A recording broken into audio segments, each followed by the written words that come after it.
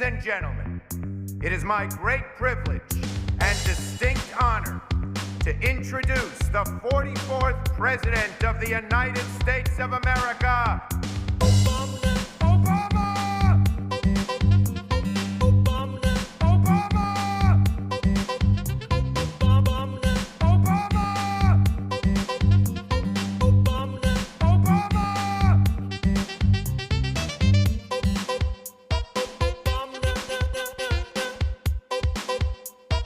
That's not quite right.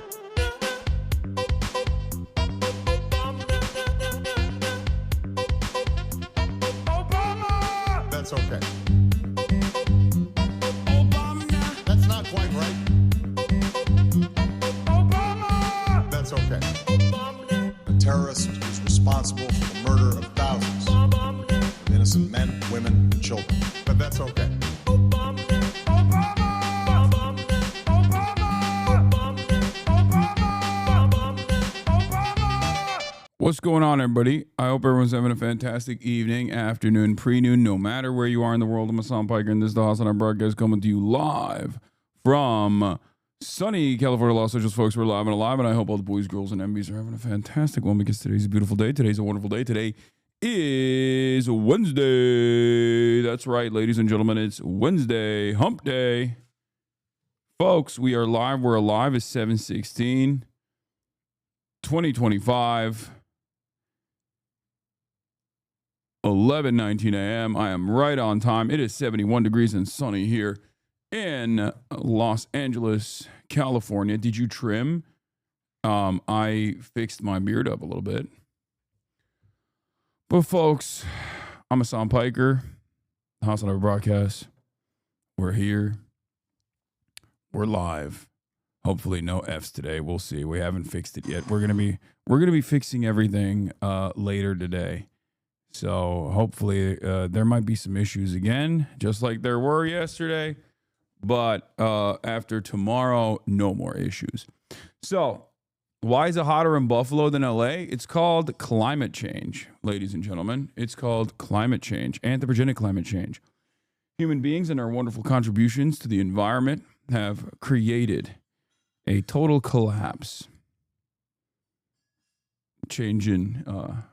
Erratic changes in weather conditions and things of that nature have played a formative role in changing the way that we take the weather for granted in many of these places. All right, so regardless, this is not about that. This is part of the broadcast where I tell you about my personal news about what's going on in the world of Hasan, Hasanabi, Piker, in between the time period where I press the stop streaming button and press the start streaming button. So help me God, that's what I'ma do, ladies and gentlemen. I'm gonna talk about... What is this? Hasan mentioned? Hell yeah, let's go.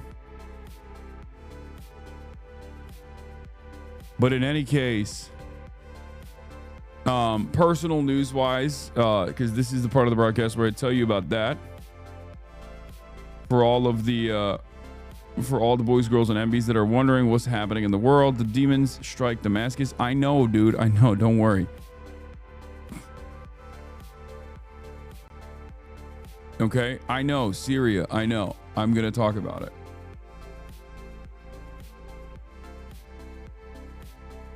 In any case, folks, personal news-wise,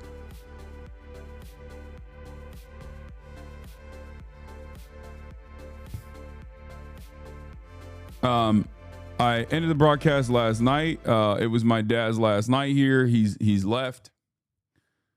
And hopefully that will be good for me, even though, I love having him here.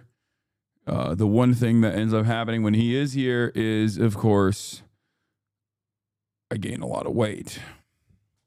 And now that he's gone, hopefully I'll be able to get that shit back in order. In a month, I'll have abs again, so that's cool. He won't be able to purchase any pastries and put them in the cupboards and then eat them in front of me and then be like, do you want some? We really have a bad and unhealthy relationship with food. I swear to God, I'm shocked that I've been able to keep all this fucking weight off. I got a very funny mention in the Variety article. I know Connor Eats Pants sent it to me. We'll talk about that. Superman Super Woke. But what else? Ended the broadcast last night. chilled super hard. Been watching the show Fire Force, Firewatch. I don't even know what this freaking anime is called, but it is the horniest anime of all time. Fire Force. It is the most. I've never seen chat. I have never seen an anime that is so fan servicey. It's so horny. It's like crazy horny, but it's very well drawn and it's compelling story. So I keep watching it. I don't really care about it that much, but it is basically hentai. It is. It's like kind of wild how horny and it gets like really, really stupid. It gets like the horniness gets like dumb as fuck. Have you watched Dandadan season 2? Yes. It's not like Dandadan. Dandadan has like weird, gross depictions of things. But honestly, like, people will say Dandadan is fan service. I don't think so. I don't think it's for the faint-hearted. Like, I don't think it's an introductory anime, especially because there's like depictions of sexual assault and things like that.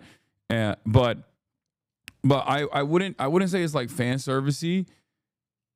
I don't think Dandadan is fan service in the way that like Firewatch is or Fire Force is. If that makes sense.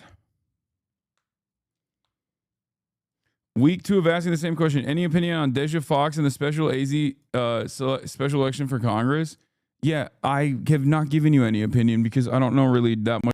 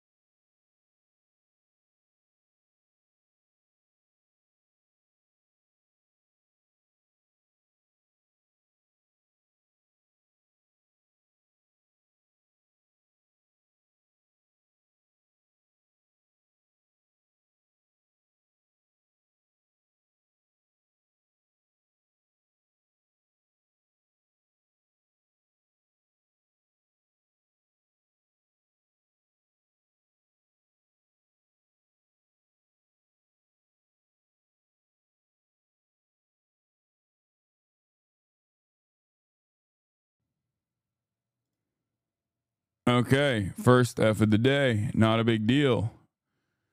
Not a big deal at all. Great stuff. Got kicked off the server.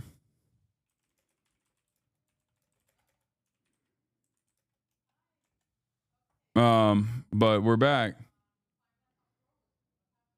This is a new type of F. New type of F that's taking place around these parts. But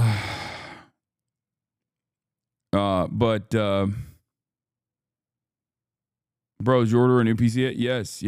I have it all ready to go, ready to rip. Don't worry. Like I said, tonight we will change things. New F just unlocked. But yeah, great stuff. I don't know what the hell is happening here, but it's really fucking annoying. Hold on. Should I change that? But you sleeping all right, big dog? You sound tired as hell. Man, I'm tired of the fucking stream breaking. That's what I'm tired of. Yeah, I am tired, but just of my stream not working as it should, okay? Deja Fox lost because she didn't communicate her policy positions. It shows that social media is not enough. And Zoran didn't win just because of social media. Yeah, also, the AOC and Bernie, the person who won was the person that AOC and Bernie Sanders backed. Like, Deja, from what I understand, was like a K-hiver and was just simply young. That's it. And you can't just like masquerade as progressive just because you're young.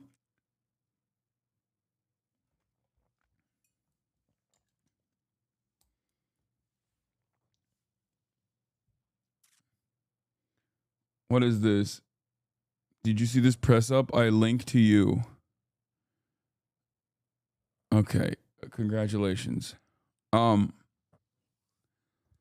do you feel about Dean Withers and Parker get a job? I just wish they wouldn't be so libbed up. All right, let's continue, chat. Let's what are we doing? Let's continue, everybody. Personal news wise, went to bed, woke up early, worked out in the morning. I am so weak. Like, I'm so much weaker than I was before I left for New York. I'm fatter, I'm weaker. I'm just a worse person overall, and I hate it, but you know, we'll figure it out. Yeah. Deja only speaks about her background and zero policy. Yeah, I didn't really pay too much attention to that stuff, I'm gonna be honest with you, but that's the vibe I got.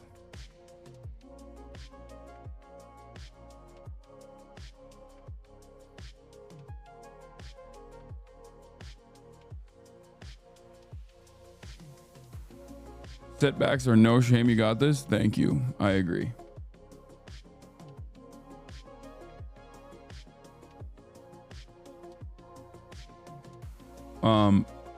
What else was I gonna say?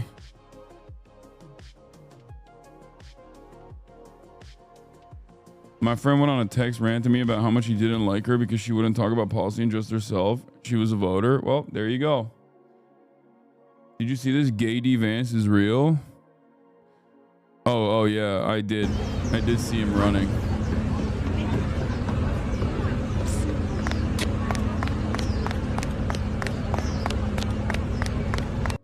It's like, I don't know what happened, but it's just like, he's not, like, this motherfucker was in the Marines, no? Like, I thought that meant something. Like, I thought you actually got like a decent amount of cardio and stuff when you were in the Marine Corps. I didn't realize that, like, you can be in the Marines and just be like that. Once again, proving the Hasanabi theory that, like, the military is just a job. You know, it's just a job. That's all it is. And there's plenty of jobs that within the military where you don't do military shit.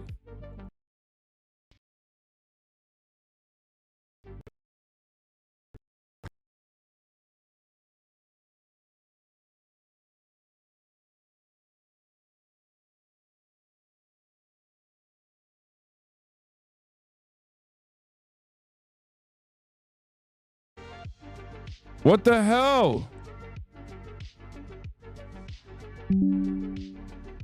What the fuck?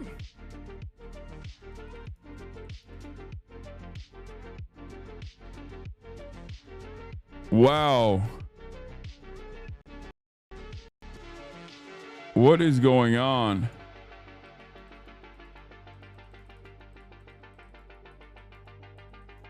I might have to switch back to the router like I did yesterday. I might have to switch back to the router. 22 minutes in, by the way. It's really fucked up. And I don't know what the hell is happening. I don't know why it's happening. It's kind of crazy. My computer's just broken. It's a multitude of different problems, but it has never been this bad. I don't know what the fuck's going on. I just, like, I have so many different means of, like, solving these issues, but I'm telling you, you need a vacation, my guy. I'm gonna get one already. Okay, everybody shut the fuck up. Lack of PC gaming content is the reason why it's, like, happening. Yeah, okay, I'm gonna be taking 3 days off. I'm going to be taking 3 fucking days off this weekend for my brother's bachelor party, okay? So I'm not going to be here Friday, Saturday, and Sunday, okay? I'm not going to be here anyway. I'm not going to be streaming regardless. And god damn it, am I excited. God damn it, am I fucking stoked for not having to stupidly fucking stream with this stupid fucking setup. Holy shit. Holy fucking shit, dude. I'm like losing my mind every fucking day. Every day. There's so many different problems. It's like, what the fuck? I'm just going to quit and never come back. I'm just never going to stream ever again after that. I'm going to take the 3 days off, and then that 3 days is going to turn into 3 months. It's going to turn into 3 fucking years. Holy fuck. Nothing more annoying than just like, nothing more annoying than shit that's like completely outside of your control, just like breaking and falling apart over and over again.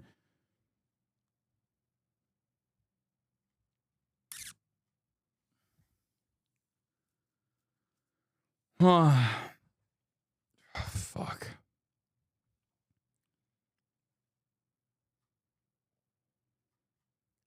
What's the longest break you've taken? I don't know, like 7 days when I got banned. I haven't taken like 3 days off without being banned in years. Anyway, I don't know what the fuck's going on. I don't know what's happening. I don't know. I don't know how to fix it. And it's so goddamn annoying that it just like keeps effing over and over again. I might have to like swap over to my bag again and just like if these drops keep persisting, I'm probably gonna swap over to the bag, use router mode, and like take all of that stuff off.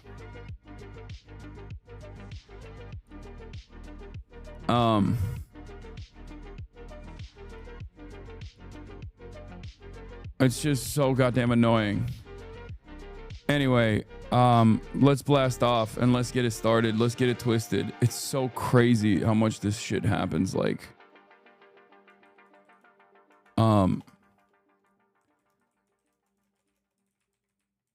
okay.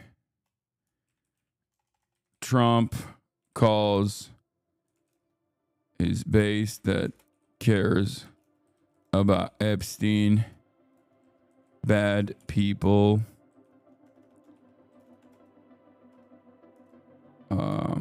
Zoran meets NYC CEOs. Israel strikes Syria. Can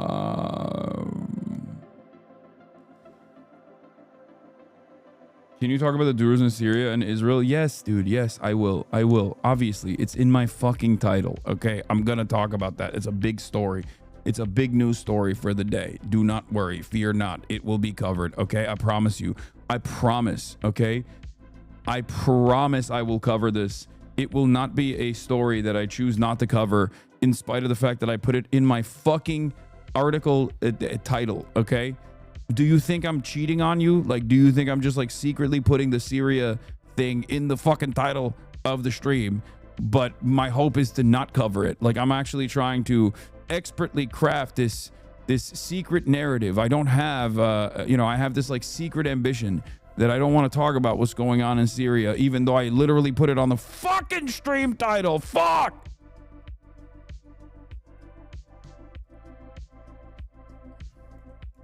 Arizona primary results. Hasan is so pissy today. Yeah, maybe I'm pissy because I just started and I've literally fucking had dude, I do tests, okay? When I get started, when I start my broadcast, I do tests beforehand.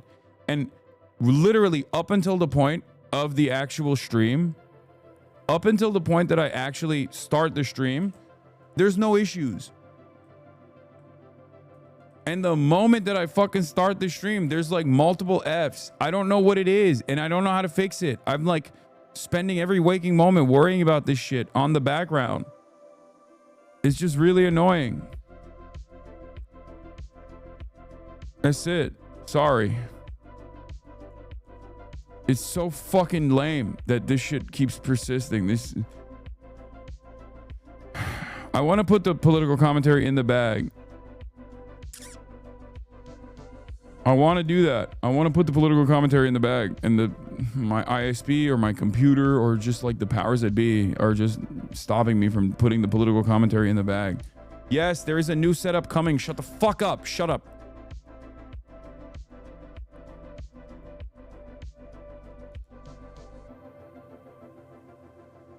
Anyway.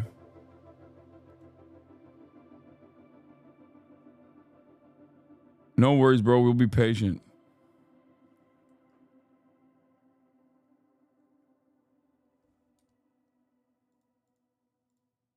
It feels like I'm cursed. It's just like everything just keeps falling apart on the stream, and I don't know what it is. And it was so consistent. Like back in the day, you know, start the day, start the show. Don't have to worry about any of this shit. Now, every day, there's like a million different problems when I'm on my fucking main studio. You're acting like a 14-year-old. Grow the fuck up and do your job. Calm down. It's no fun when you were such a big baby. All right, well, take a week off. There's no equivalent on the planet where you're trying to do your fucking job and there's literally 20,000 people just like in your ear chirping at you, okay? And it's not even your fucking fault. There's not really anything you can do about it.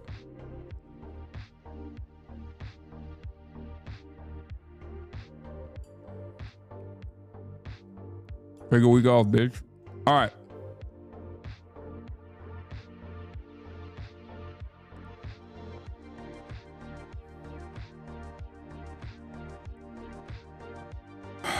Okay.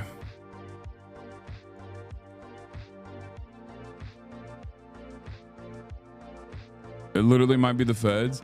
I don't think the feds would be doing this. I think they would just like shut my shit off entirely. They wouldn't just be like tweaking my shit. All right, we blasted off. Okay, Trump calls a base that cares about Epstein bad people. Armies, New York City CEOs. Israel strikes Syria. AZ primary results.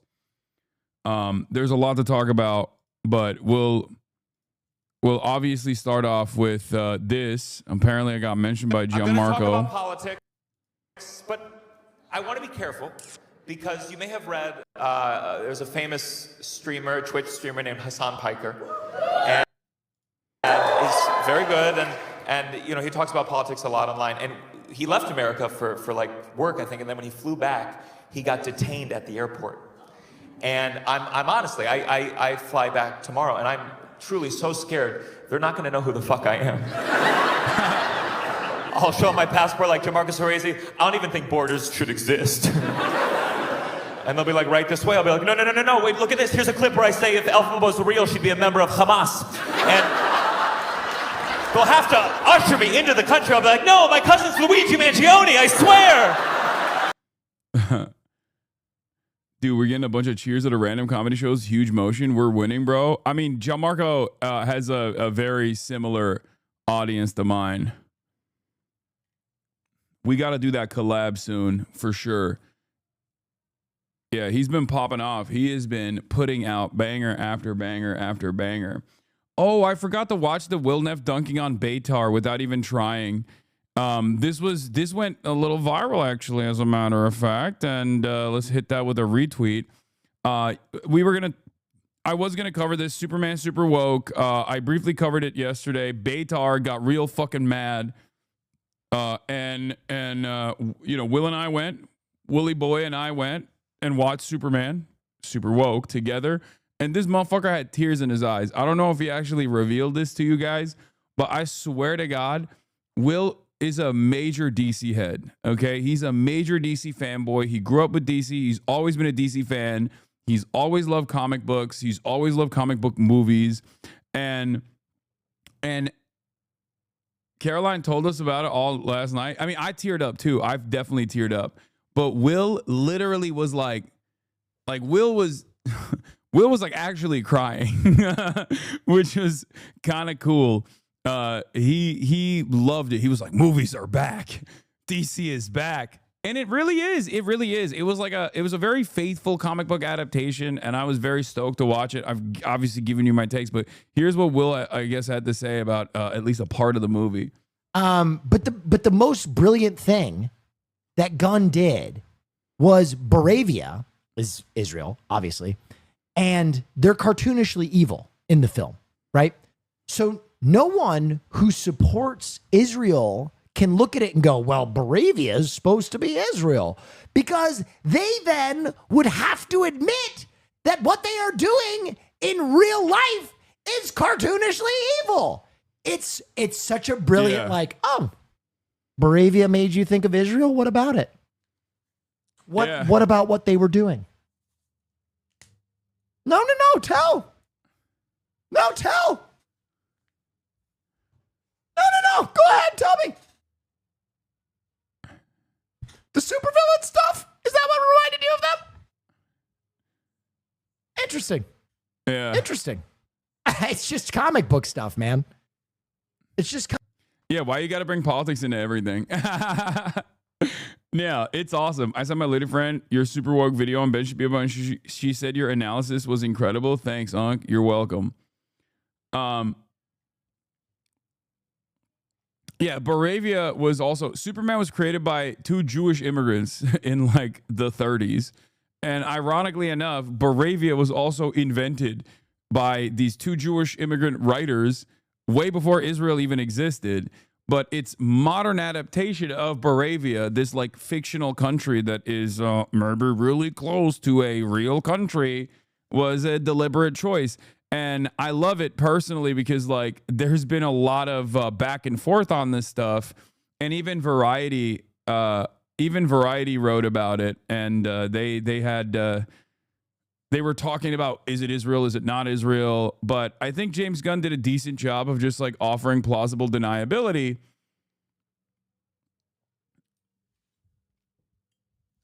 He did a decent job of like doing it in a way where it's like very clearly what it is. And I was thinking about this. I was talking to someone about this actually, and they were like, hey, "Do you not remember? Like James Gunn is the one who made the Nazi killer thing." Because like I was watching on HBO the animated DC sequence. I forget what it is. It's like not Suicide Squad, but it's like kind of, what was it called? But Creature Commandos. And it's really good. Creature Commandos is really good. And I forgot that was James Gunn as well. And Creature Commandos is like very openly anti-fascist. Creature Commandos is very openly anti-fascist. And like there is a character in it, the GI robot. And it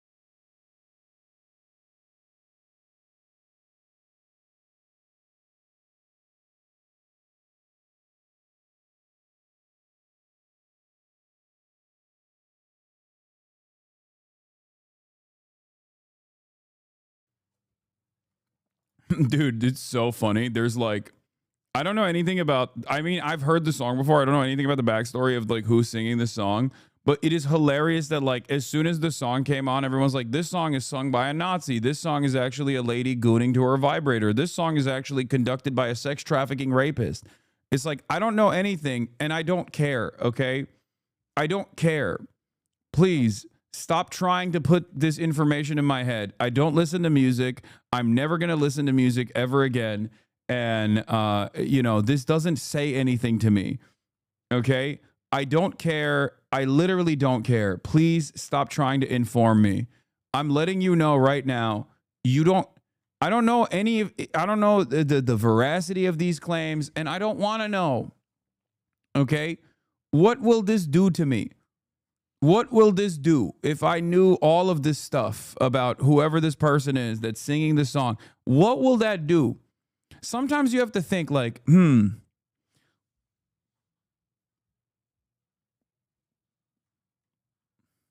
what do you listen to when you work out? I don't listen to any music. I listen to podcasts when I work out.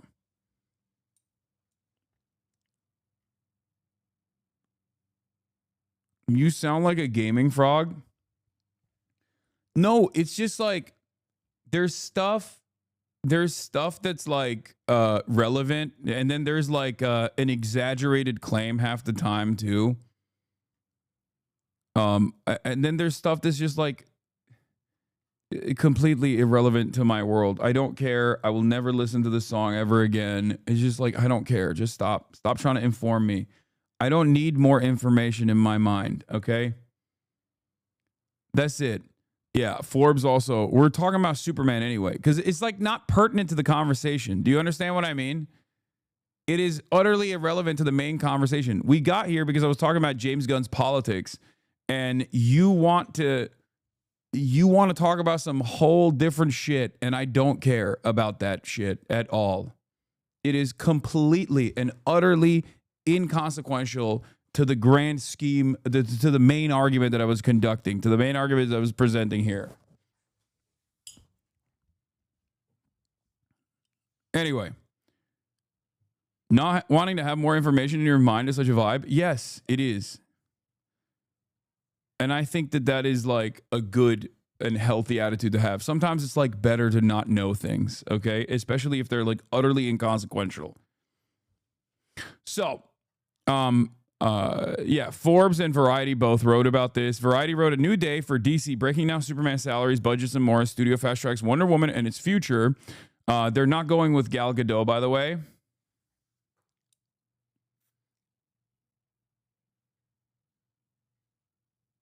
Okay.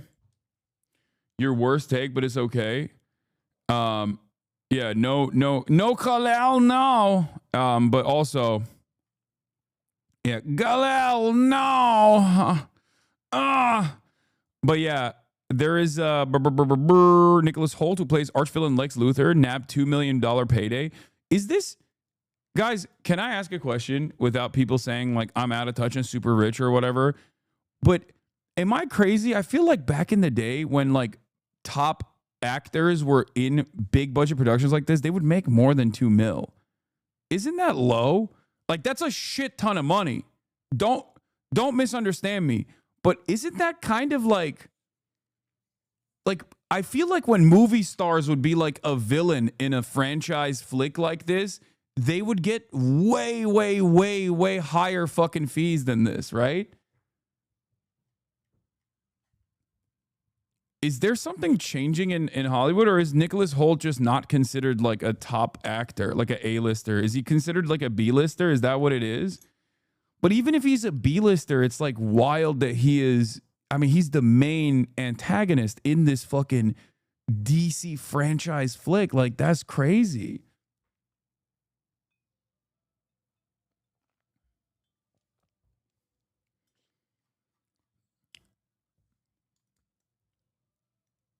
That actually was like a little bit shocking. The film cost $225 million, another $125 million to market globally. The latter including pricey stunts like a Superman figure hovering over the apex of London's tallest building, blah, blah, blah. Typically, film stars earn top salaries, but in this case, Goma was by far the highest earner, pulling in 20 times more than David Cornswet and Rachel Brosnahan, Lois Lane, who each earned 750 bills. The Guns 15 million. What? Bro, that's crazy. My dude made 700. Dude, what kind of a fucking planet are we living in where I, a fucking random Twitch streamer, can get approached with a one-day advertisement scheme that I said no to famously, if you guys recall, where I would get paid more than motherfucking an actor in a Hollywood. What is going on?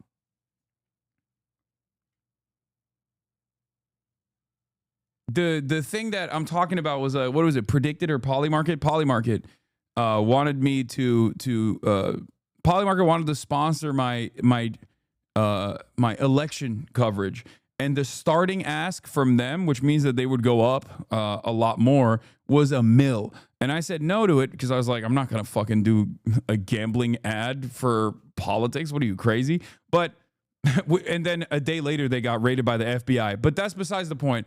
My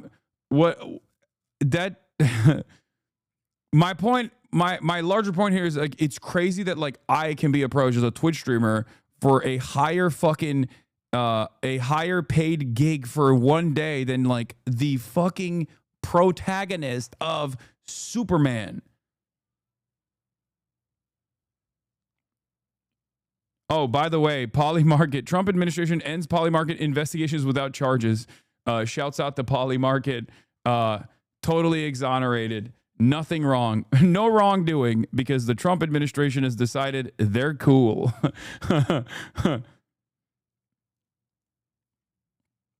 So maybe I should have taken that $1 million, or maybe I should have demanded $3 million and then taken it. I don't know. They probably get hella royalties and money from merchandise. No, I know, but they used to get that back in the day too, for the record. So like this means that like they're getting that and they're getting points and like the salary, which means that the salary is like significantly lower. Nicholas Hoult got $2 million, more than Superman. That's crazy. Warner Brothers declined to comment, but in any case, Superman largely avoided stepping into culture wars until too late in the film's run-up to make a difference. Gunn's brother Sean, who plays Maxwell Lord in the film, told Variety at the premiere, "We love our immigrants. Yes, Superman is an immigrant. And yes, the people that we support in this country are immigrants. And if you don't like that, you're not American." On the other side of the political divide, Frank Grillo, who plays Rick Flag Sr., sparked a ripple of anti-MAGA outrage when he liked an opening weekend social media post released by the White House depicting President Donald Trump as Man of Steel with the caption, "The symbol of hope." Wait, what? Frank Grillo, who plays Rick Flag Sr., liked the Trump thing? Ew. Gross. Anyway, whatever.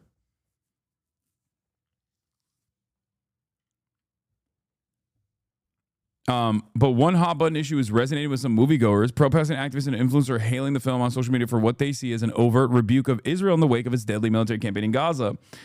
In the film, Lex Luthor has started a foreign war and is making billions off the conflict. The aggressor nation, dubbed Bavaria, drops bombs and oppresses his desert neighbor until Superman saves the day. Twitch streamer Hasan Piker, who has a massive following, called the film 2 hours and like 10 minutes of fuck Israel the entire time, a sentiment echoed across social media on opening weekend. However, the film's timeline might not align with Israel as a stand-in for Bavaria.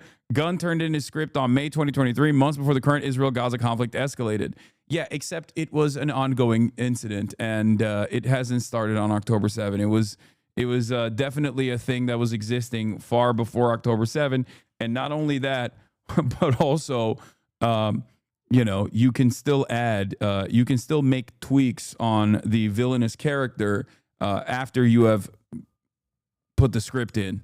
It's not like an unchanging situation. Yeah.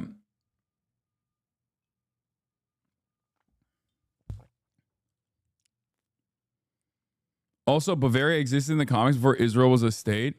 Also, Brittany Broski had David Cornswet on, and I'm feeling like maybe I could I could do that too, but I don't know. I feel like I might be too a little bit too controversial for Hollywood still at this stage, especially given, I say Bavaria, sorry, Moravia, especially given my current takes. Anyway, bro, he's a gamer. He'll never come on. A little too spicy. No shot you could get him. Technically lives in PA with his wife and daughter. Superman's probably not allowed to take any non-exclusive stances, even good ones. Hasan is too ambitious. I love that. I mean, I don't think it's that ambitious. I think if you don't step on any landmines, you can do that. But I like that in the process of me going through this story, I revealed that like I turned down an opportunity to be paid more than David Cornswet for 1 day of work. And you're still in here being like, nah, dude, you're just ambitious like that. No, I don't think so. I think we live in a very different age now where streamers do have fucking motion. And I was wrong. You know, podcasters and streamers, we got motion. For sure. Sounds like magnitude bias, maybe.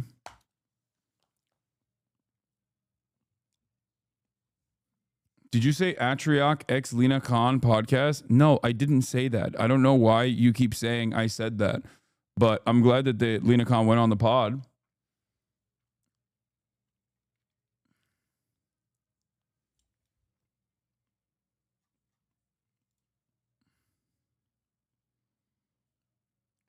Gunn says in this video from yesterday that some of the movie is now more relevant than when he wrote it. Things in the world today in reality. In fact, a few things that are more like the world today than when we made the movie 2 years ago. But it really was all from a storytelling perspective of what would Superman... I wonder what he could be referencing when he says that.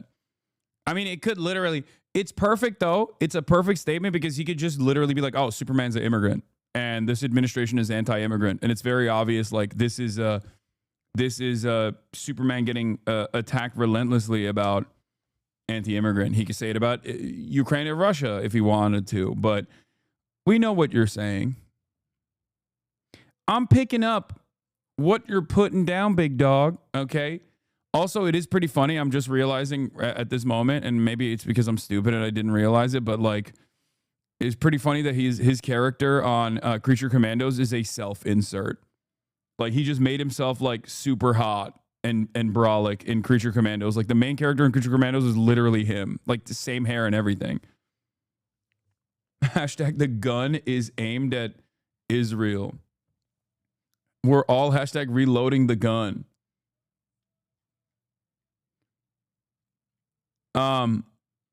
Isn't James Gunn a pedophile? I saw his tweets. Are we really doing this still? Like, who is still doing this in 2025? Who the fuck is still doing this in 2025? It's like, I don't like, this is the one guy. This is the lonely Japanese Imperial Army soldier holding on to the notion that the Philippines is Japanese territory still. It's a Japanese colony. 30 years after the war ended, okay? He's like, nah, dude, I live for this shit, okay? You don't understand. This motherfucker made edgy tweets that were like, this motherfucker was tweeting in 2009. Way that I don't like it. That says a lot about him today. Oh, God, here we go. Here we fucking go. Right on the dot. Right on the dot. Little baby F. We're good. We're gonna be good. It's gonna be fine. Calm down, folks. We're back already. We're back already. Hold up. Hold up. Hold up, folks. But yeah. Bro, it's literally Rick Flag Sr., not fucking James Gunn. I think he made himself I think he just like made the hair like that. I just feel like it's a self-insert a little bit. But yeah, we got obviously Trump Epstein stuff, which we're going to be talking about today, considering that Trump seemingly doesn't want to let this go.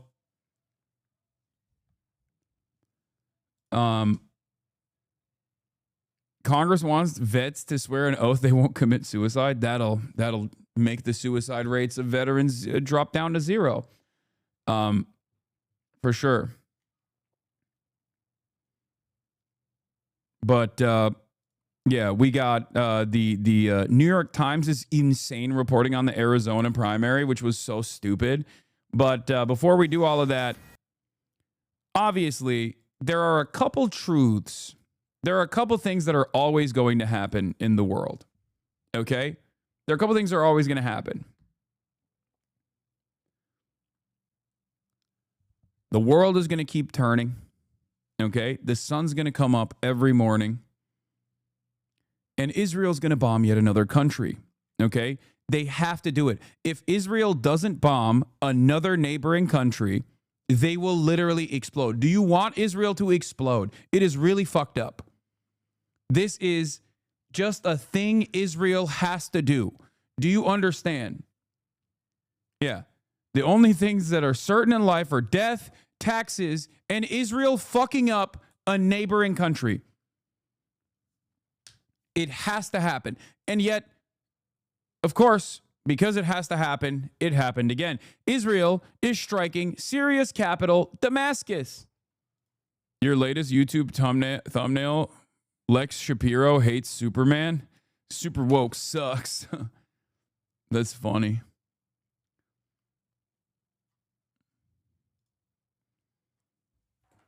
Yes. If Israel's hatred drops below 80%, it'll blow up. Yeah.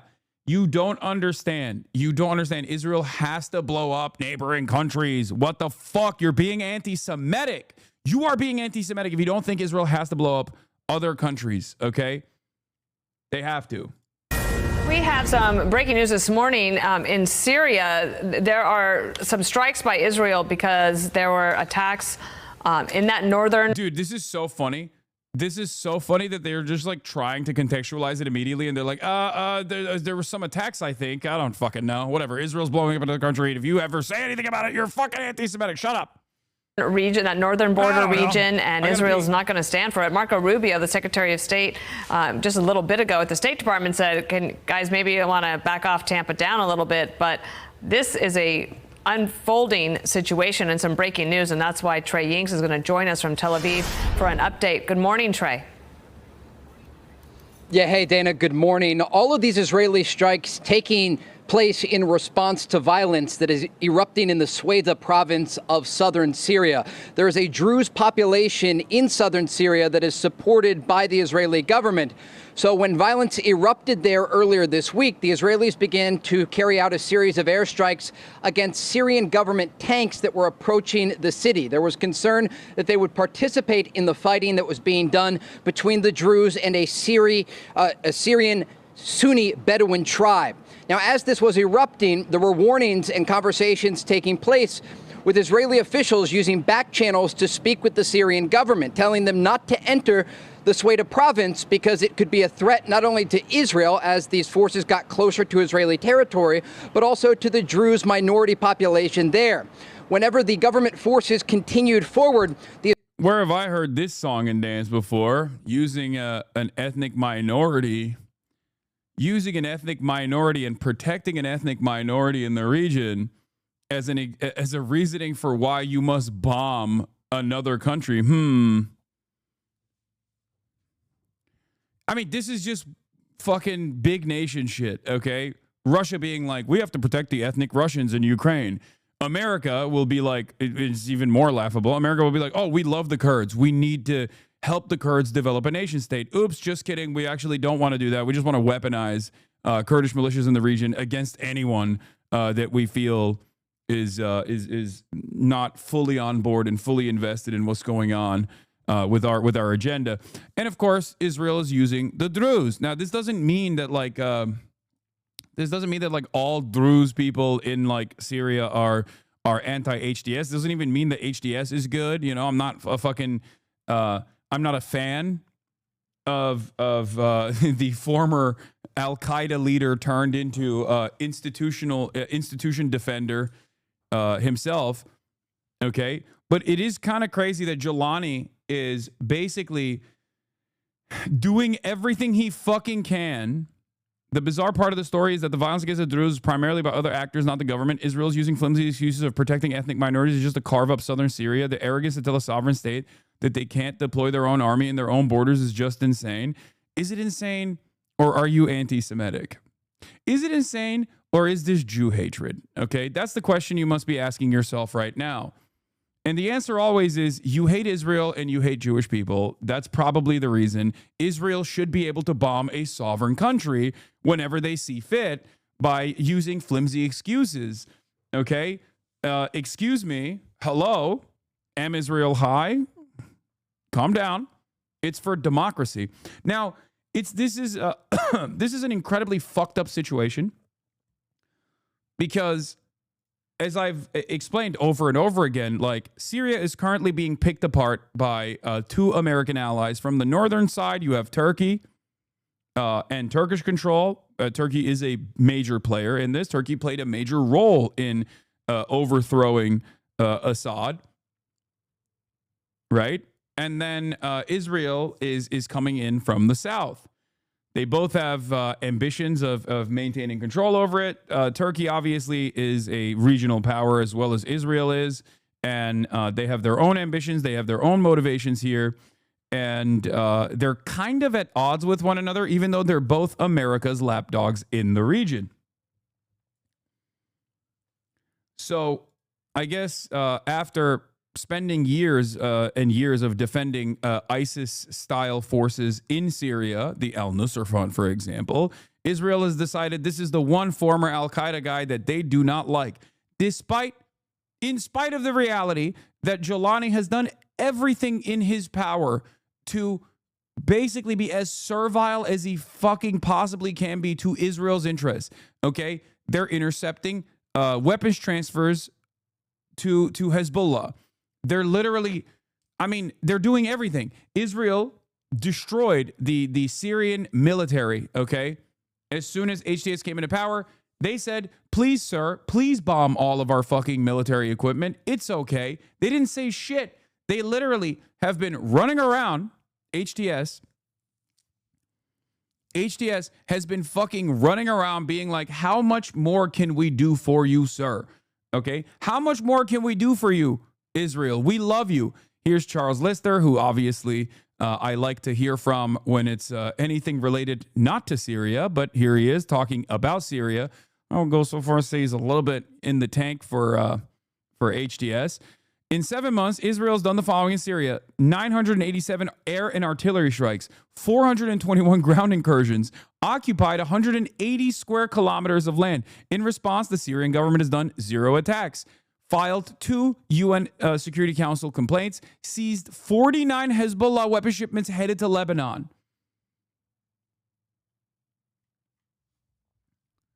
HTS also shuttered any sort of pro-Palestinian operation in Syria. There were still some nascent groups that were aligned or were directly that had like Palestinians in them in Syria. HTS shut them up, shut them down.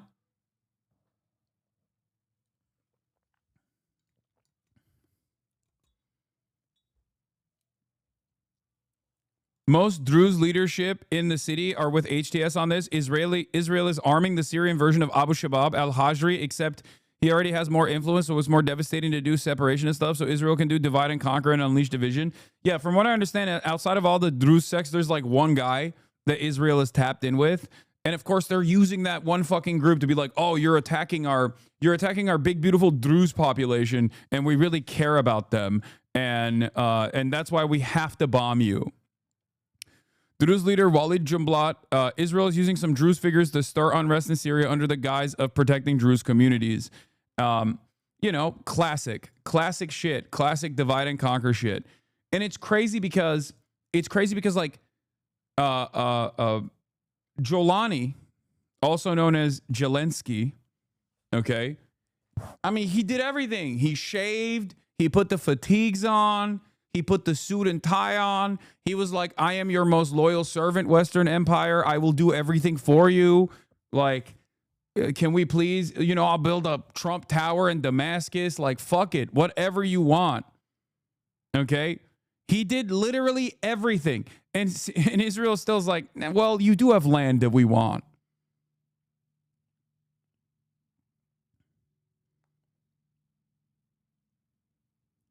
As a Druze myself, gay, so not really, I guess. We are so easily influenced, it's disappointing. I mean, it's not even like, this is not about the Druze and their interest in like emancipation or anything like that. Okay, please.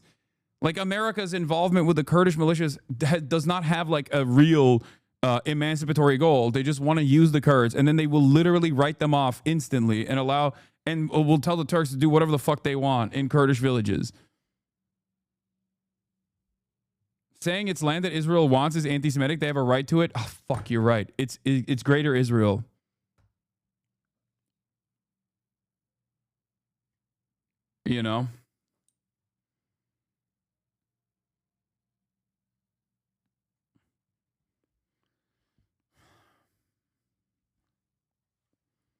So, and they already have given land, for the record. They have already given land to Israel. Like, Israel is already occupying Syrian territory beyond Golan Heights. Ironically, where Zelensky is from. Houthi official on the idea of bombing of Damascus. We do not distribute baklava to gloat over those who gloated over our bombardment, for our compass is firmly set towards the true enemy of the nation, Israel. Toward it, we direct our missiles, to strike its depths and shatter its expansionist delusions. So, yeah. What happened is, and I gave you guys like, a more in-depth analysis on this, but like the Syrian civil war is incredibly complicated in some ways, because like it's incredibly complicated, but like almost every single faction, with the exception of Assad, Russia, and Iran, and obviously the IRGC plus Hezbollah, every single side in the Syrian civil war, except for these four that I'm mentioning, is in some way, shape, or form tied back to America, either by way of Israel or directly, ISIS and ISIS-style groups in the region, or Turkey, okay? Which is America's NATO ally and has played a very important role in the destabilization of Syria, and then also the overtaking of the thwarting of the Assad government. So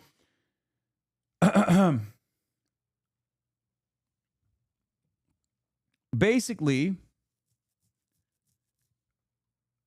Assad is also tied by way of Tulsi Gabbard. Okay, I guess, kind of.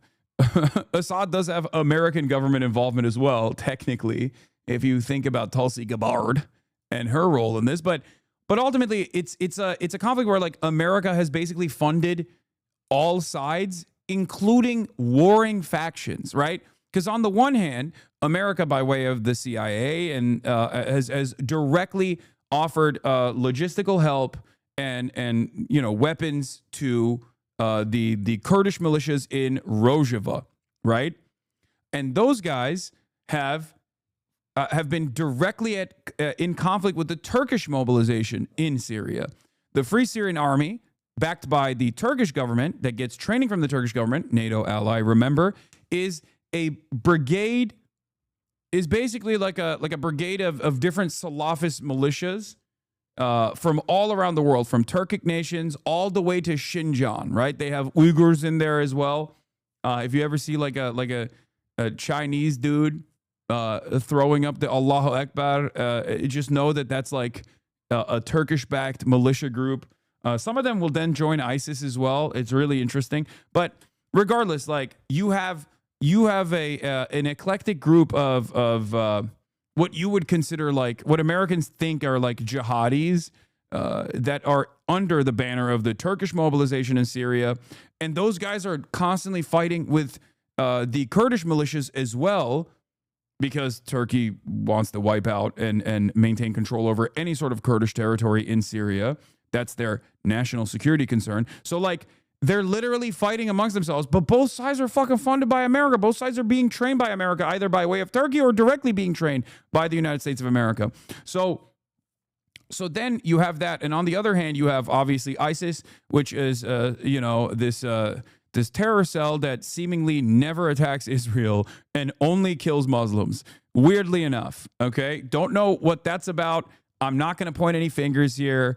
Has the American forces actually defended ISIS at times? Yes. Has Israel defended ISIS at times in Syria? Yes, they have. But they also fight ISIS all the time. Not Israel. Israel doesn't fight ISIS. They've apologized for killing ISIS soldiers on accident. But the American government will use the Kurdish militias to fight against ISIS in Syria.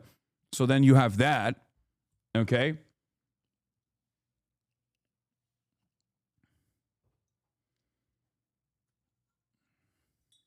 But how do you explain the discrepancy in how you always rightfully compartmentalize Hezbollah's horrific slaughters of Syrian children versus their participation in the acts of resistance against Israel, and understandably never care to mention the many crimes before every statement involving them, but you always seem so obsessively to do that with Jelani?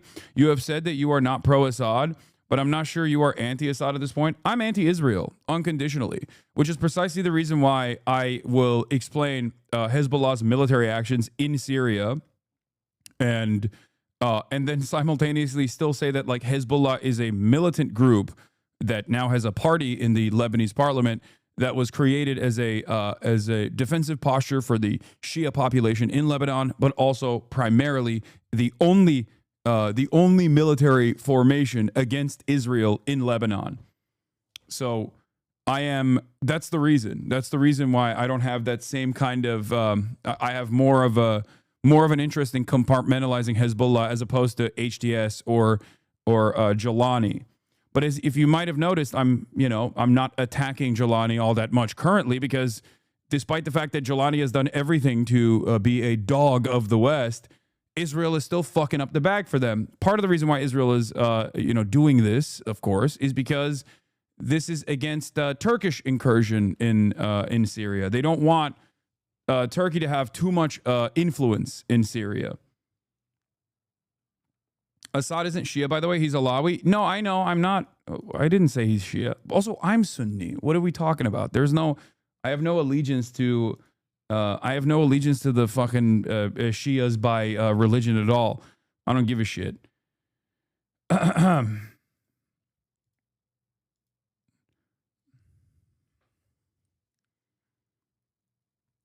So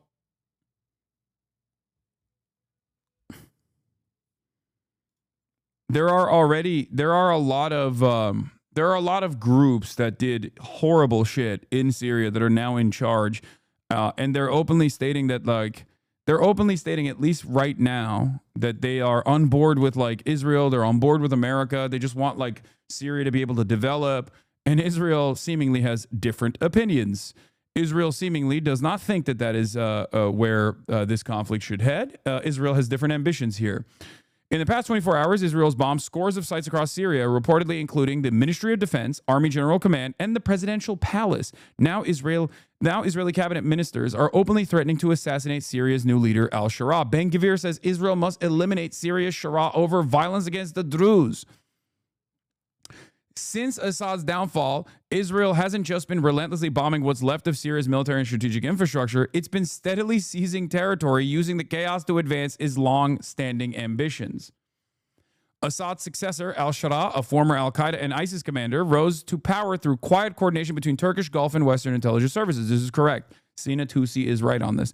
He was repackaged from terrorist to politician with promises of economic backing and diplomatic legitimacy. And if you recall, when this happened, I told you I am not pro-Assad by any metric, okay? He was incredibly weak and incredibly cruel. Having said that, however, that people were desperate for change and they thought that this would bring that change that they wanted. I thought that this would lead to more instability. I thought that the American-backed forces here would probably have to play a role would probably reinstate the same ethnic tensions in Syria, and the sectarian violence would most likely continue. And if it doesn't continue, they would do it. They would do their very best to try to further to try to further fucking attack Syria. I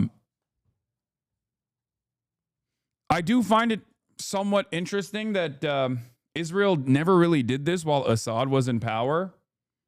By the way, just pointing that out, kind of interesting that, this was not like this level of incursion never took place when Assad was in power. So I wonder what that's about. Perhaps has a lot to do with his weakness as well. And Russia too, certainly. Never to this degree. Never to this degree. Never to this degree.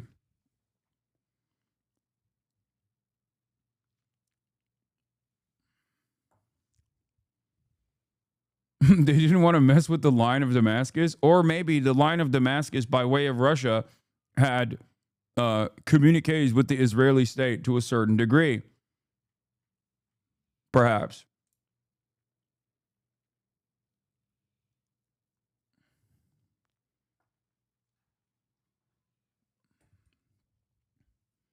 Just saying. Because, like, Russia is also an interesting power player in this region. It's a regional actor, as you guys know, but it's also one that is like deeply tied to Israel by way of population. There's a fuck ton of Russians in Israel. Vladimir Putin literally said, what did he say when Israel was striking Iran? He was like, striking back at Israel would be like striking back at Russia or something along those lines, where it's like there is a massive amount of Russians that have Israeli citizenship. Many oligarchs use Israel as a way. Many Russian oligarchs use Israel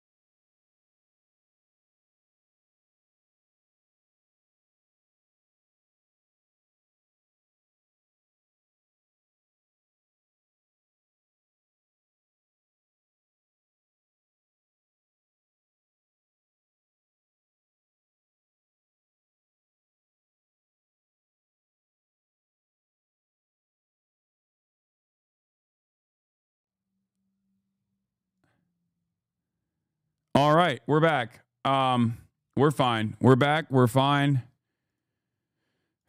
Okay, I'm on the internet again. My Ethernet is pooped.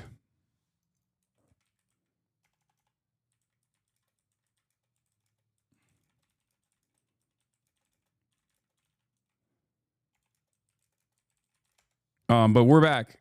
Where were we?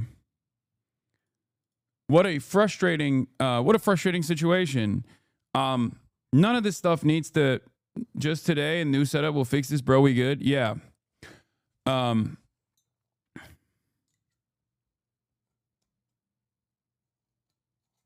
What is this? I do believe it's the feds hacking you. This is called psychological terrorism. They know the stream effing is killing you. Yeah, I don't think so, man. I don't think that's the case. I don't think that is the case. I'll be honest with you. I think that the easiest to explain answer is probably the correct one, which is that my ISP sucks. There's probably some server issues on the Twitch side. There's some server issues on the IRL Toolkit side. It's just issues galore. But I'm able to keep pushing through it regardless, because I still want to offer you explanations on what's happening in the world. So the simplest explanation is the most plausible explanation. I forget what I was talking about. Oh, we were talking about Syria. My internet is just booty, bro. Yeah, I'm already on a separate connection at this point. So, I'm already on a separate connection. There could be software issues. There could be hardware issues. There could be ISP issues. There could be issues on the Twitch side server. There could be issues on the Toolkit side server. Because I'm like, there are multiple points of failure on this in this process. It is I know I'm doing it out of my fucking living room, but this is a professional production, so there's a lot happening. So who knows? Trump is live right now. Okay, will be put behind bars for a very long time. Well, we'll see. We'll get to the Trump shit in a second, but we're not going to do that right now. Millions of families ravaged by this. I'm not going to do Trump right now.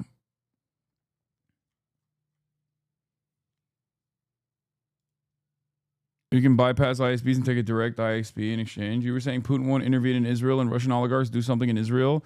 Yeah, as I was saying, Russian oligarchs use Israel as a way to park their assets and as a way to like enter the global marketplace and be able to travel freely with their Israeli passports. Russian is the third most popular language in Israel after English and Hebrew. It is, and that's not a mistake. Yeah, here's Putin quote on Israel being considered a Russian-speaking country, which I won't be able to go to because the Times of Israel won't let me enter their website for some reason. I don't know if I've been like IP banned from Times of Israel or not. I don't know what the fuck that's about, but you're the only top streamer I've ever seen with this many internet issues. Yeah. Just wait, right on cue. I'm sure my my alerts box will break and you'll see the gray bars again too. But yeah, I literally cannot go on timesofisrael.com. I don't know what it is.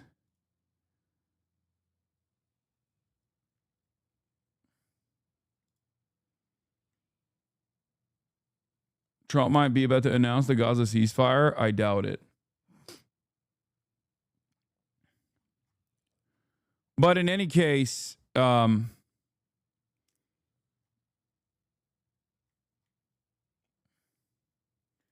here's the same quote from TASS. Putin points to Israel's huge Russian-speaking demographic. Okay. The Russian leader also noted that Russia has traditionally friendly allied relationships with the Arab and Islamic world. Israel is almost a Russian-speaking country, and Moscow takes this into account, Russian President Vladimir Putin said at the plenary session at the St. Petersburg International Economic Forum.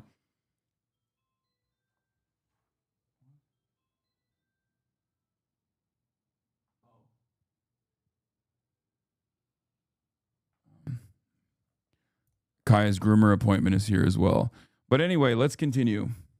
Israelis decided to launch a series of airstrikes today against the Syrian capital of Damascus, targeting not only military headquarters in the capital, but also a position within the presidential compound, right next to the presidential palace. Now, we do know that the U.S. Special Envoy to Syria, Tom Barak, has issued a statement condemning the violence against civilians in southern Syria and urging de-escalation. He praised the Syrian government for putting out a similar statement condemning the violence, but indicated their actions and words needed to match.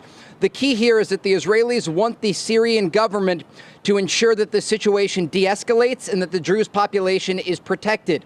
At this point, based on the videos that have circulated online over the past 48 hours, the Druze population is not being protected, and that is the reason that you saw these Israeli strikes earlier today. But again, the latest information that we have, the Israeli Air Force has conducted a series of airstrikes against positions in the Syrian capital of Damascus, targeting government-linked positions there. All right, Dana. Trey Yings, thank you for that breaking news development. We'll keep everyone posted. I'm Steve Doocy. I'm Brian Kilmeade. And I'm Ainsley Earhart. And click here to subscribe to the Fox News YouTube page to catch. Yeah, it's spa day for Kaya right now. All right, Israel carries out fresh strikes on Syrian capital. State media reports. The Syrian capital is being hit, and state TV says Israel is responsible. It is 4 p.m. in Damascus. It is 5 p.m. here in Abu Dhabi's CNN Middle East programming headquarters. I'm Becky Anderson. You're watching Connect the World. Let's get straight to the very latest inside Syria.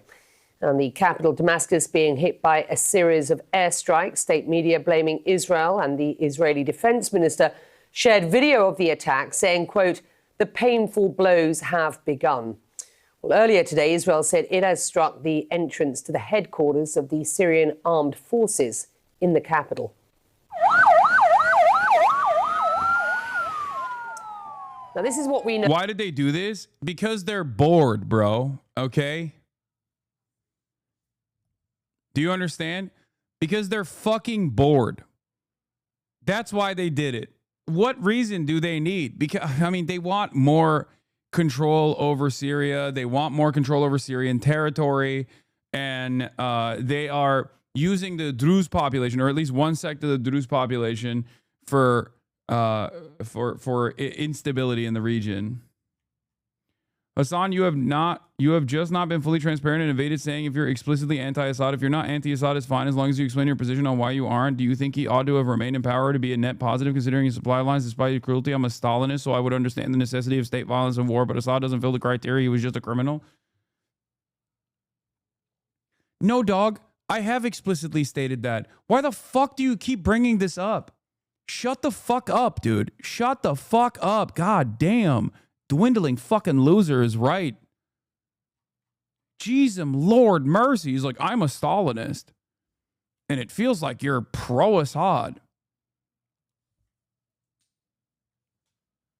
God damn. One of the fucking worst aspects of Twitch streaming is like you constantly have to be in contact with the most maladjusted fucking losers that are just like presenting themselves as earnest people with real questions, you know? Shut the fuck up. And it's literally the same principle behind like Zoran having to constantly fucking answer on whether he wants to kill every Jewish person or not. It's like he's never fucking said anything even remotely anti-Semitic. God damn. And he has answered it. And it's like at the 500th time that you have to answer it, you're going to like, you know, you're going to inevitably say something that they can just like fucking clip out of context and be like, see?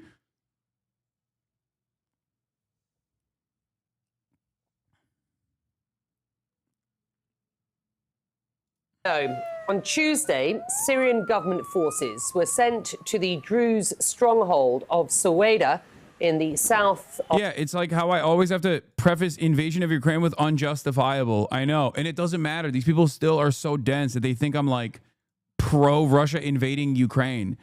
Holy fuck.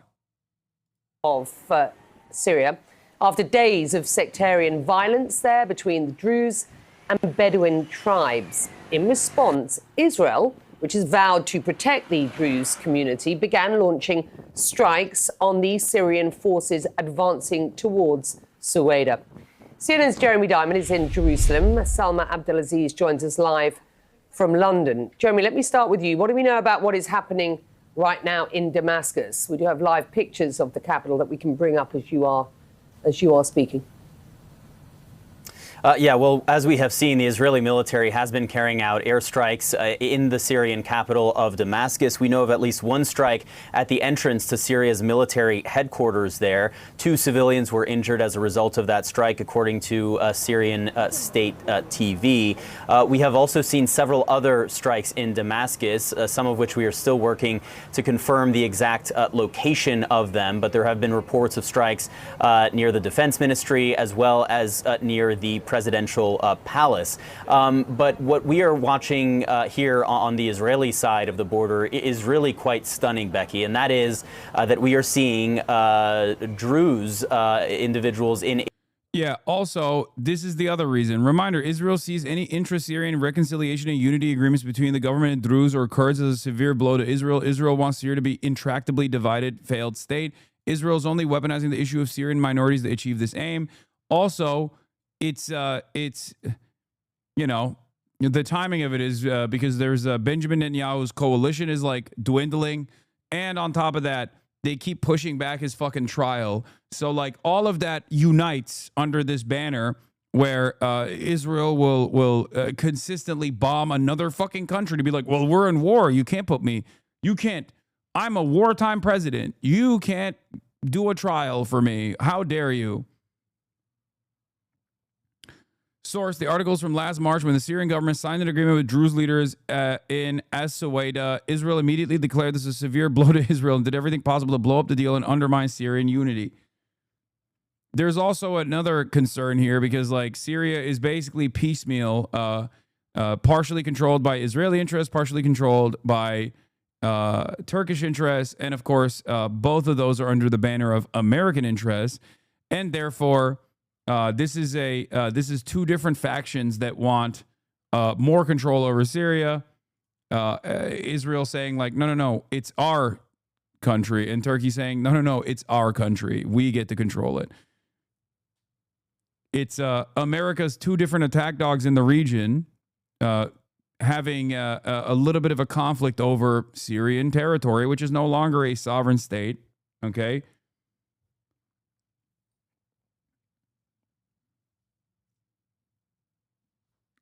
And yeah, that's what's going on. Bro, Hasan, the problem is acting like one evil left another came, but that's just not the case. Assad is infinitely worse than Jelani. The division and sectarianism that will come to Syria as a result of Jelani is much better issue to have to unjustified murder of hundreds of thousands over decades. That's why the whole country was happy when Jelani won, except the Alawites, to be honest. This is precisely why I said we wait. We sit and we wait, but I'm not holding out hope. Okay? Because you're describing an American puppet who is still getting fucking brutalized by America's other vassal states in the region, as you are seeing right now. Okay? That's it. That person is not a Fed. He's just a Sunni Muslim in the region, maybe a Sunni Syrian refugee. Okay? They want to turn Syria into Libya. That's what they want to do.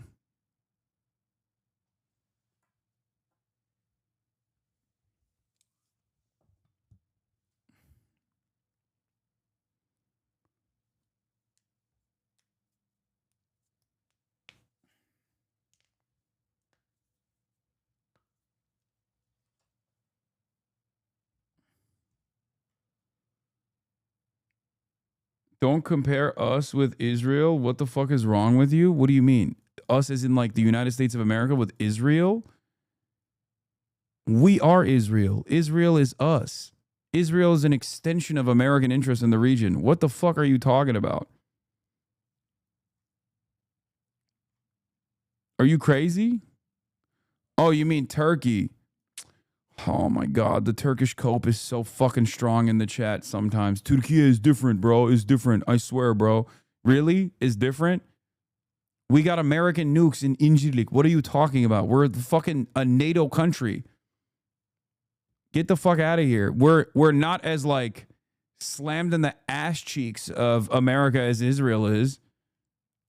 You know, Erdogan does stray away from American interests, at least for a short period of time, but that offers it protective cover to make side deals with like Russia and China from time to time. But those side deals only offer comfort to Russia. And then look what Erdogan did in Syria. Abi Ekşi Sözlük'te İsrail'i savunuyorlar, İslamistlerle savaşıyorlar diye. Ama manyak hepsi. Bırak Allah'ına. Al birini vur ötekini amına koyayım. Israel, either Israeli Druze or Syrian Druze who live in the Israeli-occupied Golan Heights, attempting to cross into Syria to try and help their fellow Druze brothers in Syria who have been under attack in the city of Suwaida. And we are seeing hundreds of these Druze individuals crossing the Israeli border fence into the Israeli-controlled buffer zone inside of Syria, trying to make their way to presumably that city of Suwaida. It has been an extraordinary scene to witness these hundreds of people who have broken across this guarded border fence. We have seen the Israeli military out deploying tear gas to try and get these individuals, many of whom are Israeli citizens, back onto the other side of the border. The Israeli Prime Minister has addressed the matter directly, saying that the situation in Suwaida, that southern city with a very heavy Druze population, calling that situation very serious, but saying that he has one request for the Druze population in Israel, and that is, quote, do not cross the border. He maintained that the Israeli military is carrying out actions, and indeed we have heard from the Israeli Defense Minister, Israel Katz, who said that Israeli Druze member of Knesset crossed the fence as well. He claims he went inside to convince the others to go back. At least 1,000 Druze from Israel and the occupied Golan have crossed the fence with the stated intention of joining the fight against Suwaida. Some of them are armed. Incredible.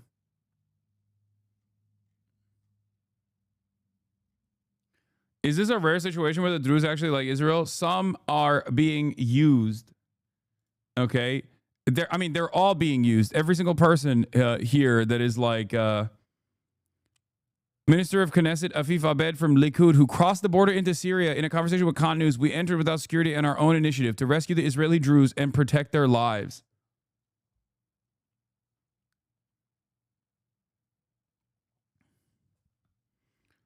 Incredible.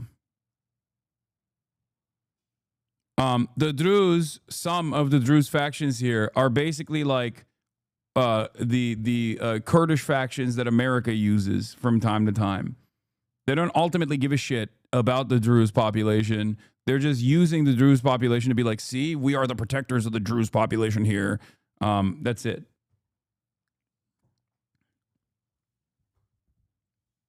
The Druze population is an ethnic minority that is in occupied Israeli territory and also in Syria as well.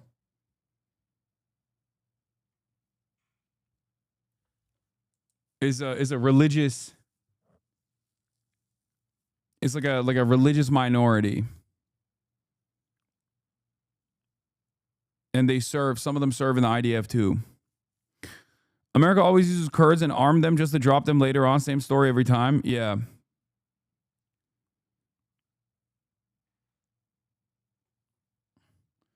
And it's like they're still second-class citizens because they're not Jewish, but it doesn't matter.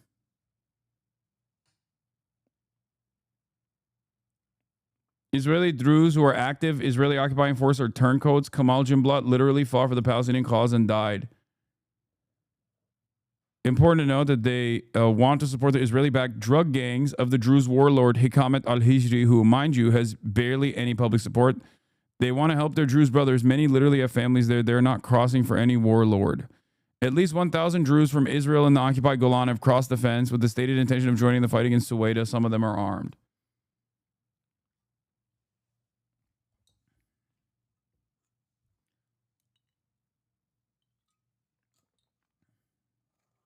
What does Israel gain from quote unquote protecting the Druze? They make it seem as though they have real ambitions, like a moral goal in further destabilizing Syria. But yeah, remember, what a coincidence. Israel starts another unprovoked assault on the day of Netanyahu's trial and a day before his government was about to collapse because his ultra-Orthodox partners were ready to leave the fucking ruling coalition. Last month it was Iran, now Syria, all thanks to free U.S. military supplies. Hell yeah. Fantastic. Will intensify its attacks on government forces if they do not withdraw from Suwaida. And indeed, in addition to the strikes that we've seen in the Syrian capital of Damascus, there have also been Israeli strikes in and near Suwaida, including strikes on tanks and other heavy equipment, trucks carrying machine guns, according to the Israeli military, that they say were headed toward that city of Suwaida. Becky? I'm going to come back to you. Stand by. I just want to get Selma up at this point. You've done a lot of reporting and producing from Syria. What do we understand to be happening in the south, in Suwaida, at present on the ground? We are seeing strikes, and we understand and we are reporting on heavy fighting there. Just explain what we understand to be going on. Yes, so absolutely the flashpoint of Suwaida, which is a stronghold for this Druze community. They are a minority group, but they are a majority in this city. And that is where these clashes broke out over the weekend between Bedouin tribes and this Druze community. Now, we have images to show you of what that outbreak of violence looks like on the ground. Gunfire on the streets, armored vehicles, terrified families, as you can imagine. And with that outbreak of violence over the weekend, dozens of people were killed. That's what prompted the Syrian government. Which citizenship have the Druze? The Druze in Israel have Israeli citizenship, and the Druze in Syria have Syrian citizenship. I'm Lebanese Druze, and we don't think of Israeli Druze as real Druze. We've been targeted in Israel in the Lebanese civil war by Syrian Shia Muslims native to Lebanon and the Phalanges Christians during that time. Nothing against those religious sects other than the Phalanges. That's just how things went down. My parents lived through those times and told us about it. And then, yeah, the Druze in Lebanon are Lebanese.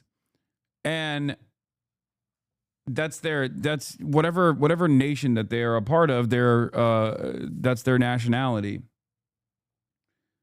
It's interesting, though, because the Golani Druze have rejected the Israeli citizenship, or at least a big chunk of the Druze, Syrian Druze population that's living in Golan Heights, that is occupied Israeli territory that Donald Trump in his first term officially recognized the annexation of, in direct a violation of international law. The Druze there, some of which actually died in the Hezbollah strikes, if you remember, because Israel loves using them as like a talking point. The Druze there are anti-Israel, but there are plenty of Druze that live in Israel proper that are super pro-Israel and fight in the Israeli occupying forces. And despite their second-class citizenship status, they still ride for Israel pretty fucking hard. I don't know the exact the exact background of the Israeli Druze that like crossed the border here into occupied Syrian, into the Syrian territory that's currently occupied by Israel. But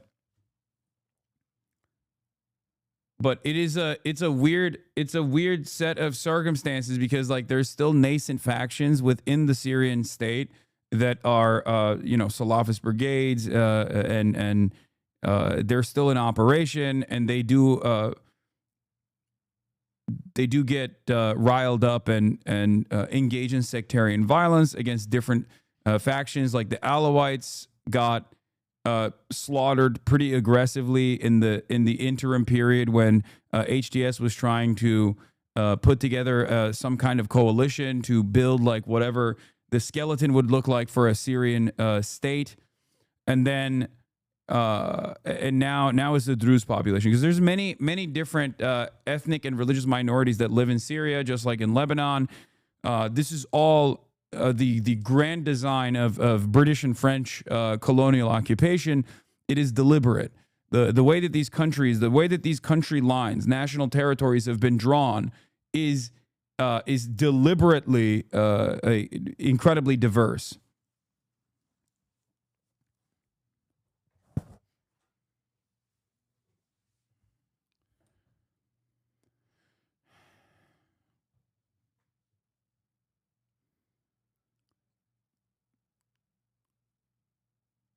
So they use, yeah, they,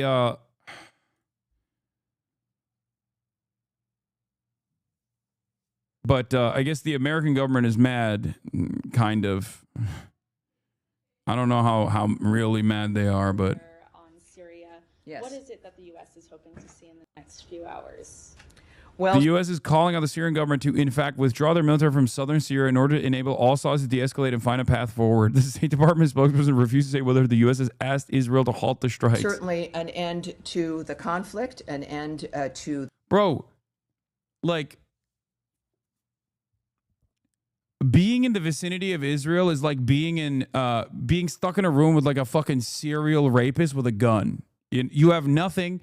The serial rapist has a gun. They're going to do whatever the fuck it wants to, every single person in the region. And there's nothing you can do. And if you ever like strike back, if you ever say that you don't want this, then America comes in, okay, and says, no, no, no. They get to do whatever the fuck they want to you. Shut the fuck up. Stand down. It is crazy. It's crazy. Israel's like, oh, we have a greater ambition for our greater Israeli project, and some of that is Syrian territory. And then they just like blow up Damascus. And then America turns around and says, hey, they're doing the right thing by blowing up Damascus. You should shut the fuck up. The nature of the violence that is happening, an Israeli withdrawal, a Syrian government withdrawal from the area as well. And has the U.S. asked Israel to halt strikes on Syria? I cannot speak to specific conversations or the exchanges diplomatically, but I can say that, let me see, there's a few things that might give us a sense here of what's happening. We are calling on the Syrian government to, in fact, withdraw their military in order to enable all sides to de-escalate and find a path forward. And I think that that's obviously the goal because of the nature of what's happened and the secretary's phrasing that this was a misunderstanding. He's optimistic that this can be achieved. So you said Sina, let's do more of the... Assad's successor al-Shaddad, former al-Qaeda and ISIS commander, rose to power through quiet coordination between Turkish Gulf and Western intelligence services. This is true. He was repackaged from terrorist to politician with promises of economic backing and diplomatic legitimacy. He was literally presented as like a part of the Gulf, the Abraham Accords. He was like supposed to be the new face of the Abraham Accords. This is real. They literally had posters with Benjamin Netanyahu's face alongside all the fucking Gulf leaders and even Jolani in those posters. They were like, this is our big, beautiful new umbrella of alliance that will stabilize the region. Over the past 6 months, al-Shaddad and his forces have struggled to govern and coexist with Syria's multi-ethnic and multi-religious society. Their record includes brutal attacks on Alawites, Christians, and Druze, expulsions of religious minorities, suppression of dissenting Sunnis. Now, the problem here is, part of that is because these guys are not like a legitimate government, and they haven't been able to put together a legitimate government, and that I think their new design for what Syrian democracy in air quotes was going to look like was basically just like a fake, not like a real election. And another part of the problem here is that because of their lack of legitimacy, but backing from the American state and other regional actors, specifically Turkey, it doesn't matter that they don't have like a real. It doesn't matter that they don't have like real popular support and popular mobilization. The only thing that people were on board with was no more Assad, right? But the Syrian population understandably want to have elections. And regardless of Assad's illegitimate reign over Syria and its fake elections, okay, the reality of the matter is they still have ballots. Like Syria still has a functioning electoral system. They could use it, but these guys don't want to use it, okay? HDS was supposed to be like a temporary arrangement, and then it was going to turn into a real, robust Syrian democracy. Of course, that'll never happen, obviously, because a real, robust Syrian democracy could spell instability for for Israel and also Turkey's ambitions in the country, okay? Yet efforts to legitimize al-Sharaa pressed on, culminating in his meeting with Trump in Riyadh. The prospect of sanctions relief gave Syrians a sliver of hope, but that hope is vanishing as Israel's relentless bombing is gutting the state he hoped to rule. The key question now is what Turkey and Qatar will do. Erdogan once spoke of praying in the Umayyad Mosque, and the Qatari emir stood with al-Sharaa on Mount Qasyan in January. But with al-Sharaa under siege, will they do anything to save him? Because remember, these guys like al-Sharaa, Jolani, Zelensky, whatever you want to call him, Jolensky, whatever you want to fucking call him, is Turkey's guy. Like Turkey is, very quickly seized on the opportunity. Turkey has a shit ton of Sunni Syrians inside of its borders, and there is already like internal pressure from the Turkish public to send back the Syrians to Syria. Many of the Syrians also want to go back to Syria, understandably. So, because, they want a stable Syria that they can return to. And so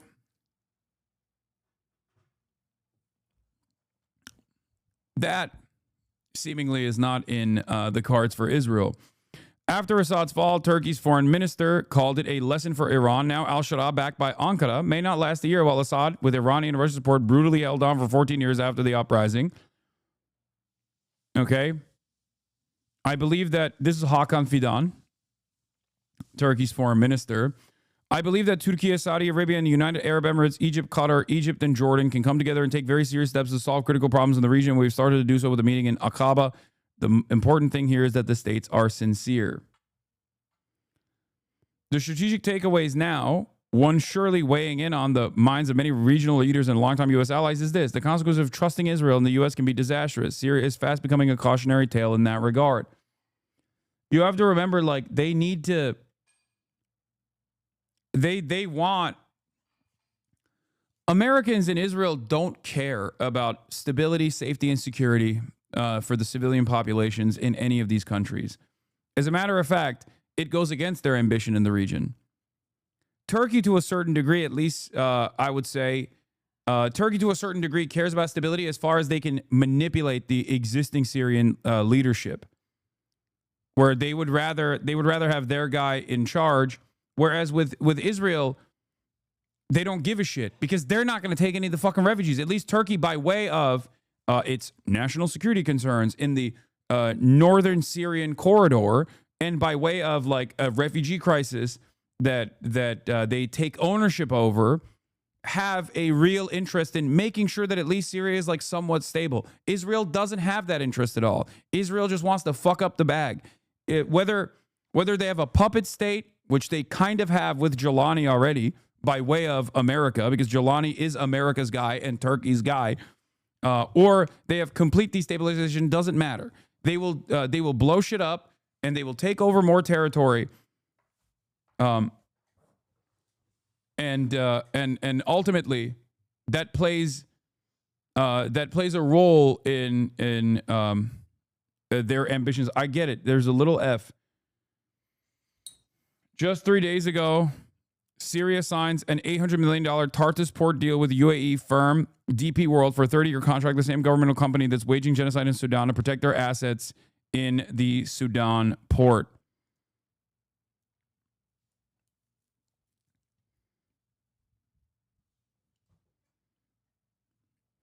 If Turkey truly sees al-Sharaa's government as worth defending, the question is whether Erdogan will respond in any meaningful way. Will he cut trade ties or halt energy shipments to Israel? So far, Ankara's rhetoric hasn't matched his actions. He's not going to do that. The best Erdogan could do in this process is basically go back to America and beg them to rein Israel in.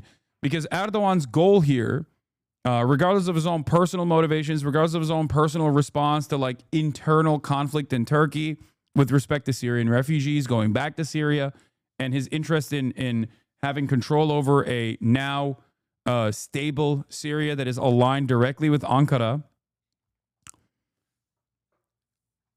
he can't do shit about it because he's America's lapdog. Okay? There's nothing he can do about it. Israel's goals in Syria are no mystery. Establish a corridor to Iraqi Kurdistan border, fragment the country through its allies among Druze and Kurds, inch closer to the old vision of a greater Israel in a new Middle East, arguably more improvisation than strategy.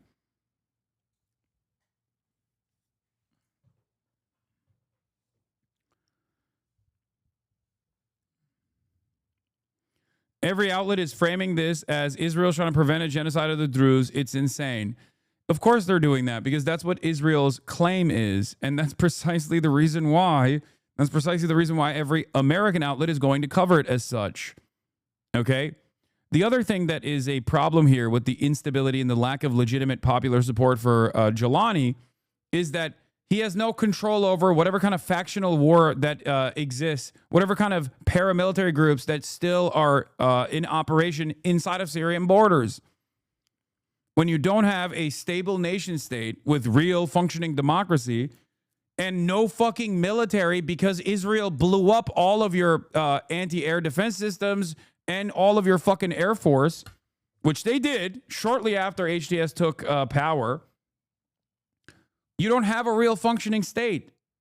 And when you don't have a real functioning state, you have no control over the paramilitary factions that might come back into action and start slaughtering Alawites or start slaughtering fucking Druze populations.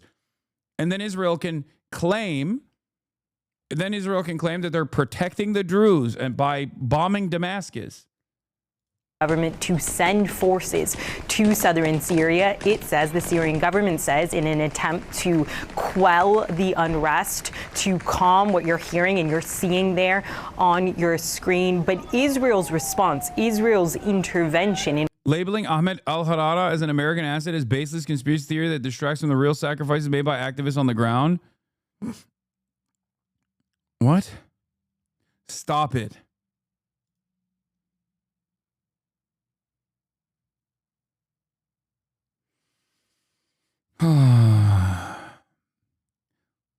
You're right, man. He is a reformist.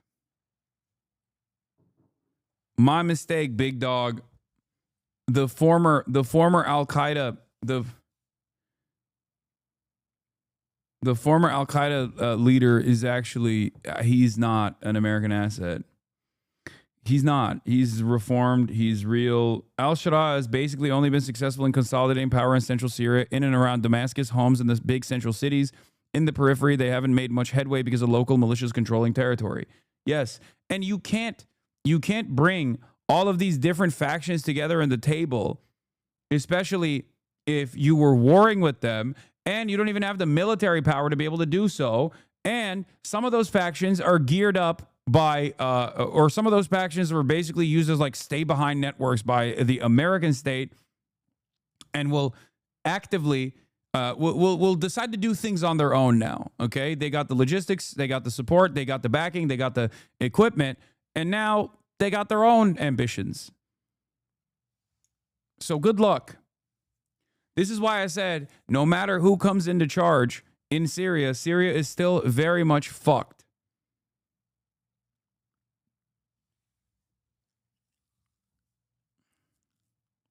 This does not mean that Assad was good or like a fucking hero to the Palestinian cause.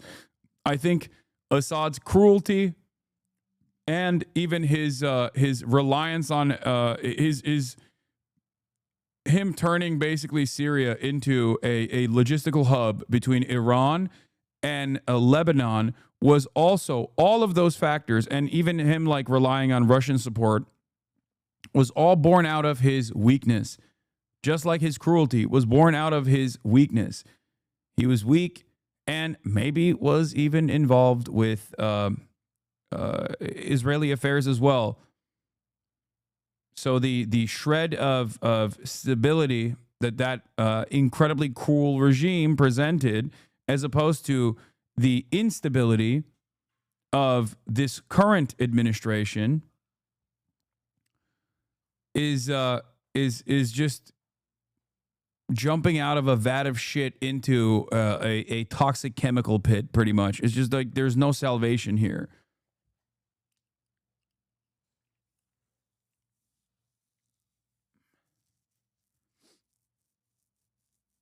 What is a domestic affair has, of course, poured fuel on this fire. The Syrian government's push to try to assuage the clashes in that area as part of a wider effort, Becky, of course, to try to end second. There's also this as well. No shot the fighters for HTS Syrian military are okay with being Israel's dog and getting bombed constantly. Jelani will be overthrown just like Assad. There's also that as well. Because, like, the reality of the matter is, the more Israel gets to do some fuck shit, okay, the less stable Jelani's already unstable coalition is. His limited coalition falls apart when people go, dude, what the fuck? You were supposed to put a suit and tie on and take away our sanctions so we could, like, rebuild the country and then maybe sometime in the future have an attempt towards democracy. Okay? Like, there's a lot of there was a lot of copium from a lot of people, even in my chat, even in my community. Understandable copium. Some hopium from people that thought, like, oh no, you don't understand. Like, the reason why Jelani has to say he's, like, pro-Israel is because he doesn't want to be bombed. It's like, okay, well, Israel hasn't stopped bombing Syria, so what the fuck does that mean? Like, it's understandable that people in these dire situations that have seen, like, that have been displaced, that have seen their family members get slaughtered or family members get, like, tortured in a fucking prison, would think, like, okay, this time it'll be different, I hope. Maybe good things are possible. That's why I said we can only wait to see what happens. But all of this wheeling and dealing from al-Shara or Jelani, whatever you want to call him, has not led to Israel standing down and allowing them to, like, try to even form a fucking government. Because that is not in the cards. Israel doesn't want that. Israel likes it being incredibly fucking unstable. Sectarian violence in the country, that looks very much like a situation that the country does not have a grasp on, and it makes it ever more difficult for government forces to reestablish control in an area when Israeli forces say they have no right to be there. Israel has declared a unilateral demilitarized zone in this part of Syria, something the Syrian government says it does not agree to. It is calling on Israel to stop. It is accusing Israel of violating its sovereignty. So you have a tinderbox here, Becky, with foreign intervention from Israel very much exacerbating that situation on the ground. And you heard from my colleague Jeremy as well, more individuals as well potentially going into Syria and adding to that chaos. Yeah, and I want to be absolutely clear, Jeremy, I'm going to bring you back in, that we are getting reports of barbaric. Real strong guy. Had a big bounty on you the other day. Big bounty. No longer do I have a bounty on you. Handsome guy, big beard. He's like Zelensky, but also tall and handsome. He's like my Zelensky. The Syrian government has two modes that it can never deviate from: massacring minorities and capitulating to Israel. This is a constant cycle that can only lead towards the collapse of the state. Attacks on the civilian population in Suwaida, and we will get more reporting on that as we move through the next couple of hours. Let's just be quite clear about this. Why are the Israelis... Dude, look, the Syrian army has begun their withdrawal from Suwaida governorate of southern Syria tonight as a part of the agreement brokered by the United States between Druze, Israel, and Syria. Under the agreement, it appears that security forces under the Syrian Interior Ministry will remain in Suwaida.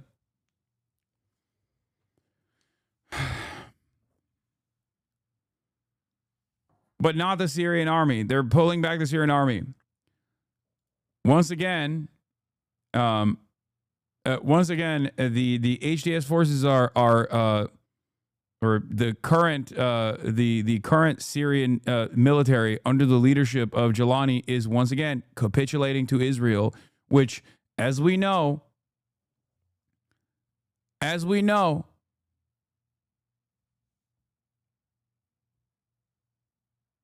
Israel's not going to stop. Israel has never stopped until it is forced to.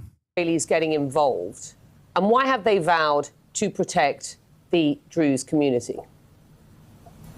Well, the Israeli Foreign Minister Gideon Sa'ar kind of laid it out this morning, saying that there are two primary reasons for Israel intervening in Syria.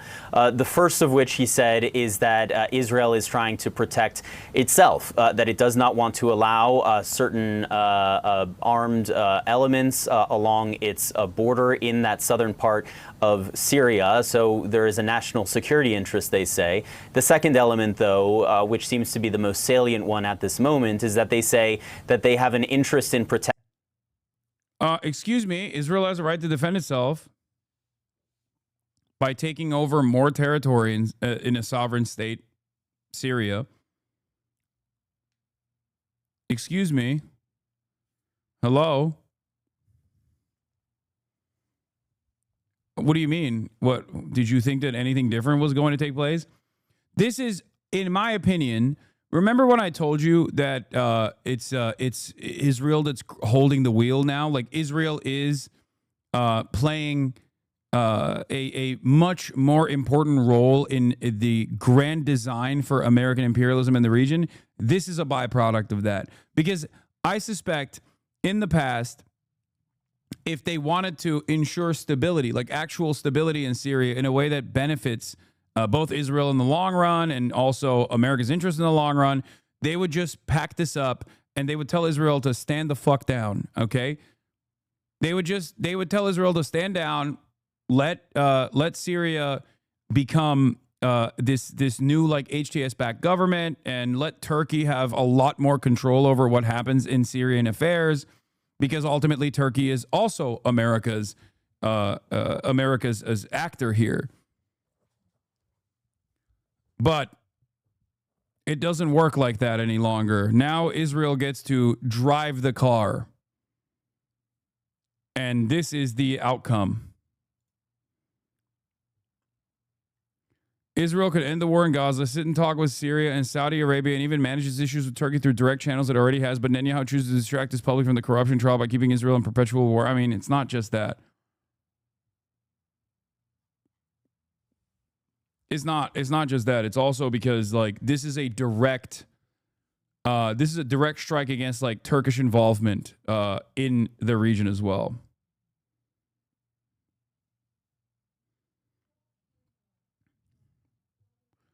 Yeah, Ragıp Soylu, no, I mean, all disrespect, I guess, is a little bit of a Erdogan lackey. Let's be real. Protecting the minority Druze community in Syria, citing strong bonds that Israel has with the Druze community. And what's important to also understand is that the Druze community is not a monolith. First of all, the Druze are a religion. They live in Syria, they live in Israel, they live in Lebanon as well. And there are very much differences, not only between the Syrian Druze and the Israeli Druze, the Lebanese Druze, but also within the Syrian Druze community itself. There are several prominent clerics within the Syrian Druze community, one of whom has very openly allied himself with Israel and has had communication with the spiritual leader of the Druze here in Israel. And there has been a constant back and forth there, including with that cleric requesting support and assistance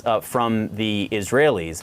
The Israeli Druze community here, as well as the Syrian Druze who live in the Golan Heights, some of whom have Israeli citizenship, but most of whom do not. They have, of course, a very, very strong affinity with the Syrian Druze community in Syria proper, and have felt extraordinarily concerned over the course of the last several months as they have witnessed attacks being carried out on that Druze community, especially in this city of Sueda.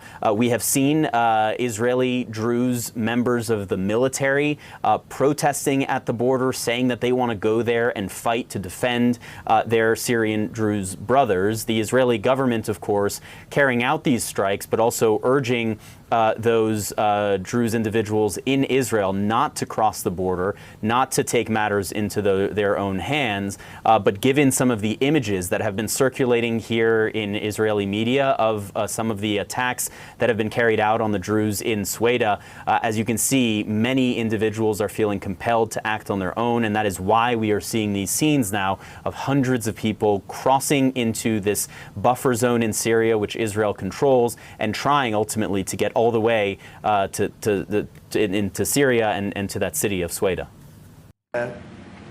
People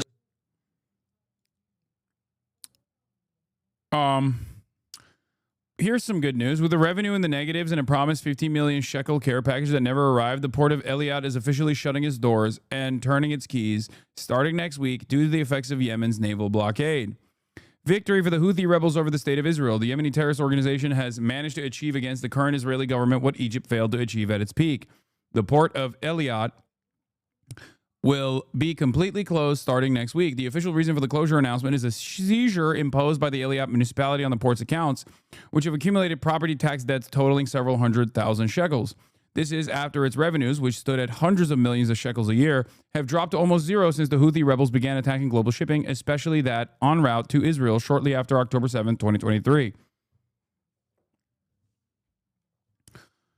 Excuse me when I say I stand 10 toes down in this regard.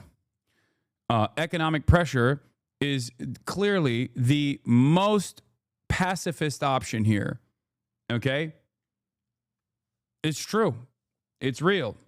Perhaps that is the reason why so many people get so mad when I talk about the Houthis and the Ansar Allah administration creating an environment where there is economic pressure being placed upon the Israeli society broadly. It has to happen. This is what BDS is. This is what boycott, divestment, and sanctions are. This is the most peaceful solution to Israel's unlimited violence. And yet many people don't want to take that option. Here is Bonzer Berry. Victory for the Houthi rebels over the state of Israel. The Yemeni organization has managed to achieve against the current Israeli government what Egypt failed to achieve at its peak. This is from Walla. The port of Eilat will be completely closed starting next week. We already covered that. This is after its revenues, which stood at hundreds, or covered that as well. Worth noting that Rashrash Eilat has been effectively closed for 19 months now because Eilat, sorry. Has been effectively closed for 19 months now because of Yemen's operations against Israel. 80% of its revenues were lost in 2024. Okay. Yet you are using Windows and Microsoft product. Microsoft is a priority BDS target. No, it's not. Xbox gaming, like Microsoft gaming division is. Anyway, shut the fuck up. Don't come to me with this shit. Not even as a joke. All right. Because there's so much misinformation on this stuff, and I think it's by design. A lot of people do this specifically to be like, dude, what are you going to do about that?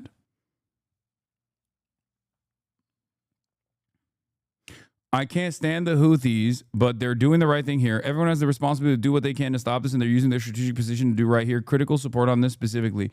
Yeah, even Cloud District Enjoyer, who is a bit of a fucking lib when it comes to this kind of stuff, who initially used to yell at me all the time because I kept saying over and over again that what they're doing is the correct thing here, has now come on board. There it is. This is what you do when you actually recognize as a genocide, regardless of your own personal opinions on the matter. I'm not a lib, and I didn't do that. Yes, you did.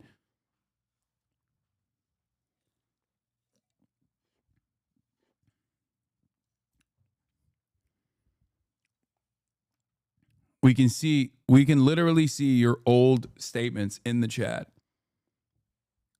But it's okay because you at least you do recognize that it's a genocide. Everyone that says it's a genocide, but what the Houthis are doing is wrong, does not actually recognize it's a fucking genocide. Because if they did, they would be like, yeah, of course, critical support to the Houthis for blockading the Red Sea. Of course. What do you mean? What the fuck are people supposed to do?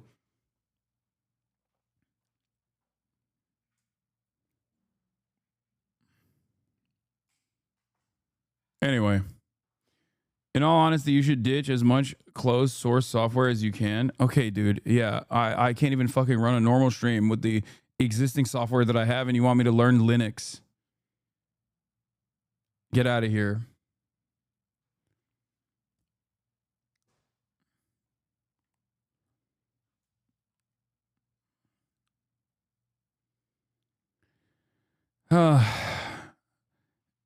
Eilat isn't just Israel's gateway to the east. It's also a strategic port to the Israeli Navy. The port crew and equipment help dock and service naval ships, including the ones that are part of the multi-layer missile defense in the south.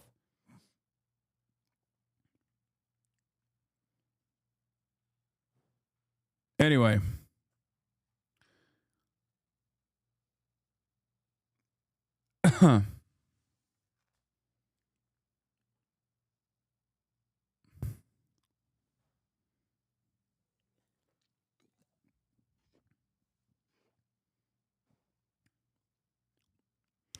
Where was I?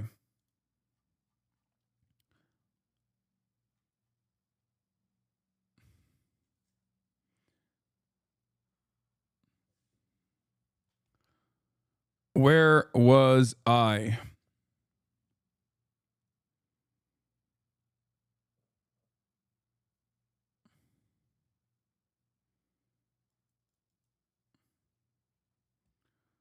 Consider the new PC an opportunity to switch to Firefox and get back with the ads and shit? No.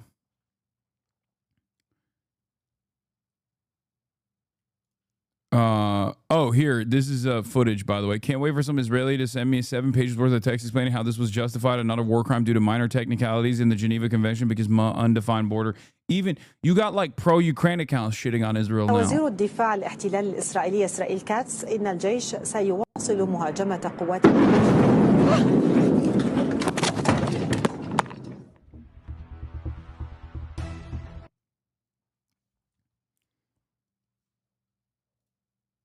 So yeah. Great situation overall. What is this? HD Hussein Doro. Oh, this guy is the guy who was sanctioned by the EU and is like now officially stateless, which is crazy. Thread, what's happening in Syria and how it's part of West's redesign for the entire Middle East. A new Syrian civil war is breaking out. This time it's not fueled by proxy war between the U.S. and Russia. The U.S. is now backing all sides.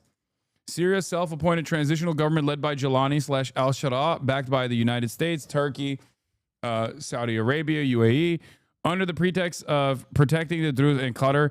Under the pretext of protecting the Druze, Israel always moves with American approval. So America is de facto also on this side. Could longtime U.S. allies, the Kurds, enter the fray? Until now, the U.S. has allowed al-Shara's sectarian pogroms against the Alawites and Christians, even rewarding him by lifting sanctions and removing his terrorism designation. Alman Türk, evet. Hüseyin Doğru. He's a German Turk who is now, I think, like, he's in like this unique, impossible situation where like he's completely sanctioned by the EU. Now that Russia is out of Syria, minorities are desperately looking for a new powerful ally to help them. Today, it's the Druze under siege by al-Shara's thugs, and they have nowhere to turn but towards Israel. Israel, in turn, seeks further settler colonialist expansionism along its Syria border. I don't know if it's like directionally violence that the Druze are subjected to by al-Shara or Jelani's like brigades themselves, or that Jelani simply does not have any control over a lot of these paramilitaries. Because he's just like effectively a puppet for Western interests and has no real popular support. Like some people who are maybe a little pro-Assad will make it seem as though he's like, make it seem as though this is like deliberate and that he is doing the massacres himself. It's, you know, I don't know if that's the case. I don't know if he's like, because I can't see any reason for him to deliberately engage in this kind of ethnic cleansing of the Druze population or creating any sort of sectarian fighting in the region, because you have no idea what you're talking about. Okay, well, enlighten me. Maybe you have more ideas.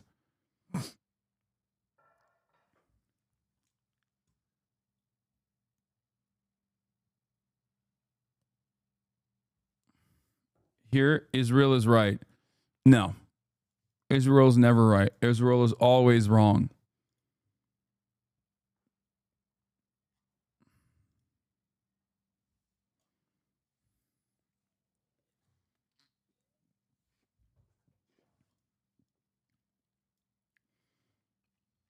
Anyway.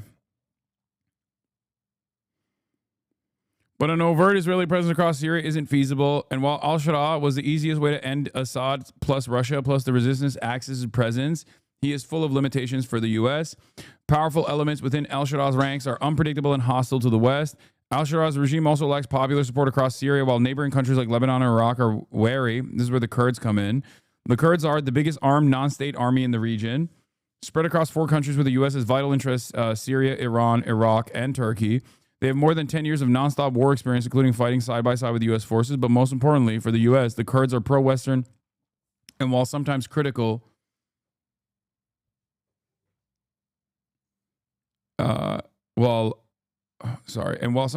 crucially, they are not hostile to Israel. In the wake of Assad's overthrow, analysts talked of a David corridor linking Israeli-controlled Golan Heights to Kurdish territory in Syria's north. Today, and this is something that Turkey does not want, okay? This is something that Turkey does not want. Turkey wants to control all of the Kurdish militias in the region, okay? And does not want them to be under any sort of American control. And as a NATO ally, if the interest was like permanent stability, they would probably allow Turkey to do that.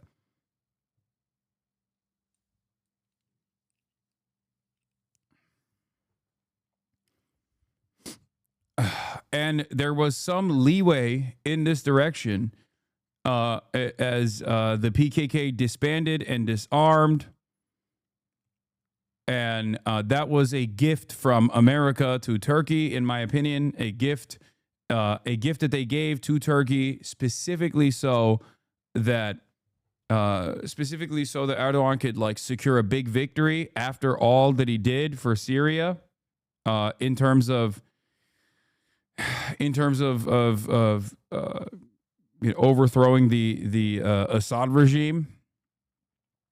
And yet Israel has different motivations, it seems, and I think that's what's going on here, which is that like Israel wants to have the Kurdish militias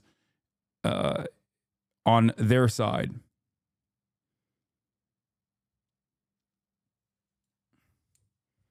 Considering that the Turks in the past, like the Turkish militias or Turkish military in the past, has literally fought America because of the Kurdish emancipatory movement broadly and their militia movements in the region broadly, I suspect that they're not going to sit idly by and quietly and allow Israel to control Kurdish militias and use them in whatever way they see fit, especially when this connective land bridge would basically be in the border region of southern Turkey, the northern Syrian corridor.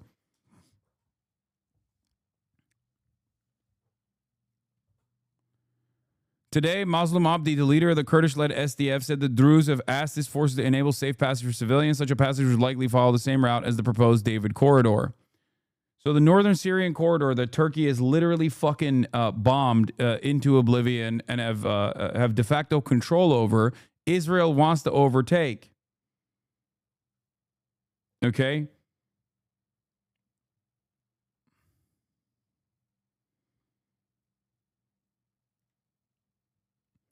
One possible scenario is that the U.S. welcomed the sectarian pogroms by al-Sharat's force against minorities like the Alawites controlled chaos. Now both Alawites and the Druze, who were previously ambivalent at best towards the Kurds, can call on them for protection. In this way, the U.S. is engineering the Kurds to become increasingly influential in the new state apparatus so that apparatus can be more stable and pro-Western. In turn, this would enable a stable corridor connecting Syria to Kurdish territories in Iraq and Iran, thereby positioning the U.S. squarely at Iran's door, the final destination where it seeks regime change to secure total regional hegemony. Except that corridor also presents a threat for Turkey. Okay? Because Turkey doesn't fuck with Iran. Turkey hates Iran. Let's be real. Ironically enough, what Israel is trying to do is basically a reverse Iran situation where Iran had a logistical corridor in Syria that connected Iran to Lebanon so they could arm Hezbollah. Israel wants to do the reversal and use the Kurdish militias in an effort to connect all of the existing Kurdish militias as a vehicle to further cause instability in Iran. Because remember, while the shit was popping off in Iran, I talked about how while America was striking Iran and things were popping off in Iran, the one group to look out for, as I always said, was the Kurdish movement, the Kurdish nationalist forces in Iran. Dude, what are you talking about? Did you do your own research? What? Yes. What are you? Why do people come in here and they go, dude, I don't understand what you're saying. You're actually wrong. And then they never actually fucking end up telling me what the problem is.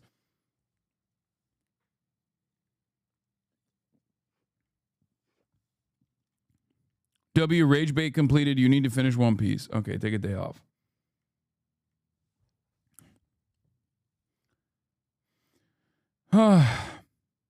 The reason why it's frustrating for me is because, like, I might get something wrong. I might actually misspeak, for example, and I don't want to do that. So if there's like someone who is coming to the table with different information, I welcome that. So whenever someone comes in and is like, you're actually wrong on this, I'm like, okay, explain why. And it's frustrating.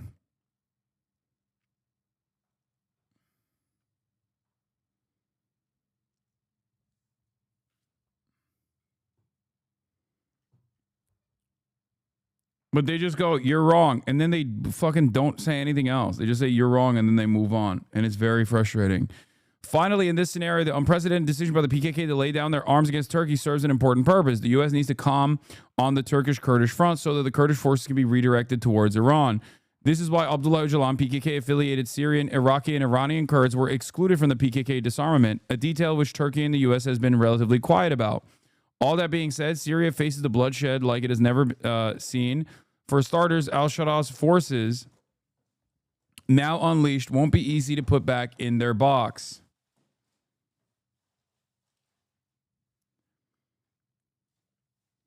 History shows that the West plans are rarely well laid and often backfire in all sorts of bloody and unexpected ways. Can you explain why Turkey hates Iran so much? What do you mean? That is where Turkey is the continuation of the Ottoman Empire. Iran has its own regional interests. Turkey has its own regional interests. They are directly at odds with one another. There's a little bit of that Sunni Shia divide there as well for some who care about that sort of thing.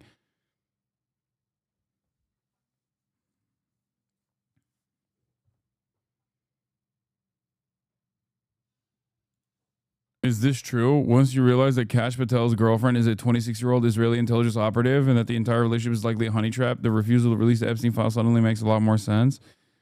I don't know if that's the case or not. They might. People sometimes will say, like, PragerU. If someone is like a PragerU person, then they're like an Israeli intelligence operative, which is, I don't think she's like Mossad or anything. I don't know. I don't know how real the ancient masculinity account is. Sorry to report.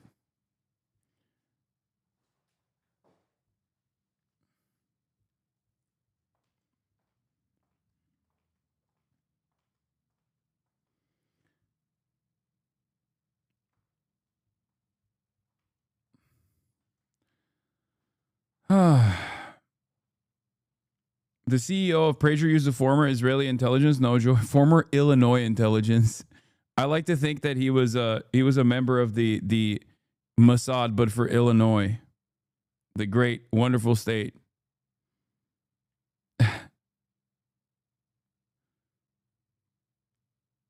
That's what he was up to.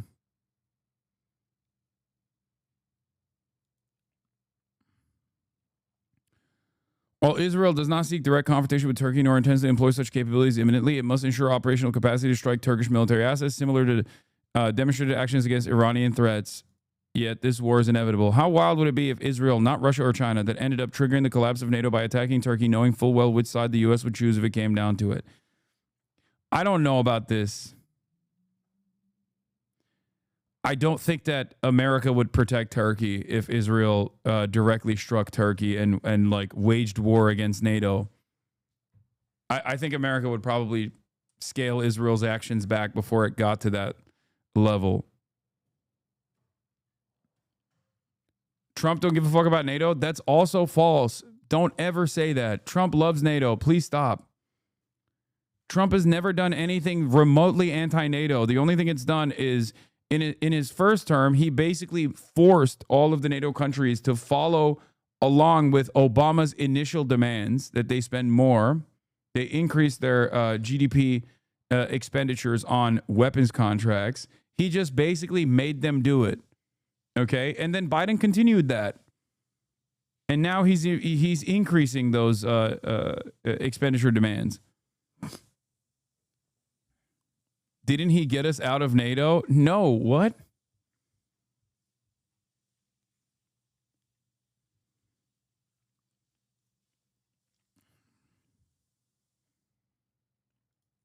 Yeah.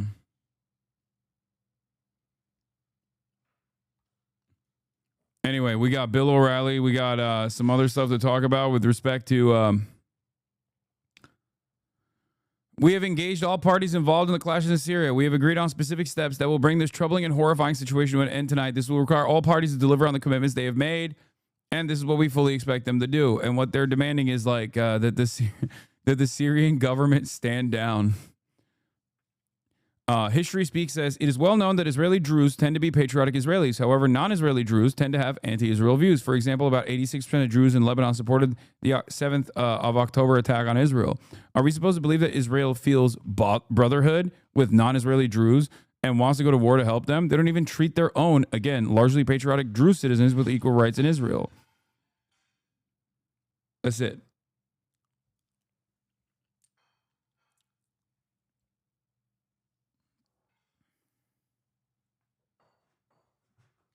But once again, Israel has a right to defend itself, okay? Israel has a right to defend itself. And if you say that it's crazy that Israel is like bombing Syria, then you're being anti-Semitic. Please don't say that. I will not allow that kind of that's the maximum anti-Semitism, okay? That's basically praising Adolf Hitler when you say Israel should not bomb Syria. Please don't do that. Anyway, let's get to Epstein. Speaking of Israel, let's get back to Jeffrey Jebediah Epstein and our big, beautiful boy, Donald Trump, who is seemingly very upset that people keep asking about Epstein. People keep asking about Epstein.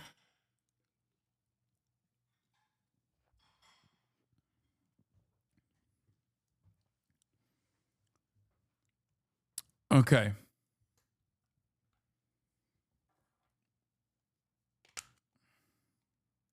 Do you feel like this is a distraction from Epstein? No.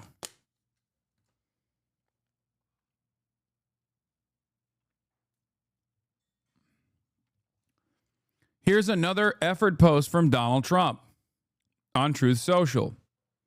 It reads as follows. The radical left Democrats have hit pay dirt again. Just like with the fake and fully discredited Steele dossier, the lying 51 intelligence agents, the laptop from hell, which the Dems swore had nothing to do with Russia.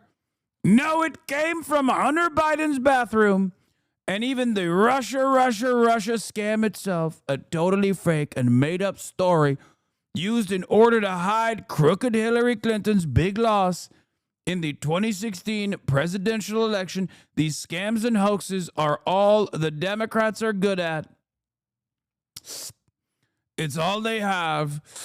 They are no good at governing, no good at policy, and no good at picking winning candidates. Also, unlike Republicans, they stick together like glue. Their new scam is what we will forever call the Jeffrey Epstein hoax. He's trying so hard to make fetch happen, bro. This is so funny. He's like, come on, guys. It's the new hoax. Trust me on this. Okay? Yeah, we're all calling it that. Everyone's calling it behind the scenes. You're calling it that too. You're calling it that. And if you're not calling it, you're bad. You're wrong. Okay? And my past supporters have bought into this bullshit. Ooh, He's being bad. Hook, line, and sinker. They haven't learned their lesson and probably never will. Even after being conned by the lunatic left for 8 long years, I have had more success in 6 months than perhaps any president in our country's history. And all these people want to talk about with strong prodding by fake news and the success-starved Dems is the Jeffrey Epstein hoax, which everyone is calling it that. Everyone is calling it the Jeffrey Epstein hoax. If I see you calling it something else, I'll get very mad. Let these weaklings continue forward and do the Democrats' work. Don't even think about talking of our incredible and unprecedented success, because I don't want their support anymore. Thank you for your attention to this matter. Make America great again.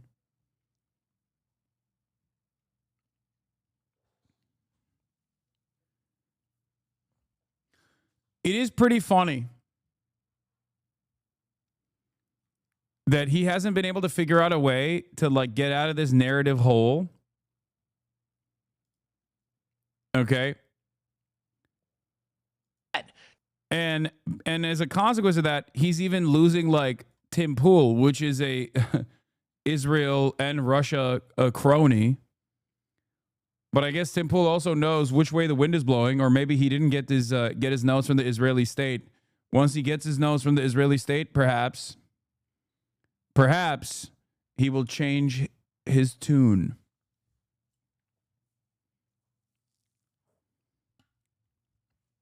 Ukraine is the enemy of the world. Trump is miserably screwing this up. Unless for some reason this was his intent, this one's hurting the Trump team, his base, very much so.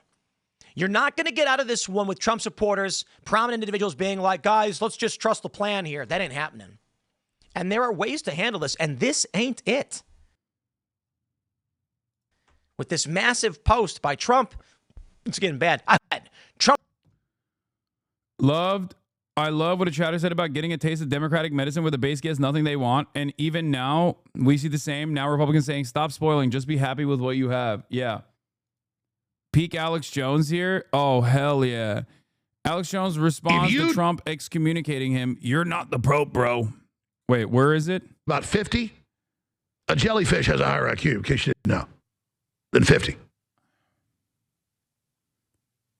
Some of the 50 IQ can barely form words. It's a no-brainer, Trump, that you want this to go away because you know they've spiked the file. I believe it. That makes sense. God, it's totally intuitive. There it is. He's still trying to glaze Trump. Is so funny. He's like, Donald Trump is trying to excommunicate me for being a brave truth info warrior, but it's all right. I know that Donald Trump, Mr. President, was not involved directly in this. Okay, AlexJones.com, Infowars.com. I'm bad for saying you should stop telling people to shut up. Again, you're 10 years old. Your parents are going to church. They say you don't have to go today. And they say, whatever you do, don't go look in the Chester drawers in front of the bed. My parents never did that. It's just hypothetical.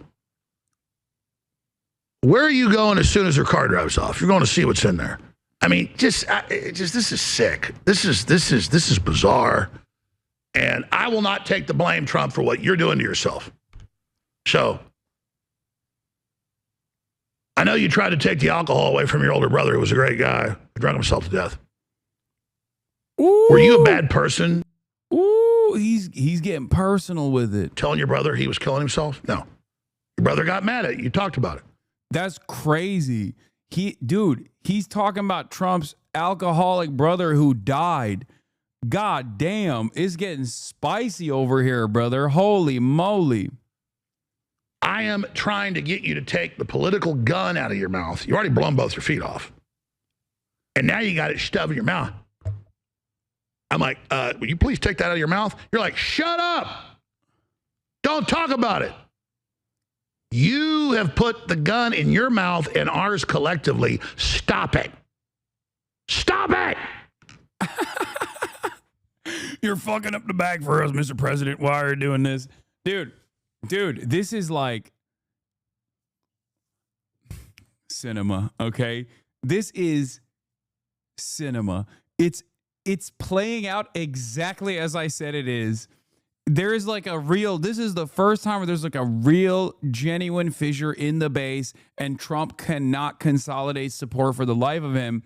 And basically, this is where you find out who is like a hatchet man for the Republican base or for the Republican Party.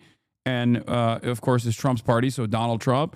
And who is more invested in leaning into narratives that the majority cares about. In the past, we didn't really get to experience this kind of fissure amongst the quote unquote supposedly independent media outlets, with the exception of, I guess, Israel, because Ben Shapiro's dick riding of Israel definitely got out of hand and it pissed off a lot of people, but in the Republican base. But outside of that, usually Trump gives everything in the culture war stuff, in the culture war side of things, to his base. He always gives them the treats. So no one in the independent side of the Republican media apparatus has ever had trouble saying that they're independent while simultaneously defending Trump. This is a moment where he's not doing that. He's actually directly at odds with the popular support from the base of the Republican Party, from the MAGA base.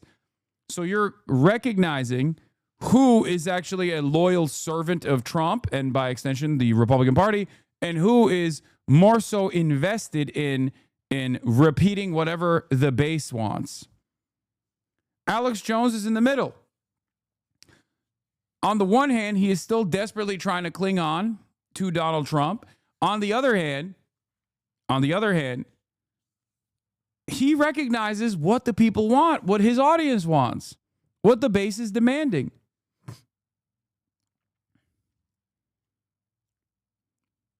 And at this point, they'll still talk about how big of a failure this is for Trump, how he's fucking it up, how he's fucking this up. It's just a mistake. But eventually this is going to boil. Eventually this kind of tension is going to lead to people actually separating from Donald Trump aggressively. And these are some of the most insane people, okay? These are some of the craziest people out there. They have an arsenal of weapons, and they believe in whatever kind of conspiracy, some real and some totally fucking insane and fake. You don't want to piss these motherfuckers off.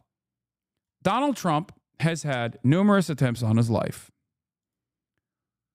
2 of those attempts were conducted by a registered Republican and a former Trump voter. Ryan Ruth, big-time NATO Andy for sure, but literally was a former Trump voter. You don't want to piss these guys off. You don't want them to do a Pizzagate to you, okay?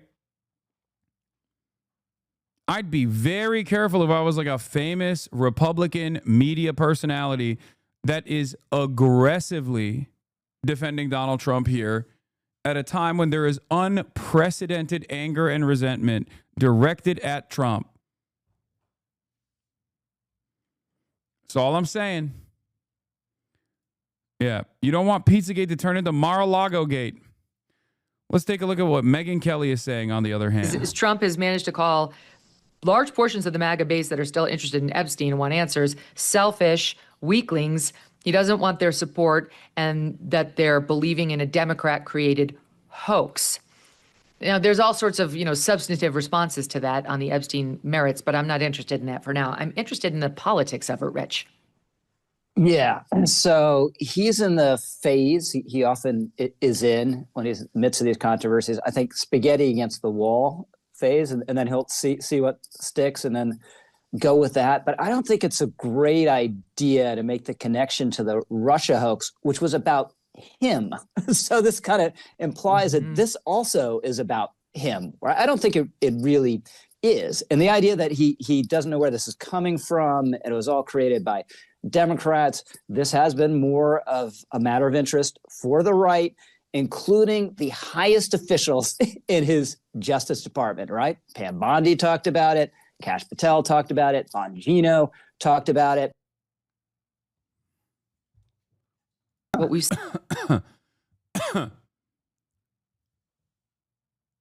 Yep.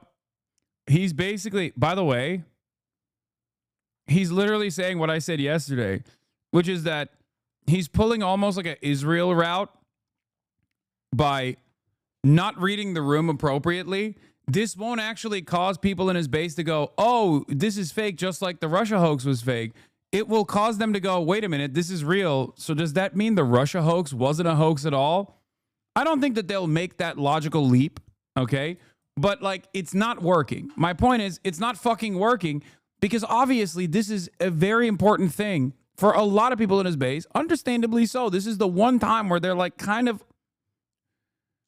they're kind of on the money with this conspiracy. So when are you interviewing Lina Khan? I don't know if you know this, but I already have.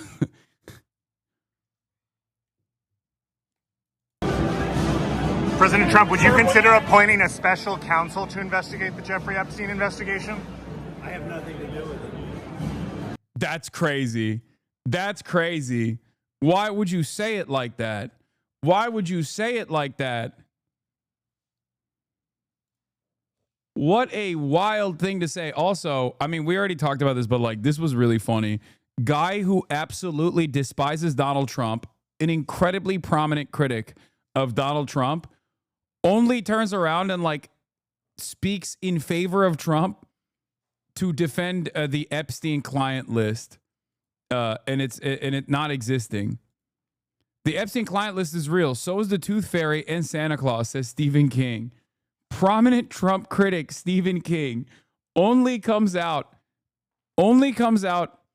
to say something that's like ostensibly pro-Trump when Trump's base is fucking yelling at him over the Epstein list not being revealed. Then he goes, boy, I hit a nerve with that Epstein post. The list is like UFOs. Everyone knows someone who's seen one.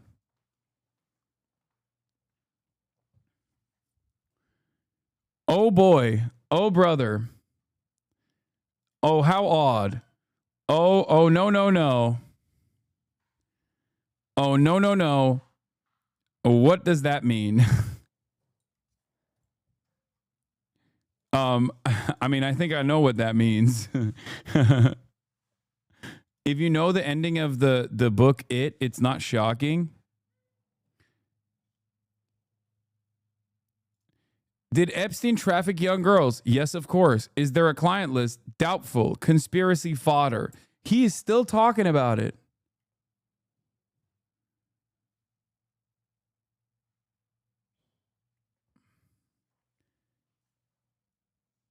He's still talking about it. That's weird, man. That's weird. Why are you... See, the thing I don't understand is like these guys could just keep quiet. I mean, that's literally what the Clintons did, right? The Clintons just kept pushing. You will never catch them talking about Epstein's unless it's directly talking to Epstein or Ghislaine Maxwell in one of their numerous and I guess exciting experiences that they had together. Okay? I don't understand why these motherfuckers come out and they're like, guys, by the way, this thing that everyone knows is very real. This thing that everyone is broadly aware of. I just want everyone to know, yeah, it's fake, actually. It's fake. It's fake. It's fake. It's fake. It's fake. Please stop asking further questions. Like at least the Clintons, who were directly involved with Jeffrey Epstein and Ghislaine Maxwell, knew better than to constantly talk about it.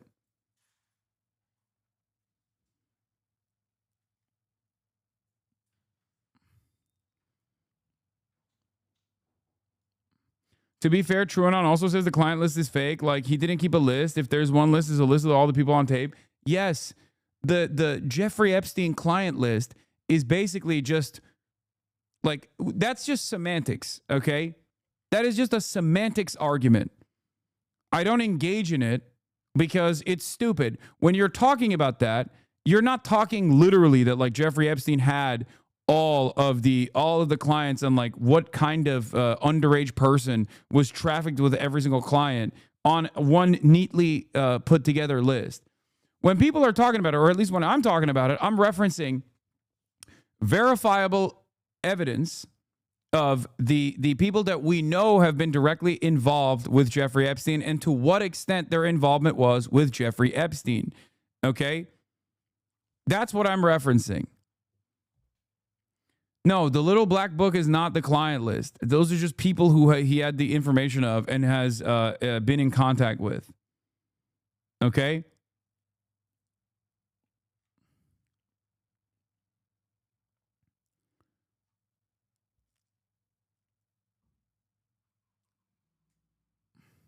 That's it. When people are looking for evidence, or when people are looking for like the client list, they're actually referencing like the extent of the involvement with people that we know of and people that we don't know of but suspect of being involved with Jeffrey Jebediah Epstein. Doors open. Kaya's back from her spa day. What is happening? Oh.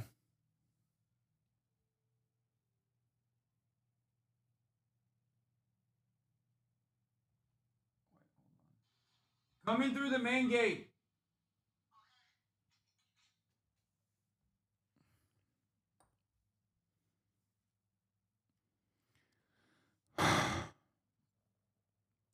Lobo says Matt Gaetz would be good as special counsel investigating the Jeffrey Epstein cover-up, which I think is really interesting that she's saying that. I feel like he'd be the worst, but what do I know? Saying it, yeah. Here is a reporter asking Trump straight out if he'll ask Pam Bondi to release more Epstein files. Will you ask Attorney General Pam Bondi to release more documents to finally put this controversy to bed? You know, whatever's credible, she can release. If a document is credible, if a document's there that is credible, she can release. I think it's good. But it's just a subject. He's dead. He's gone, and all it is certain Republicans got duped by the Democrats, and they're following a Democrat playbook. And no different than Russia, and all the other hoaxes. They're started by the Democrats, and some Republicans, in this case I was surprised, but they got duped. But have you talked about it with her the last few days? President, first of all, your high-ranking officials, whether it's been your FBI director or Pam Bondi, they have made some inconsistent statements in the past. We've had. Well, I don't know. I can't speak about him, but I can say that Pam Bondi, I really think that she's done very good. She says, I gave you all the credible information. And if she finds any more credible information, she'll give that too.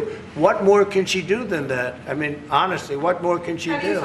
And we do have bigger problems. You know, we have problems with millions of illegal people that came in here, and they're killers and murderers. We have 11,888 murderers that were allowed into our country by Biden, sleepy Joe Biden, stupid Joe Biden. He allowed them into our country. And you know what? We got to do something about it. She's got a lot of things she's working on. And, you know, it's very sad that somebody can be waylaid, that just get waylaid. But I think she's doing a great job, President. In your truth social this morning, Yeah. Mr. President, I know you want to move past all this intrigue over the Epstein files, but I do want to ask you to clarify something you said this morning. You said this was all a hoax. Has your Attorney General told you this was a hoax? What evidence have you seen of that? It's not the Attorney General, no. I know it's a hoax. It's started by Democrats. It's been run by the Democrats for 4 years. You had Christopher Wray and these characters and Comey before him.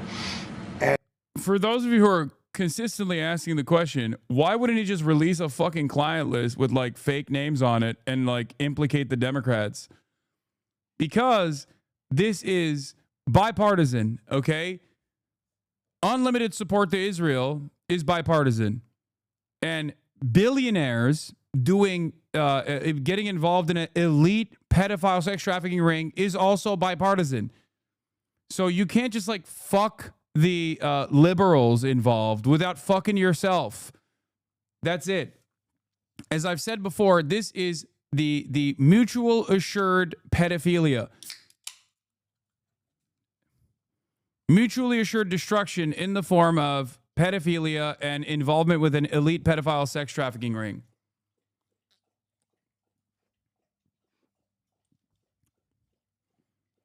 That's it.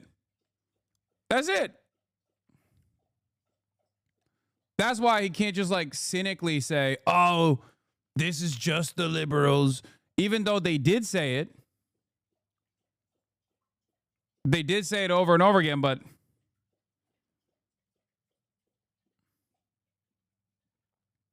not that this was even a factor, but it's not like his base would have believed it if it came out while Biden was president. That's not, I mean, it wouldn't have ever happened because of the things that I just mentioned, because everyone is involved in this, right? Liberals and specifically like liberal elites and also Republican elites. These guys, also the very same guys, fund both parties. It's not like they are truly on one side. Both parties, to a certain degree, represent their interests. And therefore, these guys will hedge their bets. These guys will fund both sides. And it's a bad group. It started, actually, look at the Steele dossier that turned out to be a total hoax. The 51 agents, the intelligence, so-called intelligence agents, it was a hoax. It's all been a big hoax. It's perpetrated by the Democrats. And some stupid Republicans and foolish Republicans fall into the net.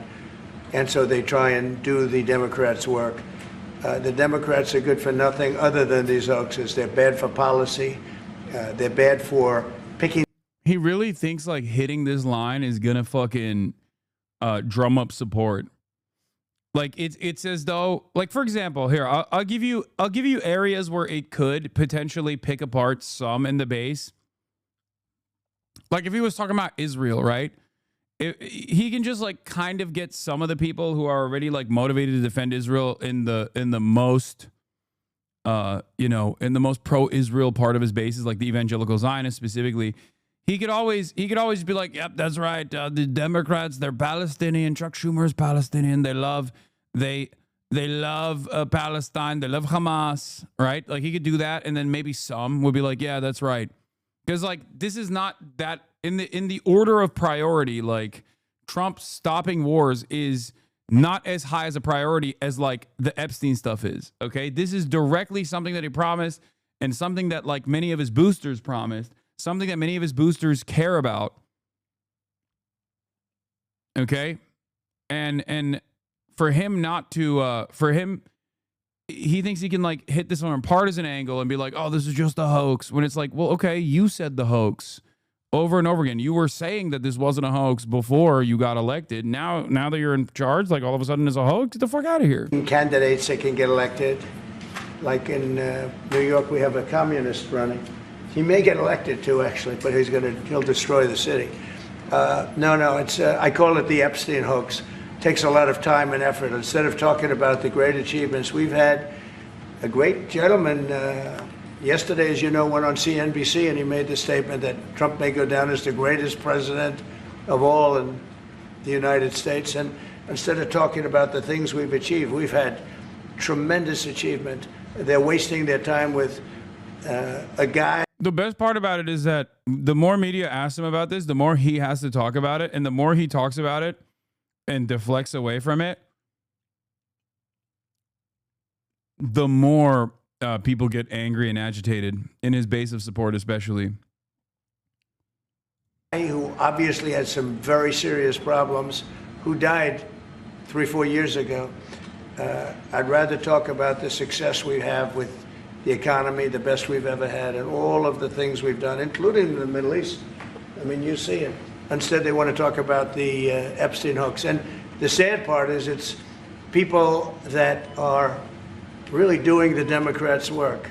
They're stupid people. Yeah, go ahead. I feel like Trump thinks his base is stupid. Why did they say? Channel 4 is getting involved. Talking about Trump says Epstein case is a scam, lashing out at his supporters. Thousands of hours of tapes of people doing horrible shit. Why did they say that? Right. Didn't Pam Bondi say that? We are going to try to get to the bottom of what's knowable now that they're telling us there's no there there. I mean, for me, that's just a red cape in front of a bull. The MAGA movement in a civil war. Ladies and gentlemen, our president. Normally, I love seeing the one thing that the Trump base does unironically and actively care about, to a degree where like they might even drop support of Trump over.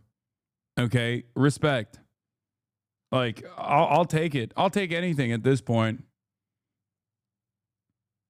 Failingly loyal allies of President Trump, angry and suspicious of his backtracking. Would you declassify the Epstein files? Yeah, I would. Yeah. All right. I guess I would. I think that less so because, you don't know. You don't want to affect people's lives if it's phony stuff in there because there's a lot of phony stuff with that whole world. But I think I would. Now, after tantalizing his supporters throughout the campaign, he's changed his tune. I don't understand why the Jeffrey Epstein case would be of interest to anybody. It's pretty boring stuff. It's sordid, but it's boring. And I don't understand why it keeps going. Republican Speaker of the House, Mike Johnson, disagrees. It's a very delicate subject, but we should put everything. Yeah, they voted to not release it, like himself included. The fuck do you mean? Oh, they should release it. Like, this is, again, a thing that people do actually legitimately care about. Okay? Which is precisely the reason why when these guys actually do the Democratic Party move, because they're behaving like the Democrats. They're behaving exactly like the Democrats. Good things are not possible. The things that we ran on, it's not happening. Okay? That's precisely what's happening here. And the base is like, what do you mean? This is the thing that you actually do. You don't do this kind of shit. This is why we trust you. This is why we believe you.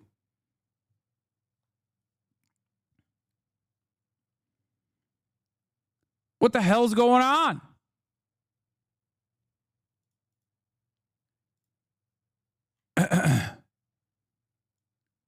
Johnny MAGA.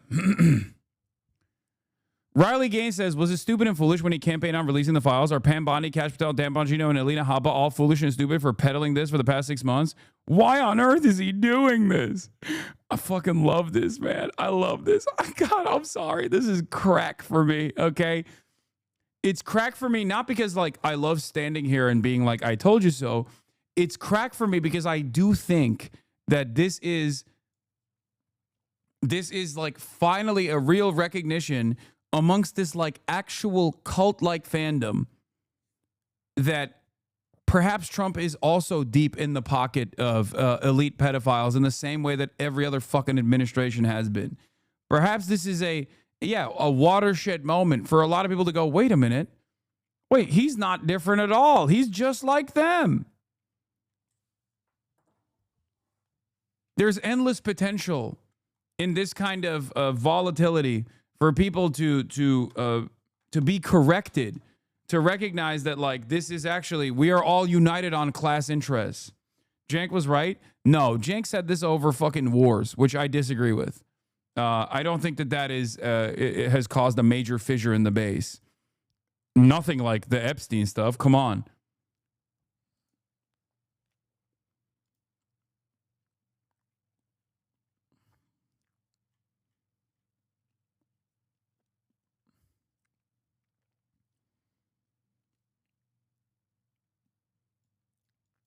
Come on, man. Come on now, man. Surely Trump is in the pocket of elite pedophiles. Surely he is their pocket, their change, their handler, all of the above. Yeah. Like, this is unique because, like, look, Republicans will make promises and they will make good on those promises. Now, the impact of that legislative agenda might be devastating in the long run, right? And people might realize that the things that they voted for, they might not enjoy or appreciate. Like in the case of abortion, for example, we saw that play itself out. We're seeing that with the immigration raids that are taking place right now. A lot of people don't like it. And they're like, oh, I didn't vote for this. It's like, well, you did, right?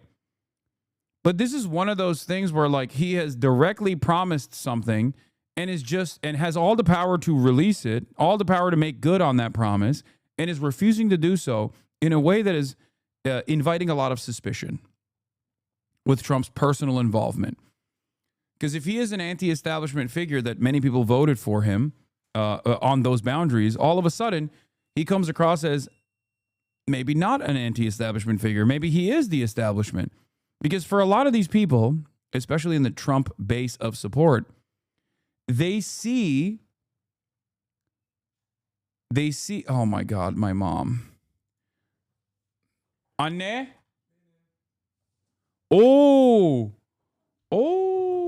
Ben daha sonra gidiyorsun zannediyordum. Okay, for a lot of these people, this is perhaps the best way to spell whether you're with the establishment or against the establishment with the Trump shit, with the Epstein stuff.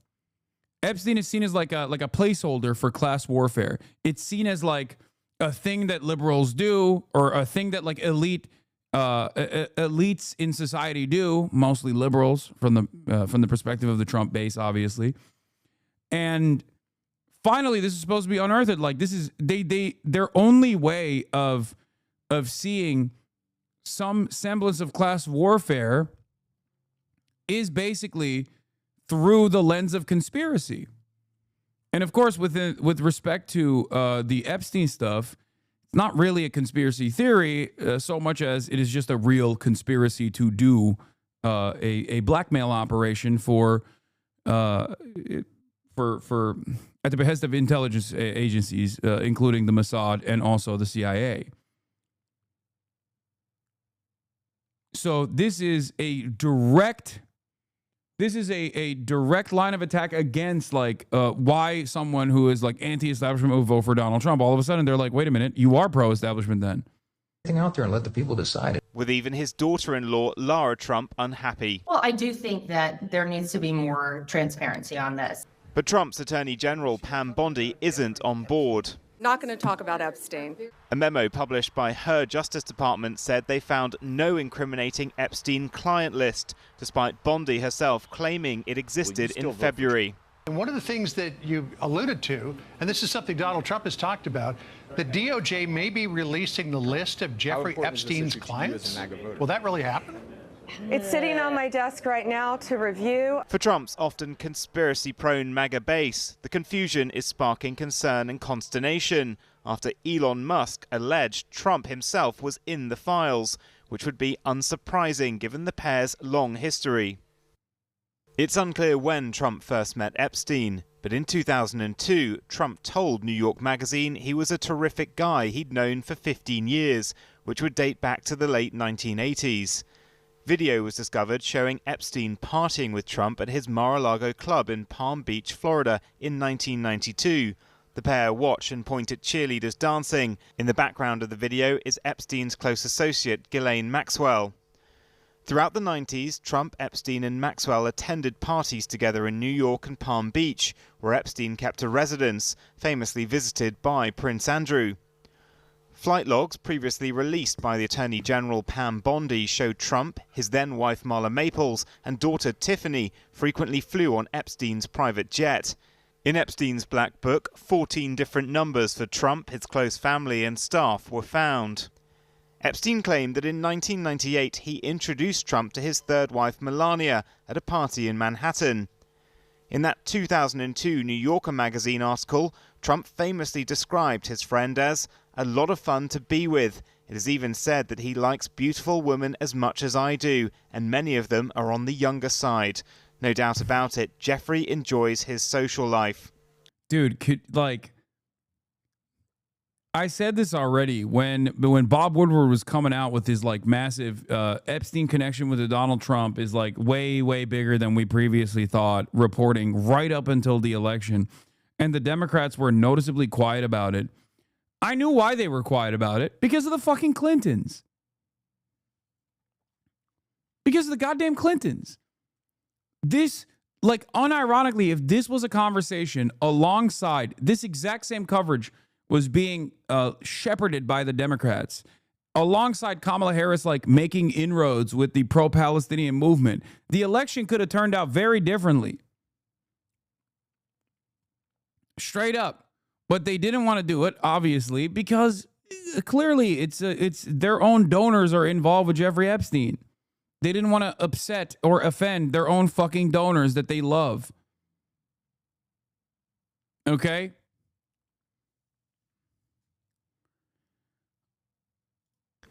But in 2004, Trump and Epstein's relationship reportedly broke down over a Mar-a-Lago property deal. A year later, Florida police began investigating Epstein in relation to sex trafficking. In 2008, he was convicted but negotiated a plea deal granting him immunity from federal prosecution after pleading guilty to state charges of soliciting prostitution. Ever since, Trump has sought to distance himself and downplay his relationship with Epstein. In 2019, Epstein was facing federal charges of sex trafficking minors when he died by suicide while in custody in New York. This week, questions have emerged over the integrity. Under the Trump administration, by the way, under the watchful eye of the Trump administration, where he died under mysterious circumstances that the government quickly ruled as suicide. I don't believe that.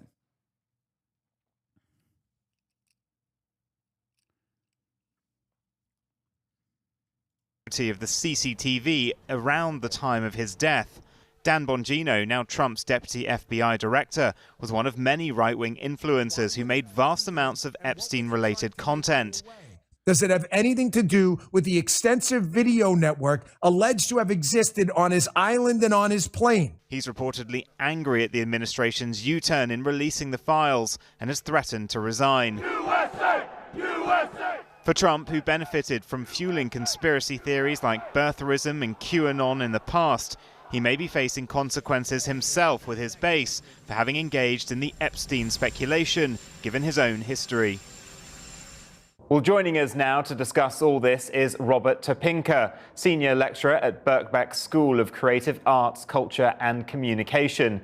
Robert, why have the Epstein files captured the imagination of MAGA? Well, the Epstein files have become this sort of respectable way for MAGA supporters to refer to the QAnon conspiracy theory and tap into the energy from that conspiracy theory, this idea. Yeah, except unlike QAnon, this is not fake. That's the difference.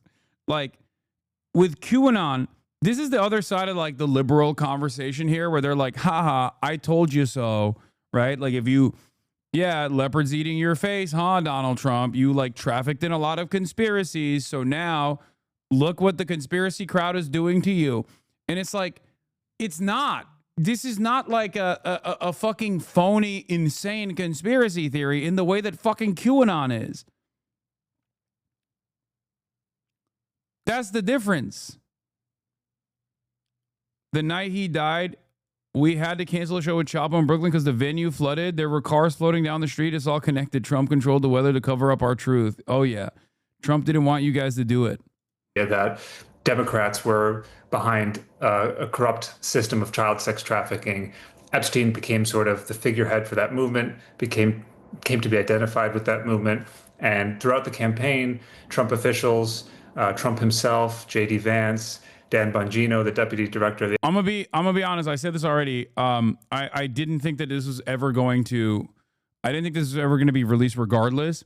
For the reasons why it's not being released right now, obviously, evidently. But the way that the liberals are trying to fucking message and use this, I think they're doing it because they know it'll never be released. I think they know that Trump will never release this, like any sort of evidence that was unearthed and discovered. And that is precisely the reason why they can posture.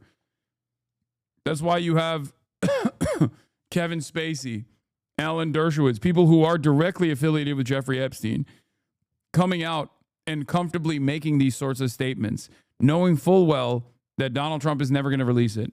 That's why the very same Democrats that never made a big deal about the Epstein files when they were in charge are now using it as an opportunity to fucking hit against the Trump administration, even though there is obviously this is the Democrats presenting this as a way to troll, quote unquote, the MAGA base is going to be short-lived. Look, scoop, internal Dems are polling from Blue Rose and Future Forward Memo explain why Dems are trolling GOP hard on Epstein. It's a way into maybe this guy doesn't have your back, and that's been one of the hardest things for Dems to do. But the opening may be short-lived. Democratic strategists said they do not expect Epstein-related conspiracies to show up in their TV ads or dominate the party's midterm messaging, with the GOP mega bill likely to take center stage. I'm focused on the damage that the one big bad bill is doing, and I'm going to stay focused on that, said Representative Brad Schneider, chair of the centrist New Democrat Coalition. And if the president's covering up something, I'll let him deal with that. I don't necessarily think it's a bad thing to focus on the damage of the big bad bill. Okay? I think that's a good thing because it's true. That bill is going to rip apart families. It's going to destroy the working class base of support that Trump has in rural communities. Okay? But there is no reason not to use this as well. And I think they're basically signaling that they're not going to, they're going to hit this line. Also pretty funny that they only finally went after Clinton associate because Shore's fuck-ass firm said so. I imagine that being an unstoppable force versus an immovable object situation for them. The real big part of the story is that the FF/Blue Rose seem to be dictating Dem messaging despite playing a leading role in the loss. Either the speculation that they'd lose clout was overblown, or the CYA stories about how they wanted to focus on the economy worked. You can do both, okay? You can have your cake and eat it too. You can walk and chew bubblegum at the same time. They should not let go of the Epstein stuff, and they should actually push to release these files. Not only because it's like a cynical calculation to rip apart Trump's base and sever ties with as many people from the Trump's base as possible, but also because, simultaneously still talk about the big bad bill too.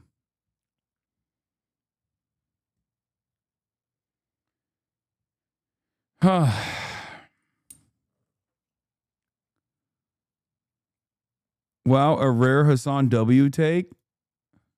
If you think this kind of take is rare, then you've only watched me through the lens of haters.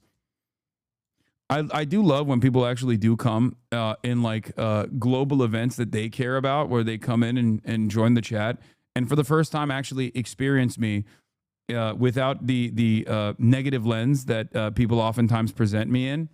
And then they go, oh, wow.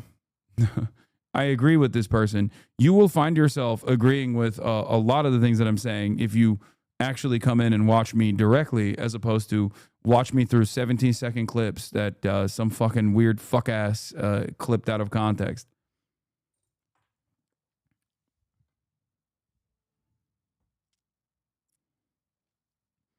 It was really funny when they were like, when a lot of people were like saying this about my pro-Palestinian position. They're like, I used to hate Hasan, but it turns out he's like rare Hasan W on Palestine. It's like, bro, I've been doing this since you were shitting in your diapers. Okay? Like, you watch everyone else. The difference, don't you think the difference between me, a content creator, and you, a content watcher, is that I might know these people, sometimes personally? Think.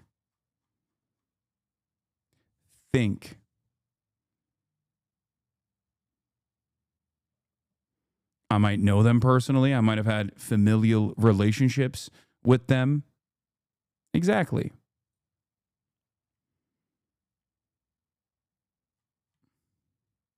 That's so smug. But it's the truth. What do you mean? It comes across as smug, but it's literally the fucking truth. Yes. The people that I am talking about that are like content creators that are clipping me out of context, sometimes I have a fucking podcast with them in the past. Sometimes I've appeared on their podcast in the past as well. There's an entire ecosystem designed around presenting me in the most negative light possible, which is why I don't really get mad at people when they get too mad at people when they just have like a negative association with my name. Because it's like, you're literally hate watching Trump every day. What are we talking about? Hate watching Trump? He's the president. please stop thinking about things from the framework of slop tubers, dude. Holy fuck. I'm hate watching the president, the most powerful person on the planet. Ironically enough, I don't just watch anti-Trump content. I watch Trump uninterrupted for hours at a time, and I also watch more pro-Trump content than I watch anti-Trump content.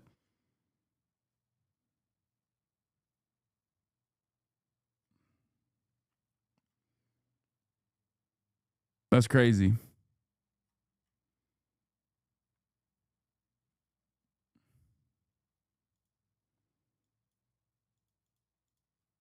Anyway, President Trump campaigned on getting men out of women's sports, something you've built your entire brand off, and he delivered. He didn't mention Epstein one time at a campaign rally. Shameful how disloyal some people are. Oh, he didn't campaign on unearthing a deep state pedophiles.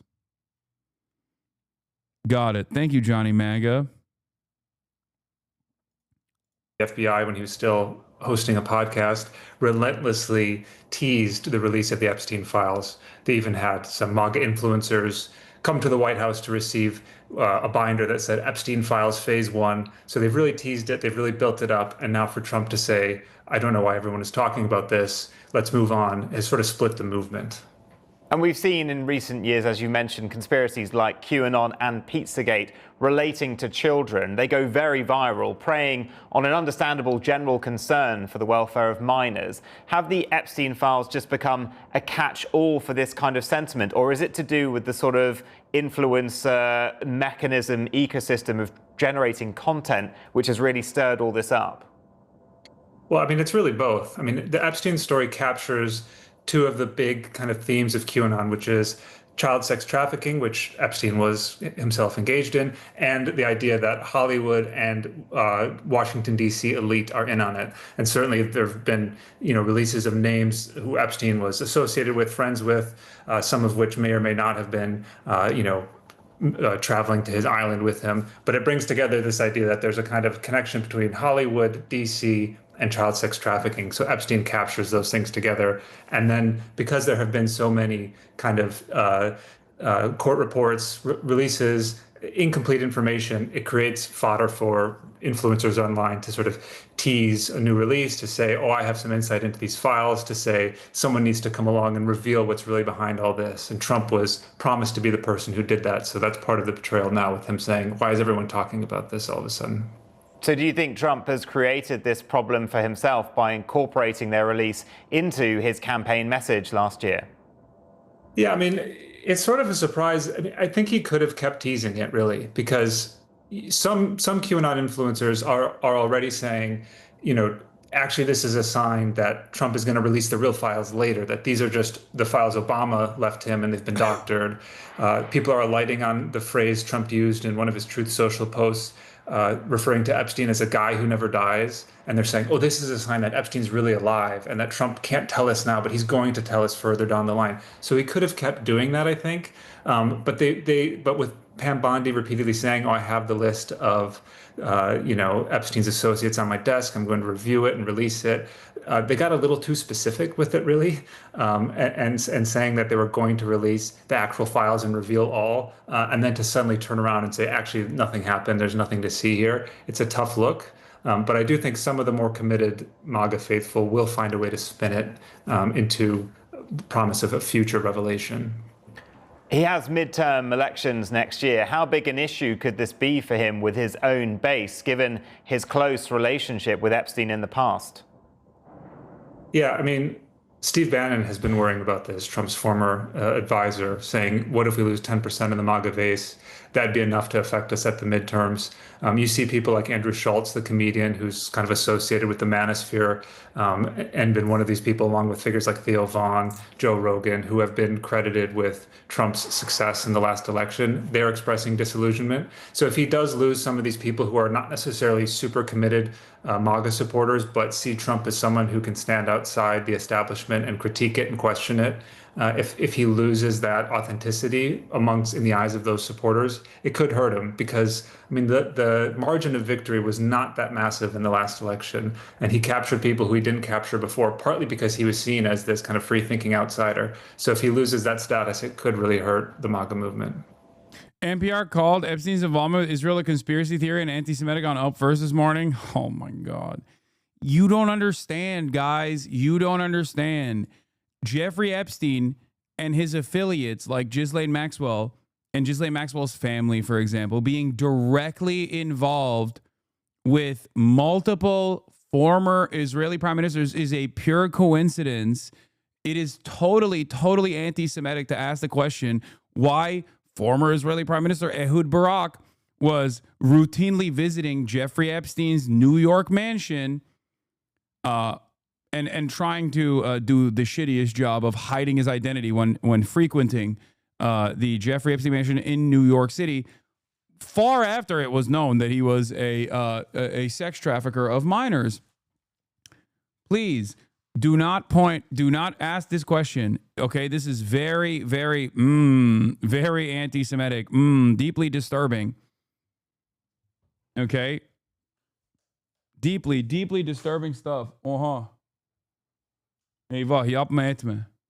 And can the Democrats capitalize on this now at all, given the Republicans have peddled false conspiracies like birtherism with President Obama and the Clintons being violent criminals? Is this something they can weaponize now?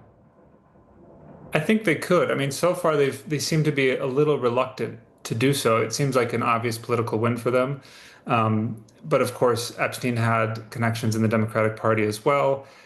They've also bungled previous attempts to attack Trump, the Russiagate scandal that Trump was able to turn against them. So I think there's some caution there because he was so successful referring to the Russia hoax, as he likes to call it. And again, he's bringing that up again as he tries to defend his decision not to release the Epstein files. So I think they have been burnt in the past by this, and they're still a bit disorganized and unsure how to respond to him. But it does seem like an obvious opportunity for them. And do you think Trump might do something now to try and distract from this whole scandal? Yeah, he is. I mean, and you can see his supporters taking up the lead on this. I mean, they've been flouting and Alligator Alcatraz, praising ICE, pointing to the auto pen scandal, as they describe it, with Joe Biden having used an auto pen to sign key documents. So they're definitely trying to shift the discussion to something else. And we'll see how successful it can be. I mean, right now there are still people who... This morning, President Trump facing unprecedented criticism from some of his biggest supporters. This has been the first fracture in MAGA over the Justice Department's handling of files related to convicted sex offender Jeffrey Epstein. For days, many on the right have been criticizing Attorney General Pam Bondi's decision not to release the files, but now high-profile figures, including House Speaker Mike Johnson, weighing in. It's a very delicate subject, but we should put everything out there and let the people decide it. And podcaster Joe Rogan, an influential Trump ally in the last election, mocking the administration's response. Like, look, where's the Epstein files? Boo, can't find them. Don't exist. Like, they can get away with man. Oh, yeah. Bondi has said there are Epstein files, but concluded Epstein did not leave behind an incriminating client list and that he died by suicide in 2019 while awaiting trial. Nothing to see here, folks. Also, here's the uninterrupted raw footage that we actually interrupted and edited in Premiere. Contradicting right-wing conspiracy theories that he was murdered. Rogan criticizing Bondi and FBI Director Kash Patel. Kash Patel said there's nothing you're looking for. Oh, okay. For his part, President Trump dismissing the interest. He's dead for a long time. He was never a big factor in terms of life. I don't understand what the interest or what the fascination is. And after his daughter-in-law said there needs to be more transparency, I asked the president about her comment. Do you agree with her, sir? The Attorney General's handled that very well. He has stood by Bondi's judgment. Whatever she thinks is credible, she should release. Trump, like many celebrities, was seen with Epstein in the 90s, but later said they had a falling out, and by the time Epstein was arrested, that he had not spoken to him in 15 years. Asked about Bondi's review. Did she tell you at all that your name appeared in the file? No, she's given us just a very quick briefing. And in terms of the credibility of the different things that they've seen. The Attorney General yesterday deflecting questions about the controversy, but asked about those calling for change at the Justice Department. I'm going to be here for as long as the president wants me here. House Speaker Mike Johnson also signaled he'd support having Epstein accomplice Ghislaine Maxwell testify before Congress, saying he's for transparency. Maxwell is serving 20 years in prison for conspiring with Epstein. Her family is now speaking out, arguing she did not receive a fair trial and hoping the Supreme Court will hear her appeal. Savannah? Gabe Gutierrez. Buttfeld, after defending, calling himself a Nazi and taking ownership over the movement, today is still trying to actively defend the Trump administration. Let's take a look at what he had to say. Enough, but the Dems are great at saying, yeah, you know, it didn't work out the first time, but just give us a chance and we'll make it better. This is why Trump is good. Even when you're pissed off about Epstein, he's not perfect, but when he's not perfect, he's still good. The problem with all these other... Oh my God. Am I watching MSNBC explain harm reduction?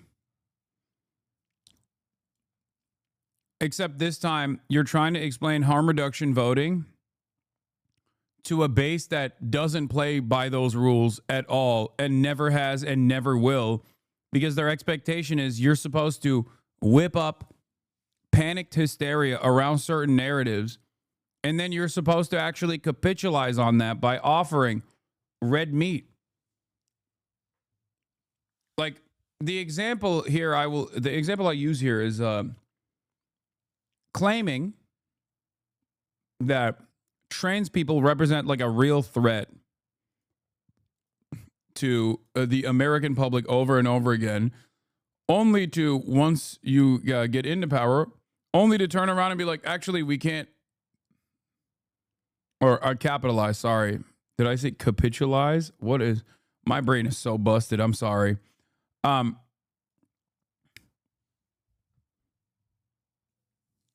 Capitalize. It would be like if the Trump base, after telling everyone that, trans people represent like a grave threat to Western empire or whatever, and getting at least enough people in the base to believe this lie, if you were to turn around and be like, actually, we can't do anything about trans people. We can't even like stop the 40 trans athletes from participating in NCAA. Actually, it's good that trans people are still participating in sports, and there's not anything that we could do about it. You know? Sorry. Sucks to suck. Yeah, the base would probably, I mean, and this is not even as important of a cause for Trump's base of support as is the Epstein stuff. Like, so the example I'm using is not even a direct analog here. Do you understand?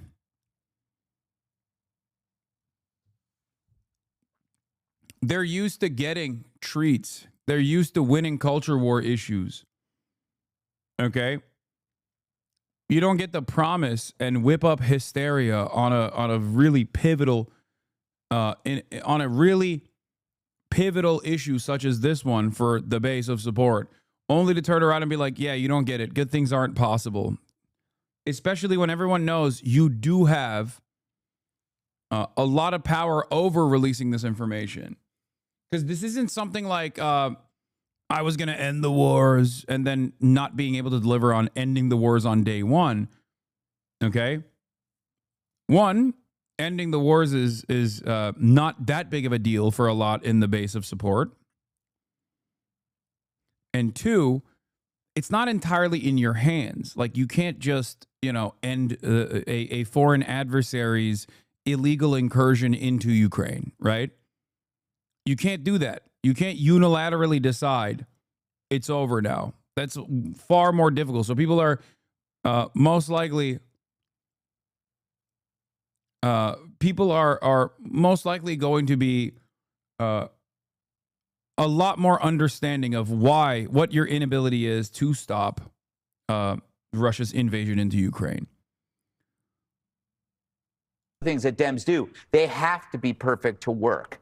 So it's like capitalism. It can be frustrating and it can be prone to flaws, but it doesn't have to be perfect to make the world work.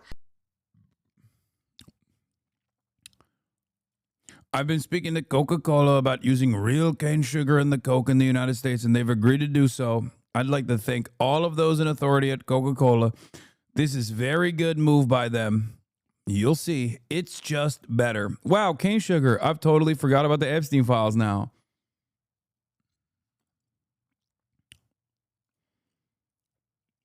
Yeah.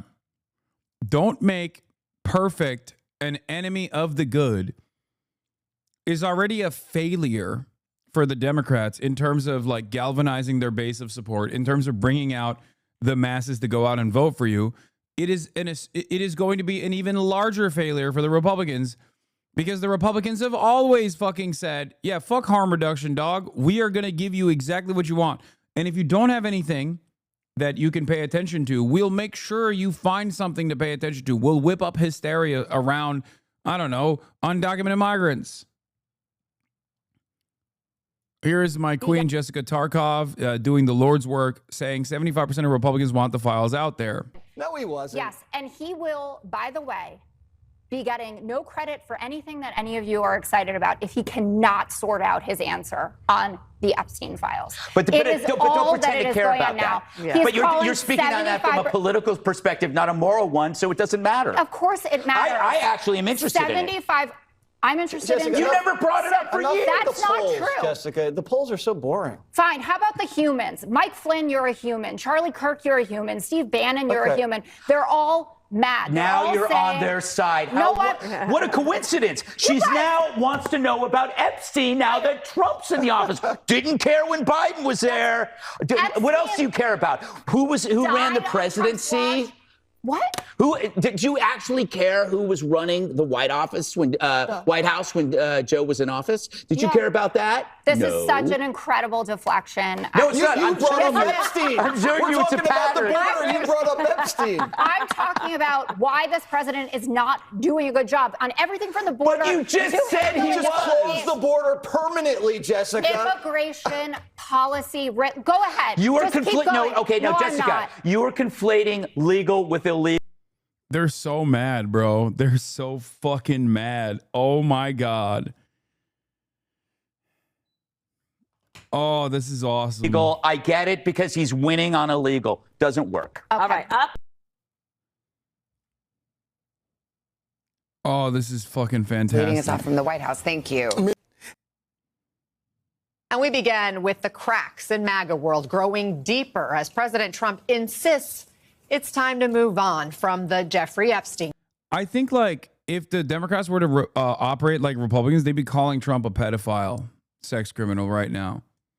And I'm not, I know why they won't do it, because partially because, like, their own donors are implicated in the Epstein shit.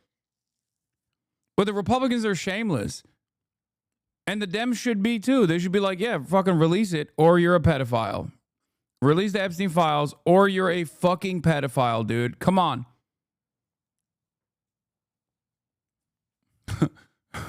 You can use interesting techniques like pedophile sex trafficker says what? Like, you can say that real quick to have them go what? And be like, oh, got him. Many different techniques out there. Case. The calls for his administration to release its files on the notorious sex offender now moving from talk radio to the halls of Congress, with some of his biggest supporters, including the House Speaker, urging the president and his Attorney General, Pam Bondi, to change course. This has been the first fracture in MAGA, and we don't want this to happen anymore. See, I told you this is a real fracture, bro. I told you this shit ain't going away. Many of you were like, no, you don't understand. Like, this is something that they'll forgive and forget. Like, they'll just focus on the next thing when the opportunity presents itself. And it's like, No, dude. No, this is like a major fucking. This is a major issue for a lot of people in the base. Trump says he just doesn't get the hype now. I don't understand it. Why they would be so interested. He's dead for a long time. He was never a big factor in terms of life. I don't understand what the interest or what the fascination is. I don't understand why the Jeffrey Epstein case would be of interest to anybody. It's pretty boring stuff. It's sordid, but it's boring. Credible information, let them give it. Anything that's credible, I would say let them have it. Let's bring in NBC News Capitol Hill correspondent Julie Sirkin, NBC's senior national politics reporter Jonathan Allen, and former U.S. Attorney Barbara McQuaid. Julie, House Speaker Mike Johnson, now the highest-ranking Republican to break with the president on this. What did he have to say? Well, Johnson had a rare moment, extremely rare, actually. I can't think of a single other instance in which the speaker broke with the president on anything, but it goes to show you just how powerful, potent, and divisive this issue is within the very core of the MAGA base. Johnson, with conservative podcast host Benny Johnson, who kind of set up shop here in the Capitol, and lawmakers were able to just come through and talk and sit in these interviews, had damaging words, not so much for Pam Bondi, but in forcing this issue and kind of letting it. Dude, boring is my favorite, like, right-wing. Boring is my favorite right-wing distraction term. Oh, you're boring, like Andrew Tate used against me when he was losing the fucking argument. It's just boring. Nobody cares. Come on. Stop it. It's boring. Why does anybody care about this? Another kind of right-wing figure that used that deployed that term was my former podcast co-host, Ethan Klein. This is boring. It's boring. Stop it. Stop debating me on the terms of Israel-Palestine. Stop it. Nobody cares. I want this to be entertaining. Don't do it. Bubble back up to the surface, wanting to see more of those files. Take a listen.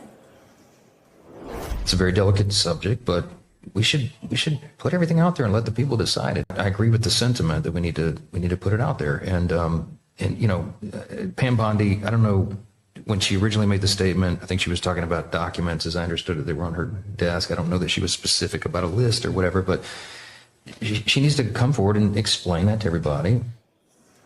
That said, as you know, Anna, there's always a difference between what they say and what they do, and Johnson could support an effort to force the administration's hand here, and he didn't. So far yesterday, he did not support a procedural motion from Congressman Ro Khanna, now a bipartisan effort with Thomas Massie as well, to try and set up a vote in which the House would then, if passed, force the DOJ to release these files. Johnson didn't do that. Do you think it's a power struggle within the ranks of the party? No, not at all.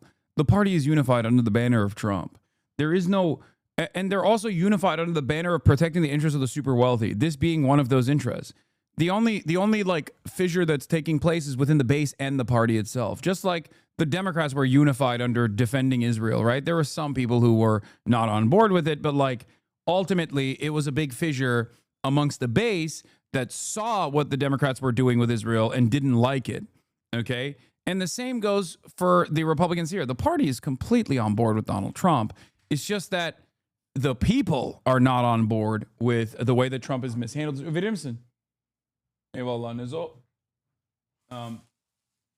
The people are not on board, and the network of like podcasts and shit that they've used up until this moment to galvanize the base, to whip up support, is, look, see? Breaking, a video is going viral showing J.D. Vance calling for the full Epstein list to be released on Theo Vaughn's podcast. Hey, J.D., what changed? Let's blast this everywhere before he tries to erase it. Theo Vaughn says, yeah, what changed?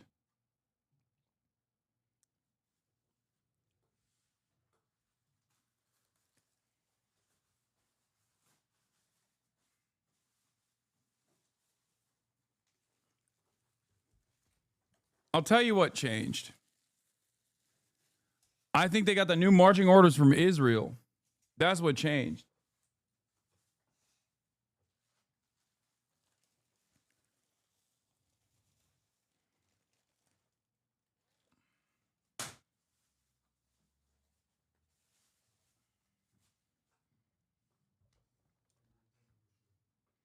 Huh? Okay.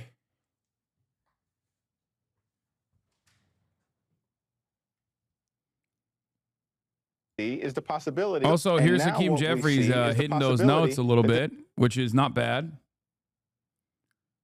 Now what we see is the possibility that there's a massive cover-up taking place within the Trump administration because there may be people on the Epstein list within the Epstein files that Donald Trump is trying to protect who happen to be part of his billionaire cabal. And now what we see is the possibility that there's a massive cover-up taking place within the Trump administration because there may be people on. I guess AIPAC and the ADL and numerous other Israeli groups have not actually told Hakeem Jeffries to shut the fuck up about this. Because he's speaking out of turn here. He's even using the terms like billionaire, shadowy cabal. Dangerous, spicy rhetoric. How does he fumble this bag? I mean, so far, so good. So far, we shall see. Still has an opportunity to, we're told that Khan and Massey are actually trying to collect signatures, 218, to force what's called a discharge petition, enforcing the speaker's hand in placing that vote and taking it anyway, regardless if he wants it or not. But we're not sure yet if it can get to 218 on it. I mean, John, as the fallout keeps building, the president just responded on Truth Social this morning. He's blaming Democrats for the backlash. He writes, their new scam is what we will forever call the Jeffrey Epstein hoax. And my past supporters have bought into this BS hook, line, and sinker. What should we make of this response from the president?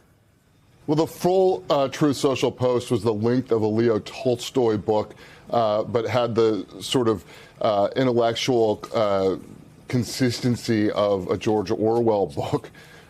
This is a president who promoted that's a big, beautiful boy right there. Conspiracy theories around Jeffrey Epstein, including one that Hillary Clinton and Bill Clinton murdered Epstein in jail, which is absolutely insane and for which there's no evidence because it didn't happen, and has now found himself in a position where he is at odds with a lot of his base. And I think the fallout of this and the danger for him is that it really is the base. It's the grassroots that is angry about this. And we see that in the pressure being put to bear on the Marjorie Taylor Greenes, the Tucker Carlsons, from both sides, both from Trump wanting them to stop talking about it and from the grassroots insisting that these Epstein files be released. I mean, John, initially the president tried to stem the tide of this backlash with a post on Truth Social over the weekend. He wrote, 1 year ago, our country was dead. Now it's the hottest country anywhere in the world. Let's keep it that way and not waste time and energy on Jeffrey Epstein, somebody that nobody cares about. Don't pay attention. Well, he got slammed for that. That post received more than 45,000 responses, far more than other recent posts. Many of the top comments were expressing frustration with the president. John, does the president really not get it? Is he out of touch with his base on this? Yes. Yes, he's absolutely out of touch with his base on this. And in fact, what we've seen is him repeatedly say no one's interested in this, stop talking about it in public comments. He's accidentally fanning the flames of this, but it sort of feels like he has to because it's the only thing that his base is talking about. We heard him once say, famously that he could shoot somebody on Fifth Avenue and he wouldn't lose a vote. But what he's finding out right now is that he cannot ridicule and mock all of his own voters and get away with that and have them sit for it. So I think he's going to have to find a way to repair his relationship with the base on this issue. He keeps on saying, that it's nothing for them to be worried about. And even in his post this morning, he called them past supporters who are stirring up all of the angst over this. But clearly, it's not just past supporters. It's people who are wanting to continue to support him and are suddenly having second thoughts over this issue. Barbara, yesterday, Attorney General Pam Bondi dodged some questions about the Epstein files. Let's play her reaction. He would support you releasing additional credible evidence from the Epstein investigation. Is that something that you are open to doing? Let me take that. Let me take that first. This today is about fentanyl, nothing about Epstein. I'm not going to talk about Epstein. The president said today you would release credible files related to Mr. Epstein. Are you prepared to do that, and when would you do that? Our memo today, our memo speaks for itself, and we'll get back to you on anything else. I haven't seen all of his statements today. Thank you. Barbara, why do you expect that Bondi is dodging these questions? Well, Bondi herself is right at the heart of this storm. She was the person who released Volume 1 in binders in a very ostentatious display, suggesting that this was the secret file that we've all been waiting for, which turned out, of course, to be nothing more than some very routine, already known materials. And then she said, it is sitting on my desk right now. Now, some thought it meant a client list, which people have been yearning for. She has now backtracked to say, when I said it, I just meant the file in general. I didn't mean to suggest there was anything like a client list. So between Pam Bondi, Donald Trump, Kash Patel, and others who are now inside the administration, they were the ones who were stoking all of this interest in the Epstein files. And now suddenly they've looked at it and they say there's no there. I think what they're finding is governing is much more challenging than simply spewing venom on Fox News or social media. You have to be able to back up. Yeah. Governing is much more challenging because when you're on the outside trying to win, you get to say these guys are all pedophiles, but when you're on the inside, you have to defend the pedophiles. Except that's not what she's saying. She's saying that like it's all fake bullshit, and that's the reason why they got owned.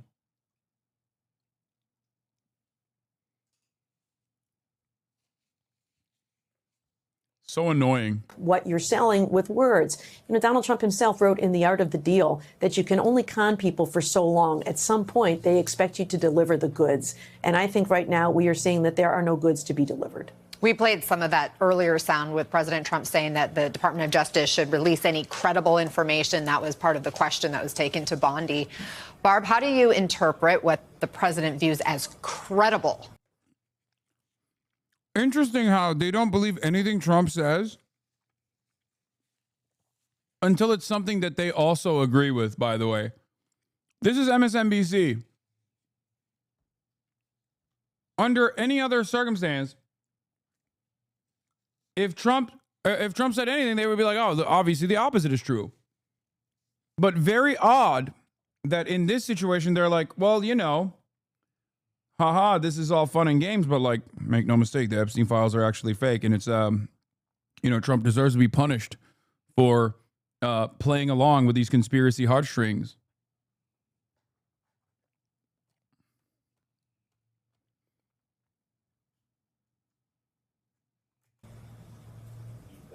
Well, I don't know, but I can tell you what the law is about DOJ voluntarily releasing things. There are some restrictions under DOJ grand jury rules, under grand jury laws, and under the Freedom of Information Act. And so they are not permitted to disclose any grand jury material.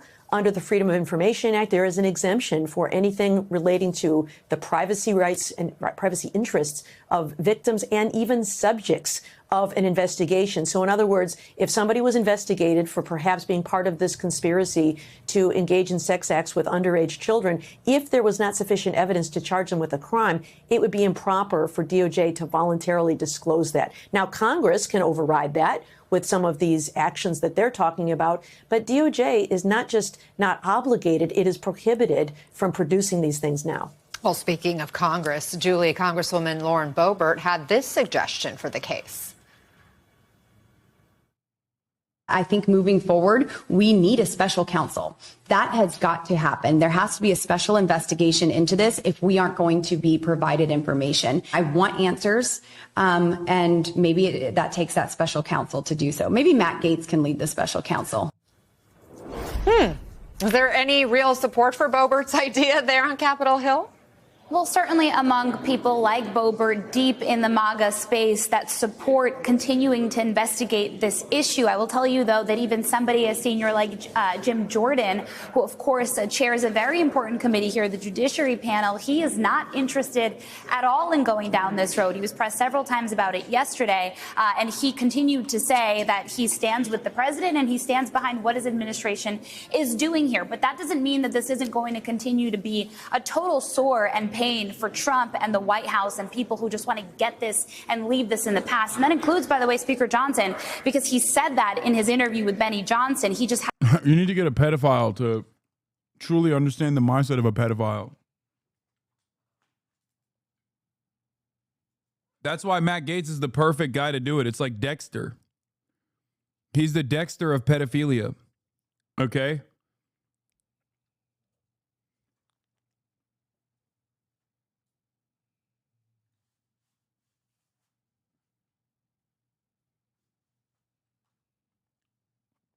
It's crazy because, like, he knows the environment.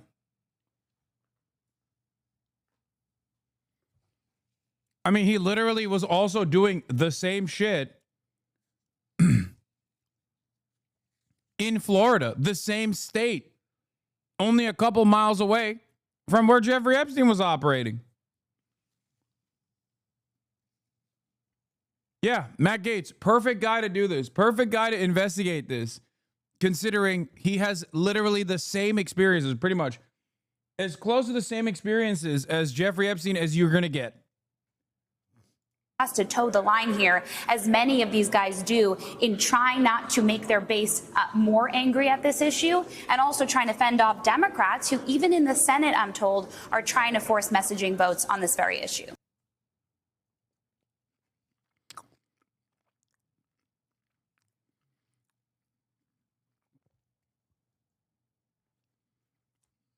Nice.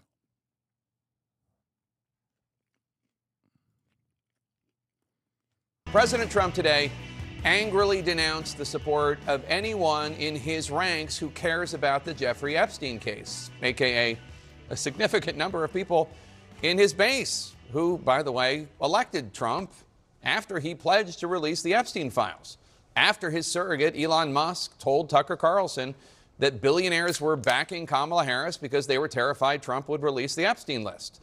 Now, this latest kerfuffle started this morning with Trump's post on Truth Social, where he continued to falsely assert that the Epstein files are some sort of Democratic ploy. He wrote, quote, "Their new scam is what we will forever call the Jeffrey Epstein hoax." Nope. No, and we my won't. past supporters.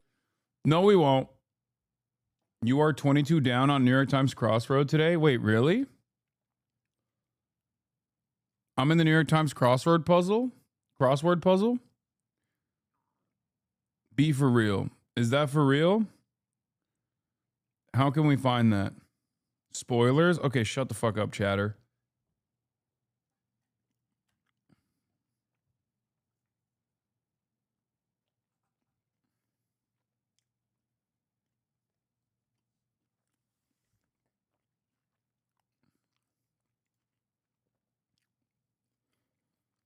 It's gonna be like, oh, I need to subscribe, I guess. It's got to be like Hasan Minhaj or something. And this person is just like hurting my feelings. I can't check it. I'm not subscribed.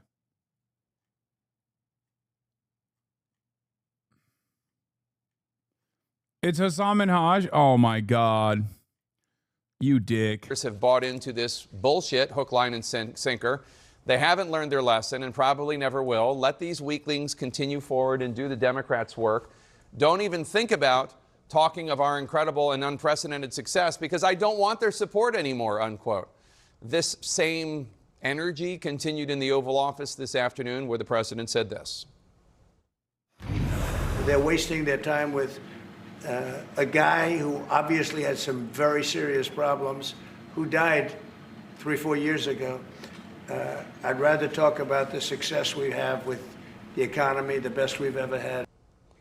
It's, of course, not a waste of time to care about the fact that dozens, if not hundreds, of survivors of rape, assault, trafficking, and more have been denied justice in the Epstein case from the jump. Aside from Epstein's own vile crimes, Epstein allegedly helped other powerful people in his... I like that he says 3 to 4 years because, like, he somehow tries to make this like a Biden thing when Jeffrey Epstein was killed when he was president.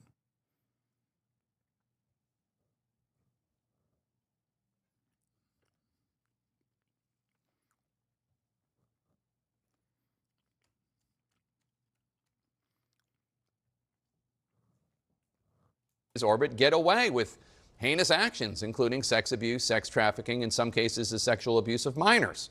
Here's just one portion of a victim impact statement surrounding the trial for Epstein associate Ghislaine Maxwell, who was sentenced to 20 years in prison for conspiring with Jeffrey Epstein to sexually abuse minors. One victim, who went by the pseudonym Kate, wrote to the judge, quote, "I witnessed Maxwell's relentless and insatiable drive to meet the sexual needs of Epstein at any cost to the vulnerable girls and women upon whom she preyed and fed to Epstein and other powerful men.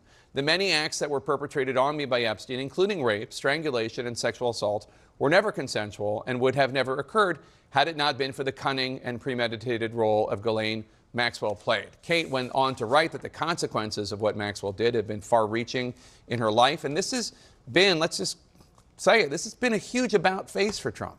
He's the dog who caught the bus. On a podcast just last fall, he promised he would release the Epstein files. But a lot of big people went to that island. But fortunately, I was not one of them. Yeah, I'd be inclined to do the Epstein. I'd have no problem with it.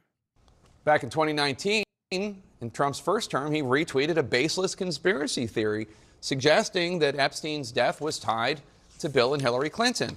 The Epstein case is sadly not a hoax, as the president now claims. So what's going on here? Let's go to CNN's Kristen Holmes at the White House. Kristen, Trump has gone from saying... Bro, how are you not going to show how Donald Trump on many instances wished her well? I'm surprised more people haven't brought up that Axios interview.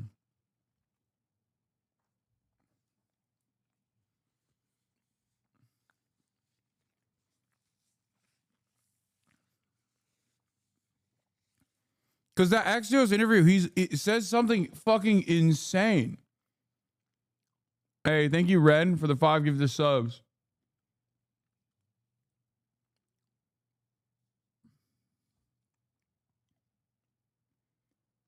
Maxwell family put out a statement.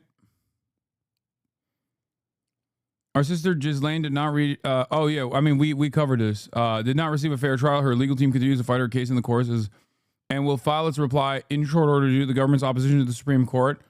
If necessary, in due course, they will also file a writ of habeas corpus to the U.S. District Court SDNY.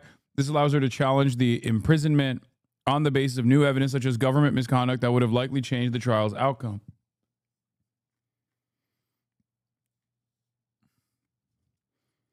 Following the government's response, David Oscar Marcus, counsel of record for our sister in her petition to the United States Supreme Court, had this comment. I'd be surprised if President Trump knew his lawyers were asking the Supreme Court to let the government break a deal. He's the ultimate deal maker, and I'm sure he'd agree that when the United States gives its word, it should keep it.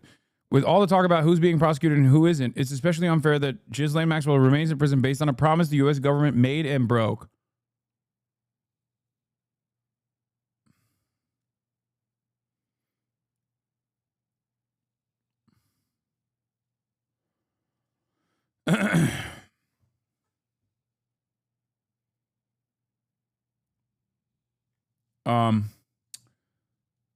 Yeah. Does anyone have the video of Trump talking about Ghislaine Maxwell in like incredibly positive terms? If they free her, the Republicans are cooked. I don't think they're freeing her. I think they would. The more likely scenario is that she also has an accident, which would completely brick everyone's brains. Like, yeah, here it is. Here it is. This is the most damning piece of evidence you could show for Trump's possible involvement beyond what he is stating right now. Look at this. Mr. President, the other day a reporter asked you about Ghislaine Maxwell. You said, quote, "I just wish her well, frankly. I've met her numerous times over the years, especially since I lived in Palm Beach, but I wish her well, whatever it is." Mr. President, Ghislaine Maxwell has been arrested on allegations of child sex trafficking. Why would you wish such a person well? First of all, I don't know that, but I do know that. She has. She's been arrested for that. You know Her that. friend or boyfriend, Epstein, was either killed or committed suicide in jail. She's now in jail. Yeah, I wish her well. I'd wish you well. I'd wish a lot of people well. Good luck. Let them prove somebody was guilty. I mean, do you know that Oh, she's so you're guilty? saying you hope she doesn't die in jail? Is that what you mean by wish her well? Her boyfriend died in jail, and people are still trying to figure out, how did it happen? Was it suicide? Was he killed? And I do wish her well. I'm not looking for anything bad for her. I'm not looking bad for anybody. And they took that and I mean, they she's made a it child alleged child such sex a trafficker. big deal. But all it is her boyfriend died. He died in jail. Was he killed? Was it suicide? I do. I wish her well. Like when he says her boyfriend, he's talking about Jeffrey Epstein, dude.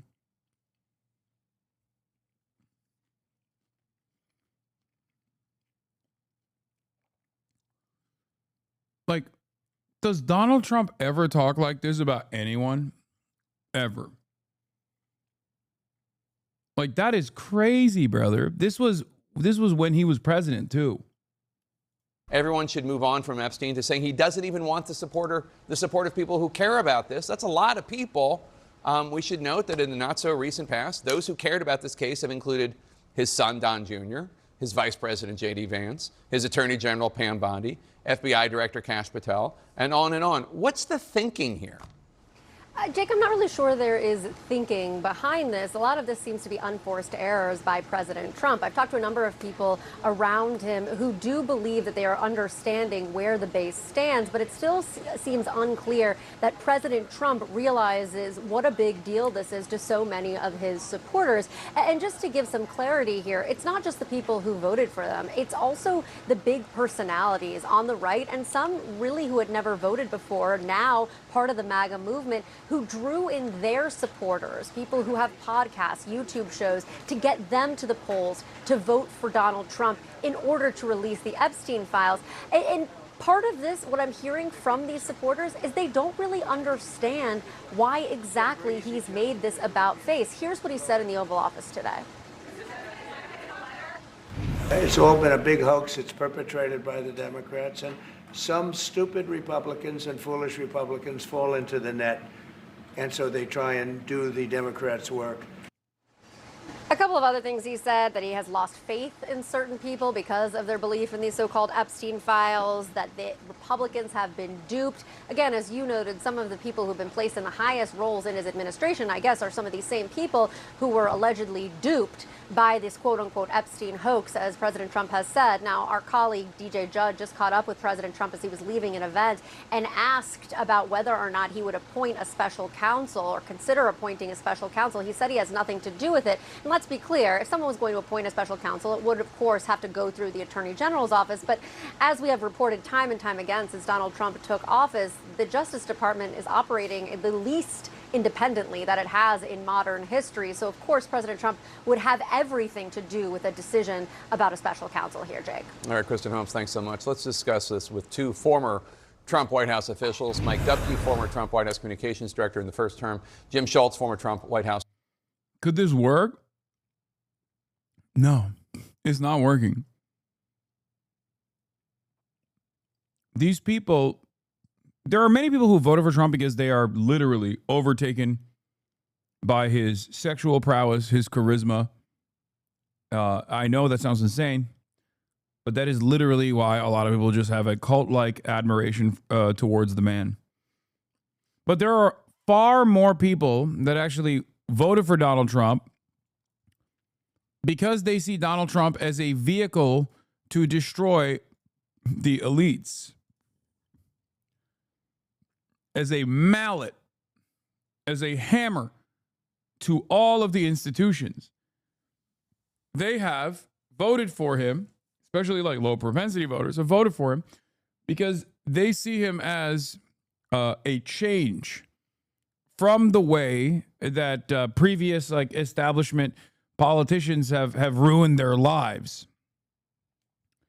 Regardless of the fact that he's a billionaire born with a silver spoon and a child of real estate developers, okay? Doesn't matter. They see him as a guy who is anti-establishment, who's against the elites, who is going to be vengeful towards said elites. And for many of those people, their only like class association or class style political opinions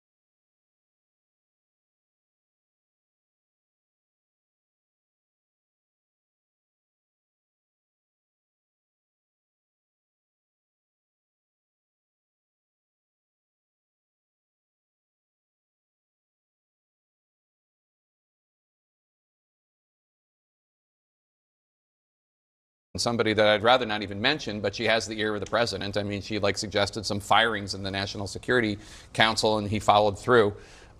She told Politico that she worries that his handling of the Epstein case could consume his presidency. She said, quote, obviously this is not a complete hoax, given the fact that Ghislaine Maxwell is serving 20 years in prison in Florida for her crimes and activities with Jeffrey Epstein, who we know is a convicted sexual predator. Loomer told Politico, that's all true. This is why I said, and I'll reiterate it again, the best thing the president can do is appoint a special counsel to handle the Epstein files investigation.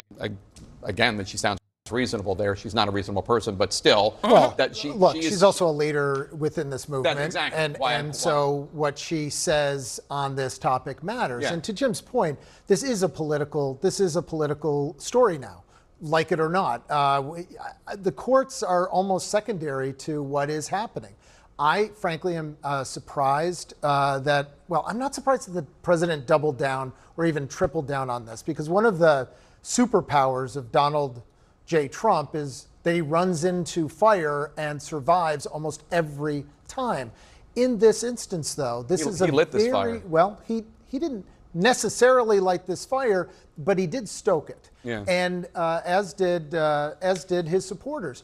But they stoked it for a really good reason, because a lot of what he won on, one of the reasons that his base loves him so, is because he points to powerful individuals that have been lying to the American people. That whole story, including now sex, is wrapped up in the Epstein case. So I am surprised that he's trying to be dismissive of this at this point, but I think he's playing to his strength, which is running into this. I don't think it will be successful. Yeah. At some point, we're going to have, you are going to continue to talk about it, as will others. The Democrats will not let this go. And frankly, a good chunk of his supporters will not let this go. And this is going to affect the midterm elections. And this is now a purely political story. A lot happening this morning. And what I'm going to try to do this morning is I seek to explain. I'm going to try to explain the best of my ability what is going on here. Charlie Kirk yesterday said he's no longer going to talk about the Epstein stuff. And he's going to trust his friends in the government.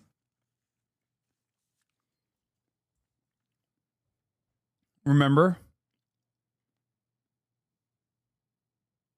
I know Adam Friedland is doing an episode with Harry Hasan. I know. My goat. Both of my goats getting together. Two guys who fuck, okay? Two guys who simply have sex. That's it. We'll watch it. We'll watch it later.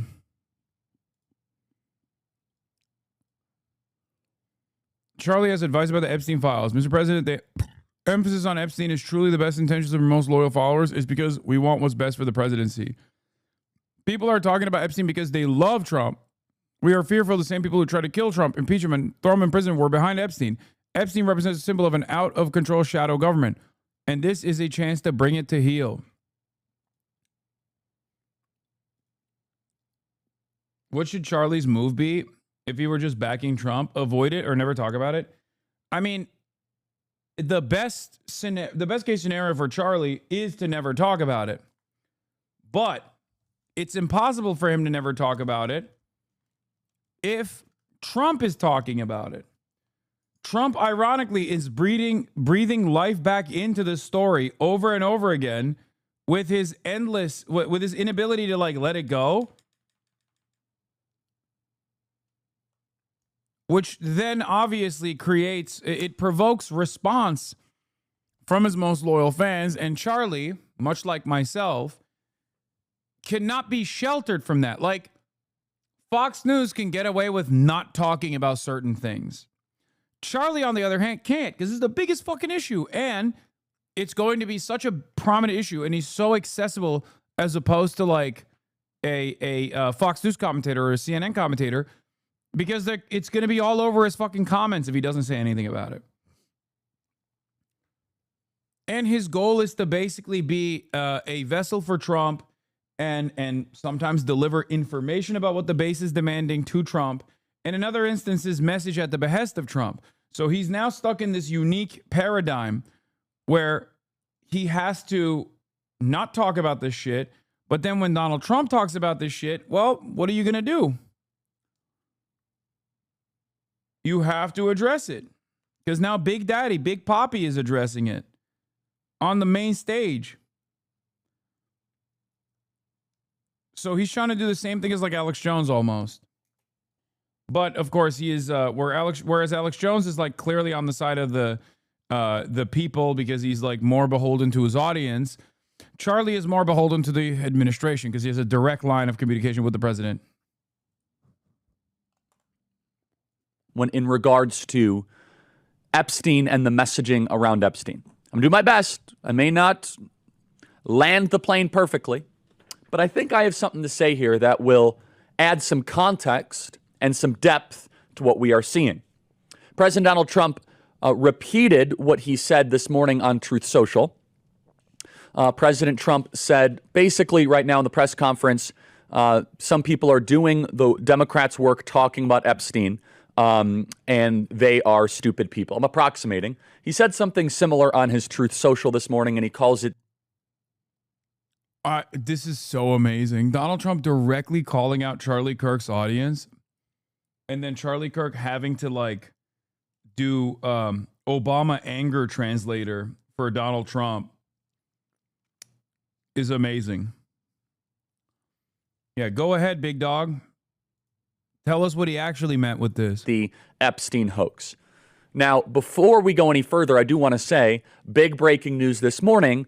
John Solomon is reporting that in his sit-down interview with Donald Trump, President Trump has greenlit a special prosecutor to potentially be able to go after the criminal conspiracy around Epstein and all deep state activity. So that is a phenomenal victory. That is something that we should rejoice in. And if that is true, because it's John Solomon, it's kind of like 2 or 3 levels back, but basically going after all things deep state, a deep state prosecutor. That is a terrific development. And I would love to see, you know who I want to see do that? Ed Martin. I think Ed Martin would be a phenomenal deep state prosecutor. So let's kind of just put a part on that. Let's just put a little bit of a little plug on that because we'll get back to it. That's a huge victory. The president deserves credit there. If we get a full deep if it's real, I love that. Dog, you got a direct line of communication with the president. Just call him up. Call him right now. What do you mean, if it's real? He straight up texts Donald Trump's children with regular frequency. And it's not just that, but Donald Trump called him personally to be like, hey, cut it out, cut the shit out. No more Epstein talk. What the fuck are you doing? To which his response was, thank you, sir. Please, sir. I apologize, sir. And then he came out with this revelation yesterday that he's went back on clearly, where he was not going to talk about this Epstein stuff ever again. State criminal conspiracy prosecutor. Think basically Robert Mueller for deep state activity, but one of our guys doing it. And interestingly, special prosecutors and the deep state activity actually is interlaced into all of this. So this morning, President Trump posted on Truth Social. I could read the entire thing on Truth Social, but let me just kind of do the best of. You guys can obviously find it on Trump's Truth Social. He says the radical left Democrats have hit pay dirt again, just like the fake and discredited Steele dossier, the lying 51 intelligence agencies, the laptop from hell, which the Democrats swore came from Russia. No, it came from Hunter Biden's bathroom. Even the Russia scam itself, a totally fake and made-up story used in order to hide crooked Hillary Clinton's big loss in 2016 election.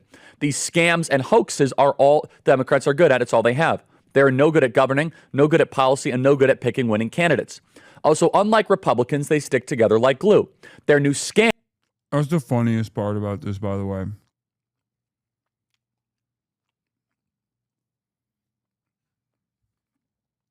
I'm sorry. But the Democrats never stick together. I wish.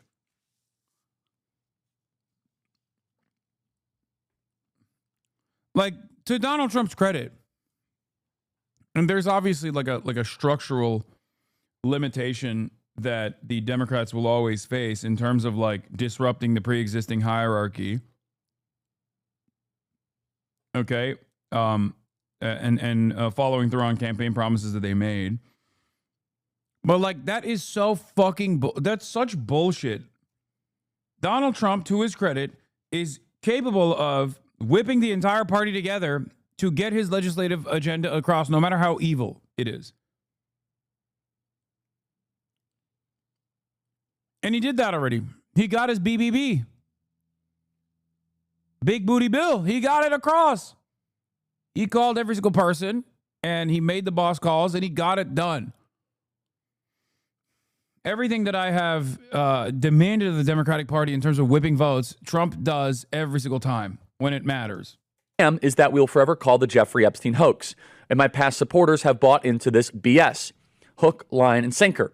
They haven't learned their lesson and probably never will, even after being conned by the lunatic left for the last 8 years. I've had more success in the last 6 months than perhaps any other president in the history of our country. That is totally true. And all these people want to talk about with strong prodding by the fake news and success star of Democrats is the Jeffrey Epstein hoax. Let these weaklings continue forward and do the Democrats' work. Don't even think about talking about our incredible and unprecedented success because I don't want their support anymore. Thank you for attending to this matter. Make America great again. Okay, so let's start with this. President Donald Trump is obviously upset. Why is he most upset? I'm going to go through the top two reasons and seek to explain it. He's venting because he has achieved a lot in 6 months against all the odds. Energy prices are going down. The border is hermetically sealed. He passed the big, beautiful bill despite a 3-seat majority in the House of Representatives. He's embarking on mass deportations. He ended a war between Israel and Iran. He took out the Iranian nuclear facilities. Bro, he started the war.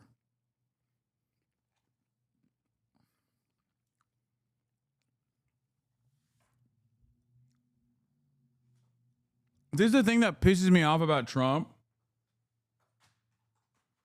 Aside from all the obvious shit, this is on some super basic shit, like apolitical shit, okay? Forgive me for getting apolitical with it for a brief moment when I'm talking about Donald Trump, who obviously is a political being. Like 90% of his accomplishments that these guys give him credit for are things that he fucked up initially. Like, what do you mean he stopped a war with Iran? It's like he had the opportunity to never start a war with Iran.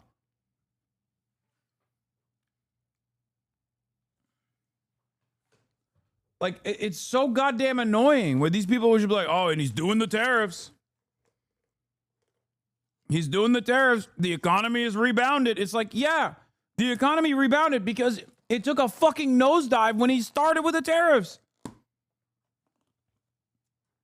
And then only when he backed away from the fucking tariffs did the economy rebound and got to its previous levels.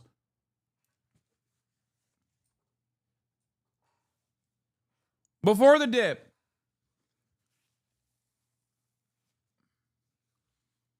I wish I could get credit for shit like this. You know what I mean? I break something and then I threaten to break it further and then I just simply stop breaking it. I don't even fix it. I just stop breaking it further. And people go, oh, thank God, bro. You are the king. You are so sick. It's like, bro, I started the problem. And then I said I was going to keep accelerating the problem. And then I stopped accelerating the problem. And now all of a sudden you're like, oh, thank God. Oh, you are so good. You are so good at your fucking job. That's the Trump method every single fucking time. It's so goddamn annoying.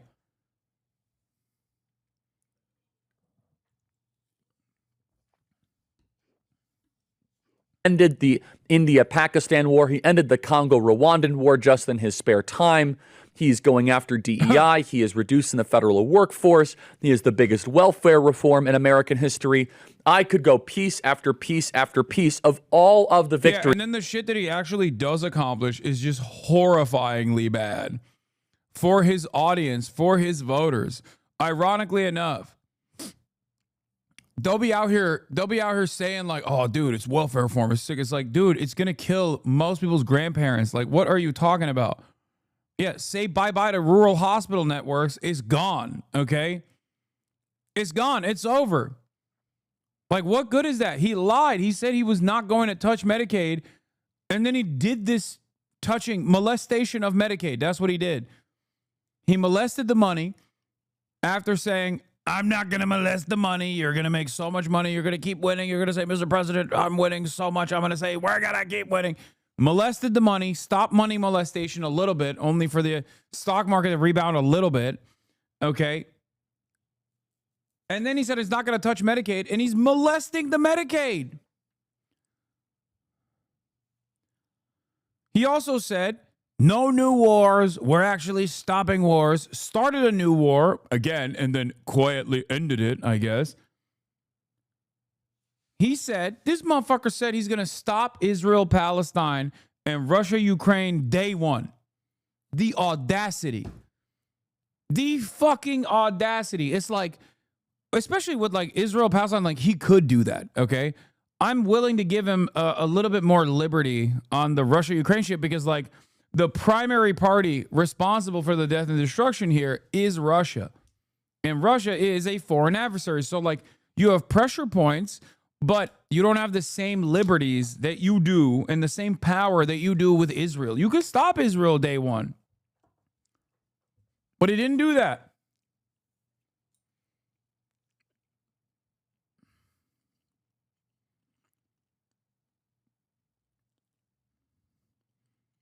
And Trump is fucking out here not delivering on any of this shit. And the only things he does deliver on is actually harmful. And his dick riders are just like, hell yeah, baby. He's killing it. He's awesome. He's amazing. Look at the border. That President Donald Trump was able to achieve. One of the most impactful 6 months ever of any president. So from President Trump's perspective, he is experiencing a pace. He's experiencing a reality that is far different than the first 6 months of Trump 1.0. So President Trump's immediate reaction as someone who is making phone calls to try to end the Russian-Ukrainian war, he's trying to figure out this Jerome Powell thing. He's got agencies of governments to manage. He's turning and probably saying, why is the attention on a guy who has been dead for 6 years? That is probably what President Trump is saying, and I'm synthesizing part of his venting. Here's my piece of advice, guys. Don't take too seriously this whole Truth Social here. I know some people are getting fired up about this. I don't believe he was trying to insult anybody personally. His base, the people who made his movement what it is, I think is what he was pushing back on what he thinks is a misaligned press narrative. Oh, when he said you guys are stupid for caring about this, he actually meant like something totally different. He just didn't mean that you were. Let's look at the comments. Charlie, if someone around Trump hasn't taken 5 minutes to fill him in on why this is a big deal, that should be alarming to everyone. When Epstein is brought up, we are not talking about the man. We are talking about the whole nightmare. We want names because we want people, however, whoever they might be, accountable. I'm going to be a simple man here. I want those who have done wicked things in the videos to go to jail for a long time. Justice for the kids is what people want. This is more important than any politician, including Trump. He's gaslighting us. Duh. We care because this is another example of class warfare, and we're sick of the elites not being held accountable. If Trump really felt it was no big deal and made up by Democrats, then why did he make such a big deal during his campaign about it and promise either release it at all? If it's not that big of a deal, just release it all and move on. Bro, these guys do not care. Okay, that was a Hasanabi head? No, dude. We care about this because this is another example of class warfare? No. This is the reason why I said that brother, Republicans have no way of doing class politics. They don't understand it. Many Americans, liberals as well, don't have any understanding of class consciousness. They don't have any class politics. So they actually grab on to things like this as a signifier. It is a substitute for class consciousness. It's a substitute for class warfare. They don't understand that class warfare is being dished out every step of the way in every facet of their existence, whether it be their fucking landlord raising their rent, whether it be their boss that tells them like, this is your salary and it's not increasing. Okay. Whether it be price of groceries going up, they don't see it. They don't see that as class warfare, which it is. They only see this as class warfare. Jeffrey Epstein and all these elites get to do like pedophilia on fucking airplanes, on private jets, and then no one seems to care, and there's no justice ever served for these people. They see that as like a major part of this. Okay? What is this? What? Hasan tweeted silently mid-news coverage and acted like nothing happened. I'm crying. Well, Johnson had a rare moment, extreme. That's crazy. Bro, chill. Hey.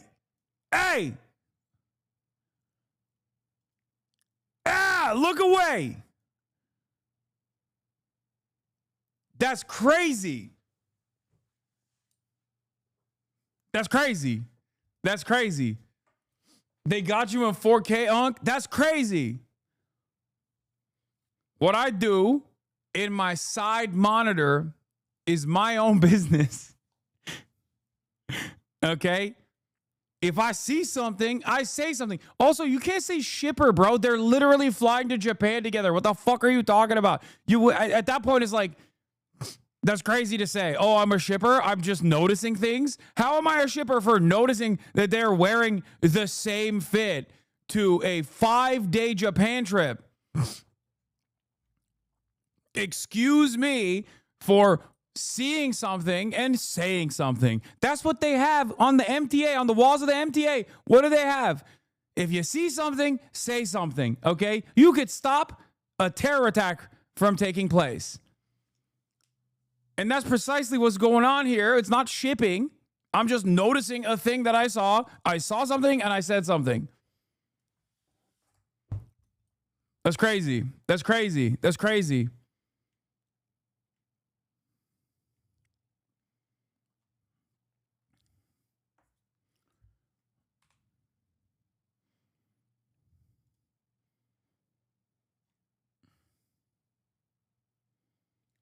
You're that creepy unc telling nephew why he doesn't get together with his friend standing next to him? What? Comparing this to a potential terror attack is wild. Well, you know, it maybe terrorizes some people's hearts and souls, okay? Like, because maybe they are fearful. What if it doesn't work out, for example? Okay? That's terrorizing to think of.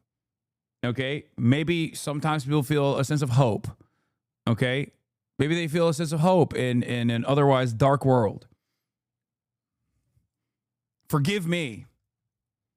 Forgive me for having a glimmer of hope in a world that is otherwise very dark. Okay?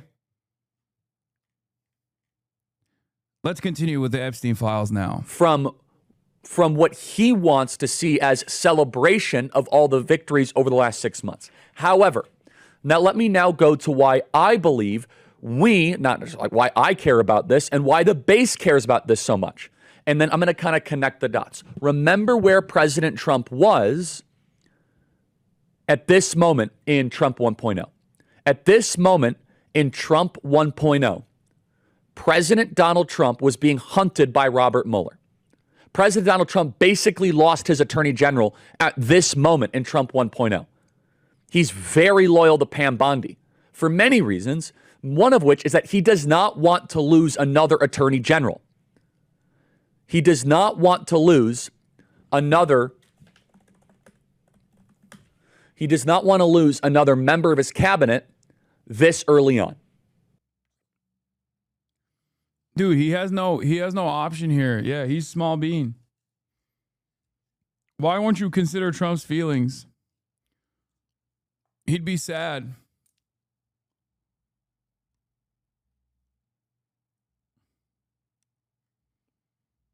Yeah, he has attorney general related trauma. You don't understand. This is quite distressing for Trump. Secondly, he saw in the summer of 2017 a lot of people jump. By the end of this Epstein process, Charlie Kirk's Vegeta-ass hairline is going to turn into Dan Bongino's hairline. Non-existent.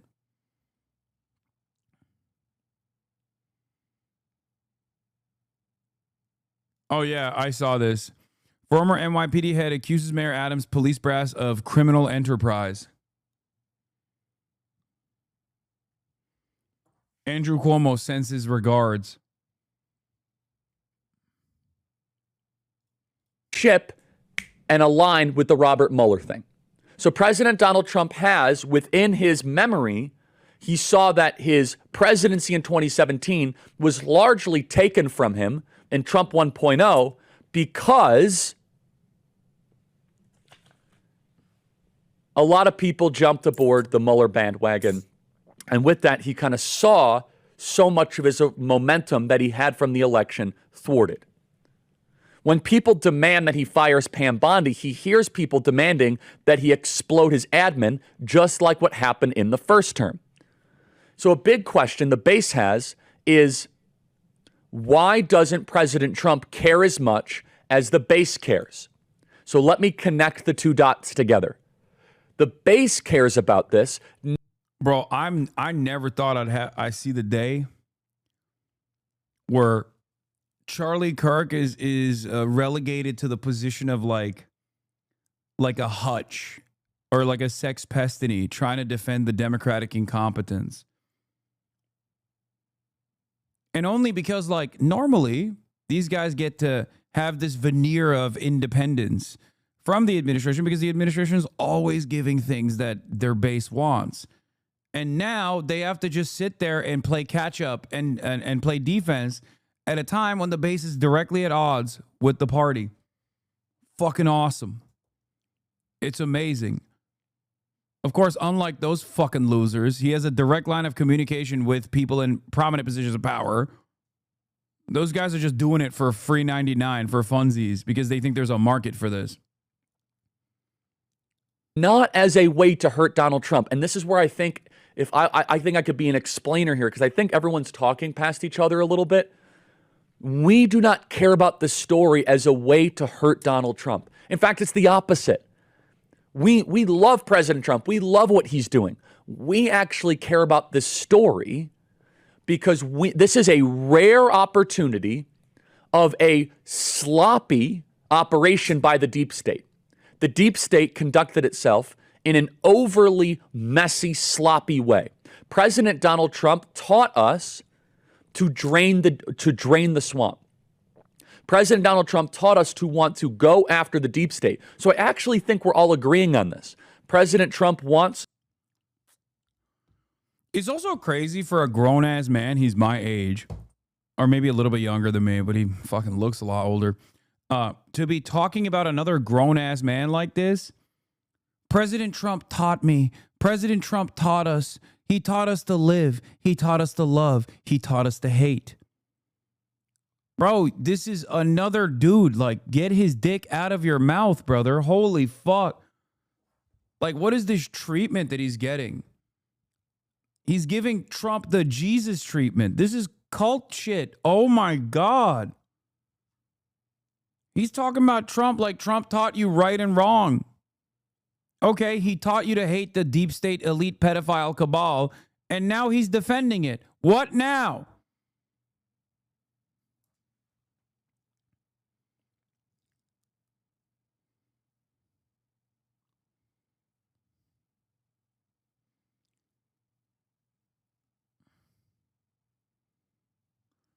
I'm so blue and on. I took 2 weeks off watching the stream, and coming back to seeing how the Trump worshippers talk made me so aware of the genuinely authoritarian, fascistic cult way they talk, Hitler vibes. Oh, yeah.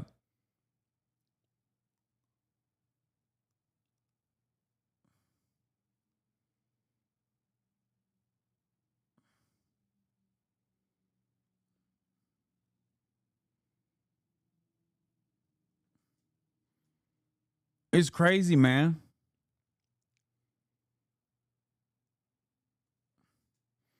Yo, I know this is off topic, but I just realized if we have elections during 2028 primary, your stream is high-key going to be a coveted spot. Candidates are definitely going to want to take advantage of the Twitch streamer with the largest likely Dem primary voters. Oh, I know. I'm not looking that far into the distance right now. But I will say, Zoran has fucking bricked me, okay? He's ruined me. I saw what good sex is really like. Now all the sex I'm getting doesn't feel the same. You know what I mean? This is an analogy. I did not have sexual relations with Zoran Mamdani. But like now that I see like an actual candidate who is very close to my worldview in all of the most meaningful ways, now whenever motherfuckers come to me and they're like, "Oh, well, I'm a liberal, but I am kind of progressive." I'm like, "Are you though?" Are you, though? It is different. Yeah, good dick hits different, dude.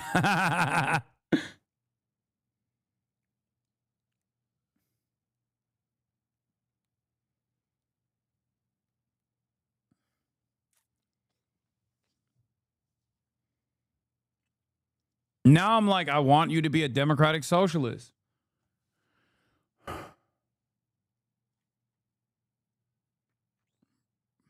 I want you to be saying things about Israel that I'm saying. You know what I mean? Within the confines of permissibility, of course.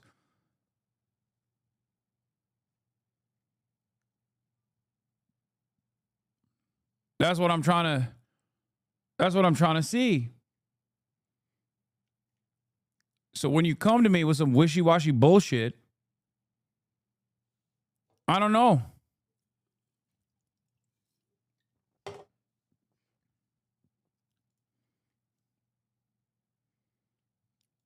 To have a special prosecutor go after the deep state. We want to have an emphasis on Jeffrey Epstein because Jeffrey Epstein was probably an actor of the intelligence agencies. We don't know. Oh my God, the search for liberal Joe Rogan has led the Democrats to an unlikely candidate, Jamie Harrison, their former party chair.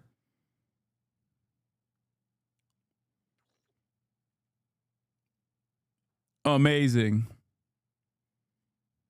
Yeah, that'll do it. Oh, that'll do it. That'll do it.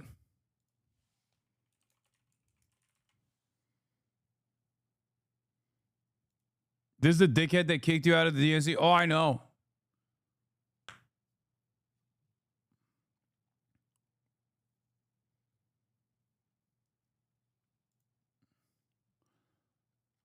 AOC joins Zohran Mamdani today at the Capitol. We're Yeah. in Washington, D.C., and look who I brought.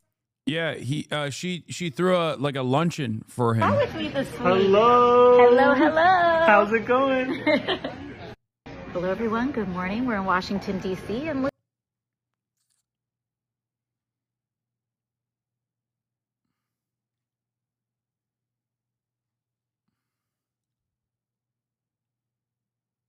Don't worry, I got it on the docket. Trump calling into One America News. I got it already. It's on the docket. We're going to get there. Oh, that for certain. He could have been a fabulist, like Mike Benz said yesterday. And maybe he was kind of doing brokering, or maybe he was kind of connecting the different entities together. But understand this. When I go to college campuses, I am not proactively bringing up Epstein. Justice Department fires SDNY federal prosecutor Maureen Comey, who played a key role in prosecuting Jeffrey Epstein and Ghislaine Maxwell, Politico. What the fuck? Hey, yo. Hey, yo. I mean, look, she flubbed it on the Diddy shit. But then again, Trump literally said he would entertain pardoning Diddy.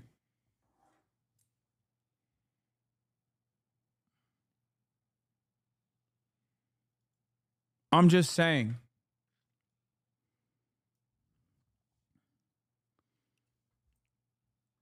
Zohran method is unpatched right now.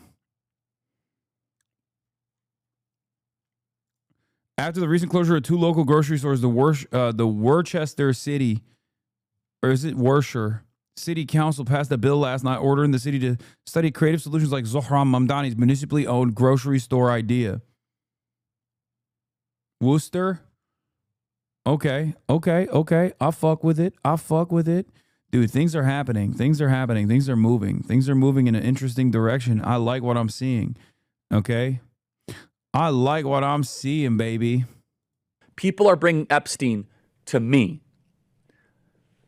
The reason why we are caring about this is not trying to win brownie points or not trying to make the liberals or the media care about us.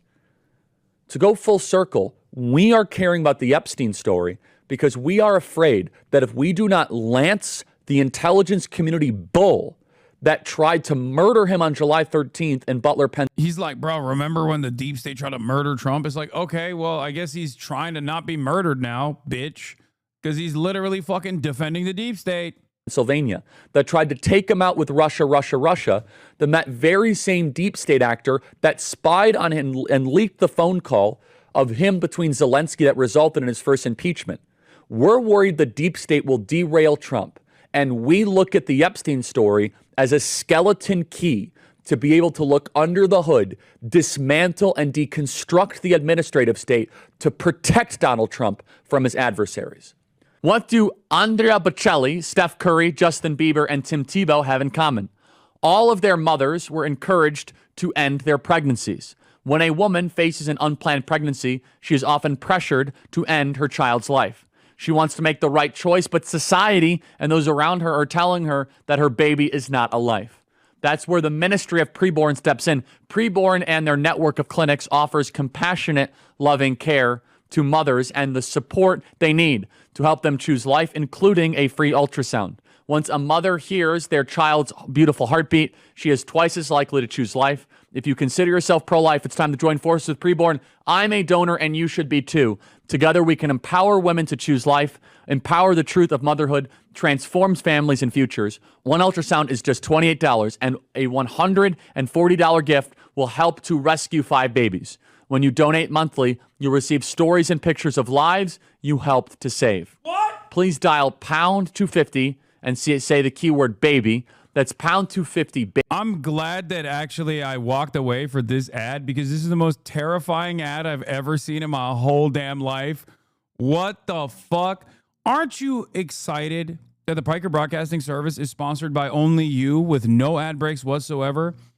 The only thing we ask for here at the Piker Broadcasting Service is your voluntary contributions in the form of a $6 a month subscription or a free one in the form of a Twitch Prime. Now imagine a world where the Hasanabi, the Piker Broadcasting Service, also known as PBS, would actually be sponsored by preborn.com. Think about that.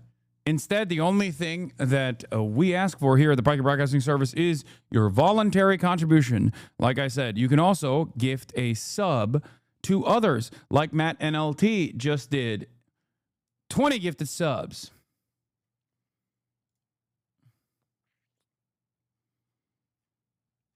That's a crazy, crazy fucking sponsorship to have. I didn't even know like companies like this existed. Okay. Yeah, we'll send you photos of fetuses, dude. If you fucking your donations at preborn.com/Charlie using the promo code BABY will get us to send you photos of fetuses. That's crazy. Anonymous, thank you for the 10 gifted. Blue Pop Ice, thank you for the 5 gifted. Once again, the Piker Broadcasting Service is for you and by you.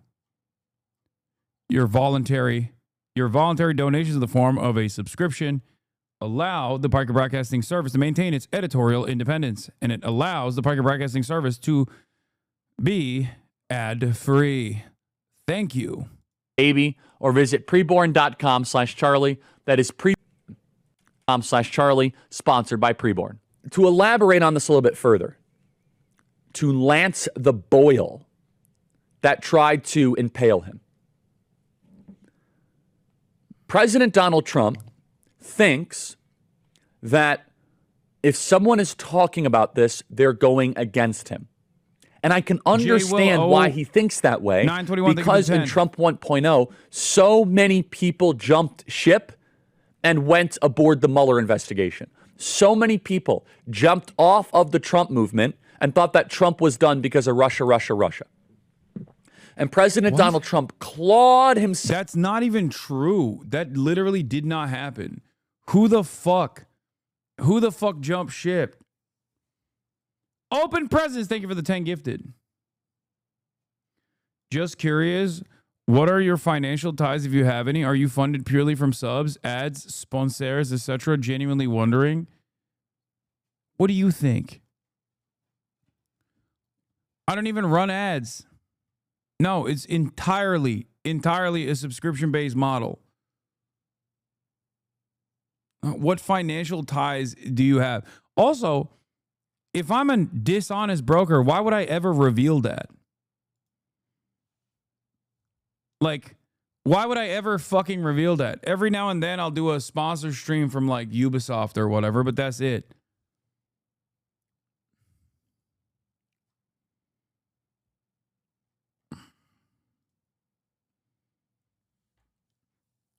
Everything is also public.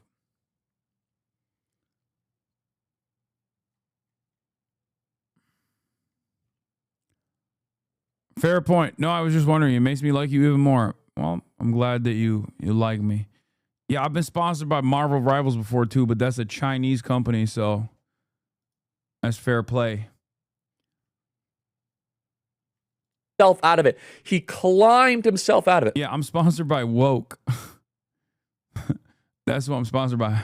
I'm sponsored by Big Woke, okay? That's who sponsors my ass. To barely be able to... You support the capitalists at Amazon and now Ubisoft? Yes. To survive after all of the deep state attacks. And Trump is getting wins, and we should be talking about them. The president is very fired up here also because this was all done under this, almost all of the documents and all of the reporting around this was done during James Comey. It was done back in 2007 under George W. Bush. This has been thrown upon his desk. And I'm going to defend the president here on one key thing. He does have a right to be a little bit skeptical and paranoid. And I'm going to try to translate part of the Truth Social as to what I think. Bro, 11 minutes for like 11 minutes and he still hasn't even like gotten into the meat of it.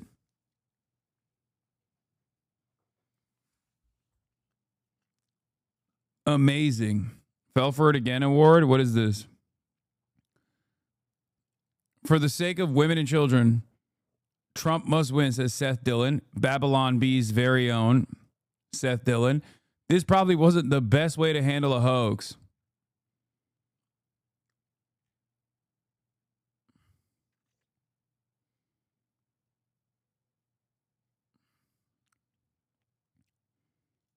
Would be the best way to resonate with you.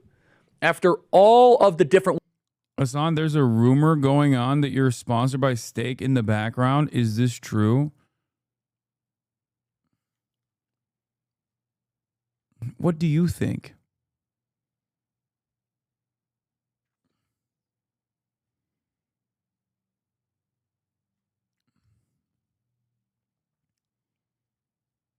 What do you think?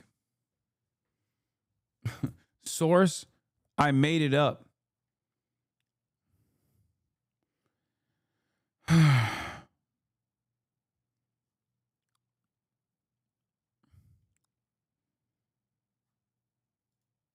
I gamble my mental health in this chat every day. Me too. Yeah. Hidden sponsorship. The best, like saying I'm sponsored by Steak is like saying I'm sponsored by the Republican Party. You know what I mean? Like I'm actively antagonistic towards this supposed sponsor of mine that I've never actually even flashed the name of. The only time I even talk about it is when I'm railing against it. Yeah, sponsored by Steak. Promo code Fuck Hasan to get your first $100 in cryptocurrencies free. Ways they've tried to take out President Trump.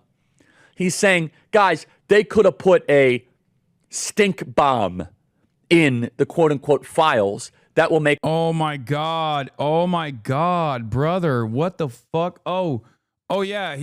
Trump is just really scared because he's been hurt before by the deep state. So he's just scared that like the deep state actually put a stink bomb in the Epstein files to make Trump look bad, you know, by saying he's directly affiliated with Jeffrey Epstein in ways that maybe is even more meaningful than we previously thought.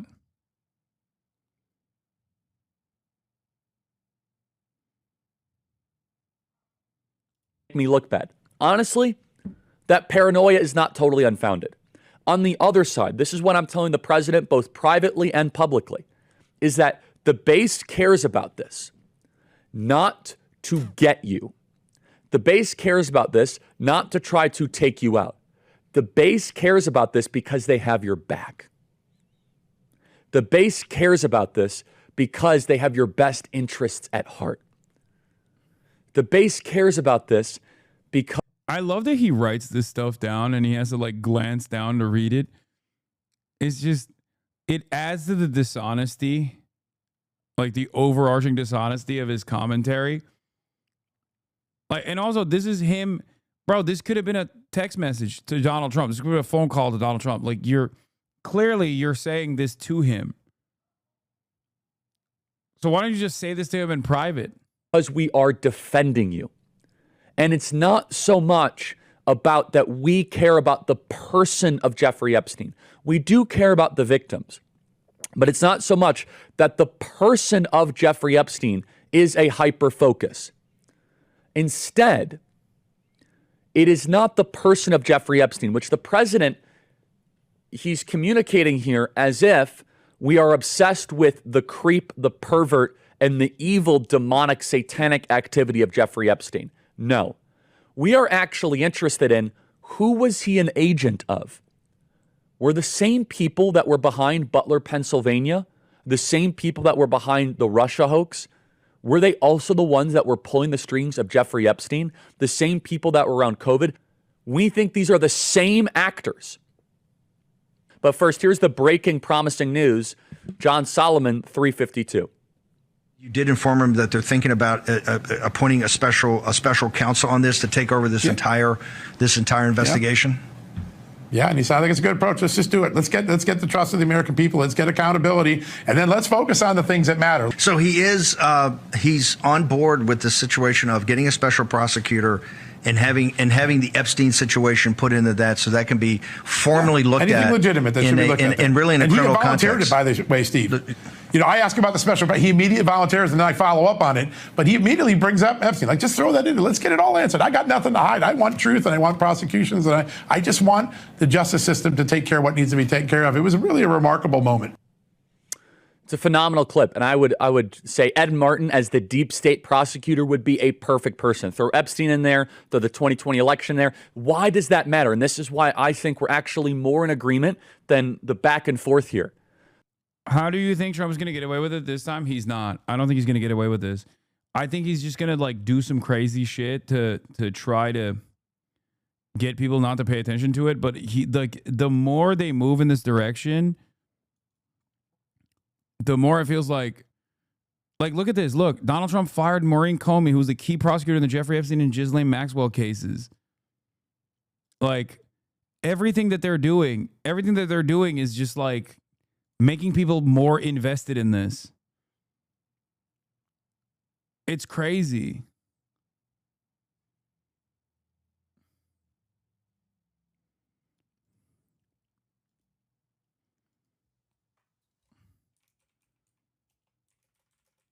Every step the Trump administration has taken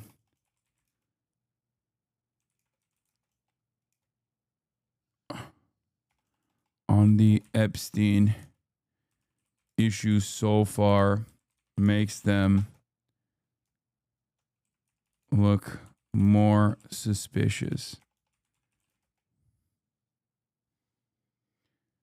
If you were sponsored by your haters, you would have Jeff Bezos' money, Hasan. Yeah.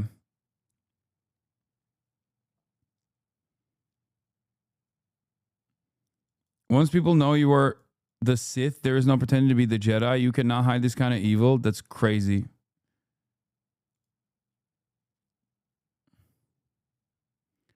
Breaking news today, the DOJ fired Maureen Comey from the United States Attorney Office in the Southern District of New York. She's the daughter of the former disgraced FBI Director James Comey. This comes 2 months after my pressure campaign on Pam Bondi to fire Comey's daughter and Comey's son-in-law from the DOJ. Maureen Comey's husband is Lucas Isaac Haroff. As I previously reported, he works with the current Trump DOJ despite a long history of being a Trump hater. He is the assistant U.S. attorney in SDNY, working in the civil division since 2019. No word yet on whether or not he was also fired today, but he should be. +1 for Blondie today.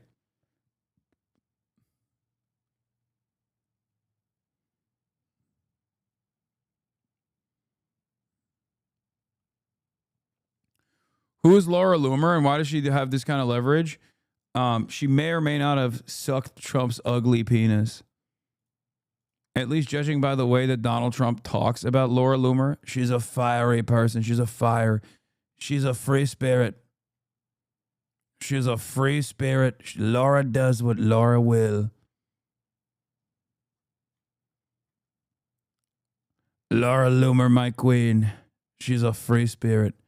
How do you know it's ugly? Come on, dude. Does Trump resemble the type of person that has a nice looking penis?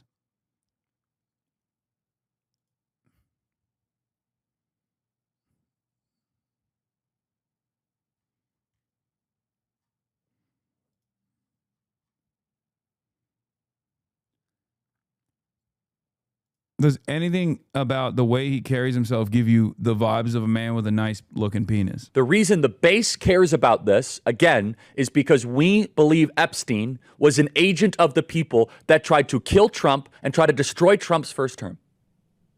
President Trump thinks, though, the people caring about Epstein are part of the people that have been trying to ruin him prior. That's where I think we're actually more in harmony here. And I'm not just saying this as, trying to cope or run cover. Because President it's just a simple misunderstanding when he said everyone that cares about this is stupid. It was just a misunderstanding. I got it. My bad, Charlie. Thanks, man. This will surely work. This will surely work. Except, no, the fuck it won't, dumbass. Donald Trump is obviously okay with appointing a special prosecutor.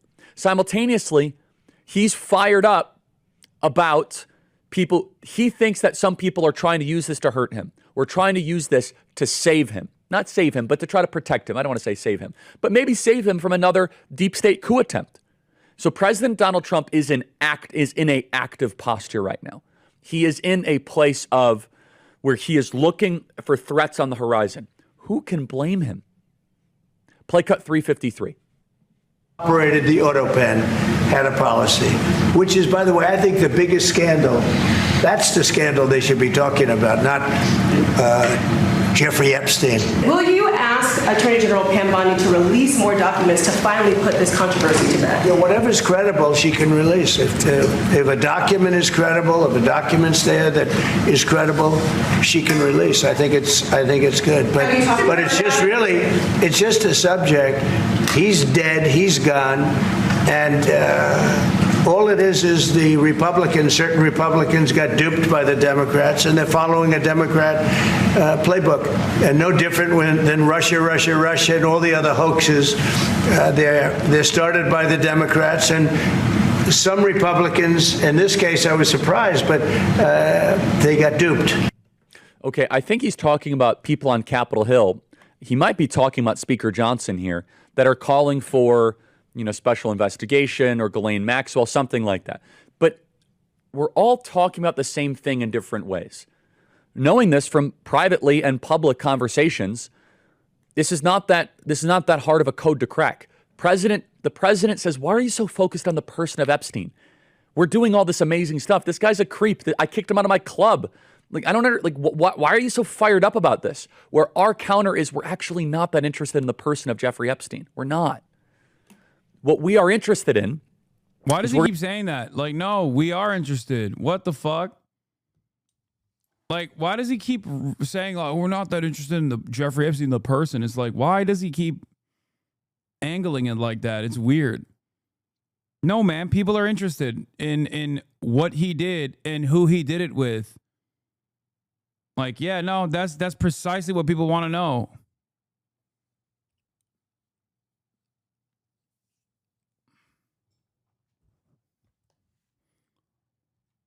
Oh my God. Interesting in, was he a representative of the shadow government?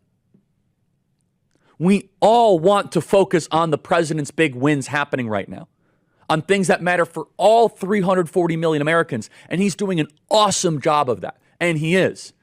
And the emphasis is not, it's all about the person of Jeffrey Epstein. The reason why the grassroots is mad, and the reason why you guys are fired up about this, and the reason why you guys are emailing me, freedom@charliekirk.com, is you say, no, Mr. President, this guy is a way, it is a skeleton key.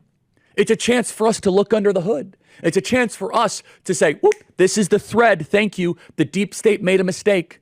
They were sloppy. They were messy. How did Epstein die? Where did he get his financing from? Was he a representative of a foreign government? Everything. Which foreign government would that be, Charlie? Charlie, remember, is broaching on big no-no territory here. Okay?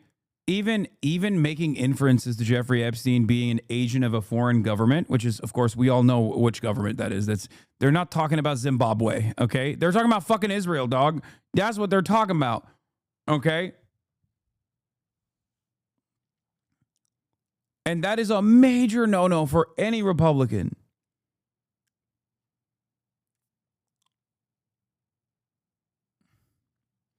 Even NPR calls the Mossad theory anti-Semitic law. Exactly. NPR is like, guys, the multiple former prime ministers of Israel were hanging out with Jeffrey Epstein because they love his vibes, okay? Please, don't say that there was any involvement with intelligence. It was because of the vibes alone. What are you saying? They just really loved he was incredible company at cocktail hour. We look at Epstein as an introductory story to all of the other elements that tried to take you out. It's not that we are obsessed with some people are online. They're like very into like who Epstein was personally. There's been plenty of documentaries about that. That's not what is animating this. That's not what's firing a lot of people up in this audience. Don't get too fired up about the Truth Social and President Trump ranting and venting about this. And let me tell you why. It's that President Donald Trump went through an entire first term. He went through an entire term where people were constantly turning on him for fake stuff. Constantly turning on him. I mean, he didn't always hang out with the rich and powerful on account of the pedophilia real question. Yet, no, I don't. Didn't he always hang out with the rich and powerful on the account of pedophilia real question? No, he wasn't like literally doing pedophilia every time there was like a rich and powerful person around him. Okay? And I'm like, I don't think that. And I don't think every single person, because he had adult victims that he trafficked as well. My point is we want evidence as to what the involvement was with all of these other people who definitely did engage in illicit behavior. Especially considering that many of them were openly hanging out with him after he had already been arrested for sex trafficking of minors one time and went to prison for sex trafficking of minors. So especially the people that hung out with him after, before and after being the most significant part of this.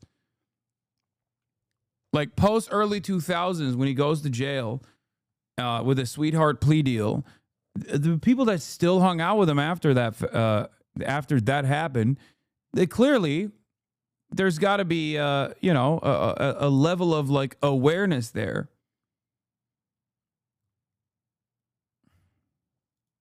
And so he says, wait a second, like, he basically thinking, he knew Jeffrey Epstein. He got in a big fight with Jeffrey Epstein. He kicked him out of his club. He's mistrustful of all of these different elements here. At the same time, the message that I want the president to hear, both privately and publicly, is that you in the grassroots, the emphasis and the focus on this is, partly because of all the kind of back and forth of, is it up? Is it down? Also, PTSD, post-traumatic stress disorder, I guess you could call it. He's so woke. He's saying Trump's got PTSD. But I think part of this is just a messaging misunderstanding. And again, emails are flooded. Oh my God.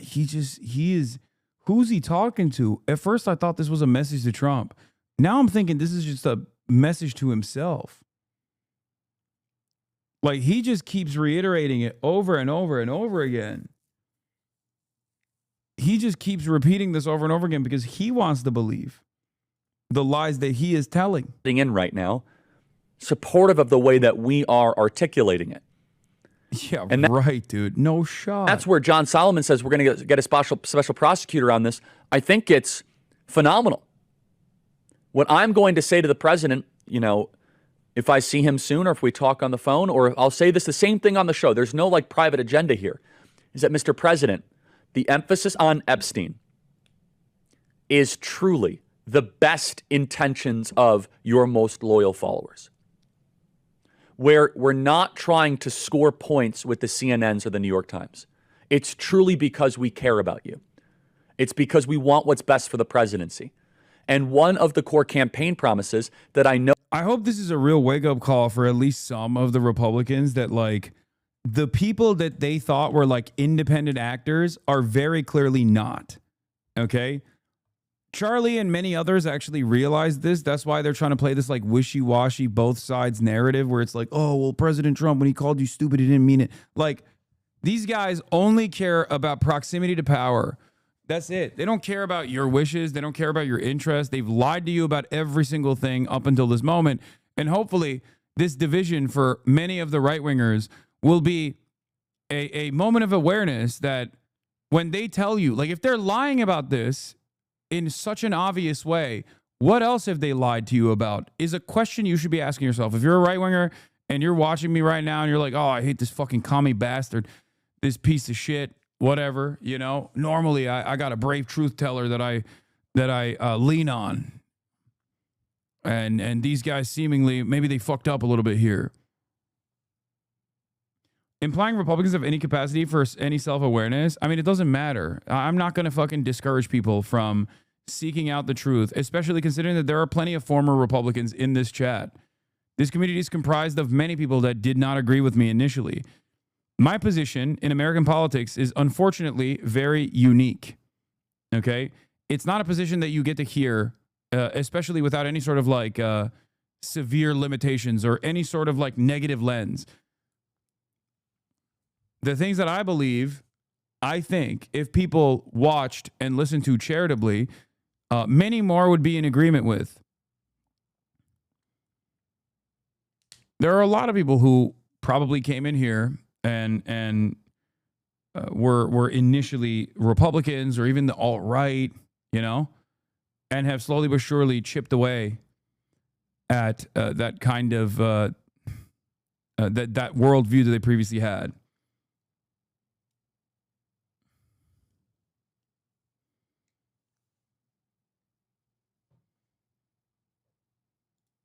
See, I was a hate watcher review. Now I don't even know how long I've been subbed. 36 month. 36 month subscriber.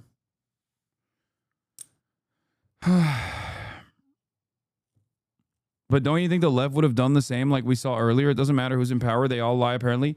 Yeah, no shit. My point is, first of all, they're not the left. That's the Democratic Party. That's a totally separate thing from the left. If you want to see a figure that is representative of actual leftist politics, look at the way the Democrats have been treating him so far. Zohran Mamdani is a great example of a person who is a leftist. There are people who have historically been on the left who have also been forced to capitulate, forced to concede, forced to basically play the role of a shepherd for the Democratic Party as well from time to time.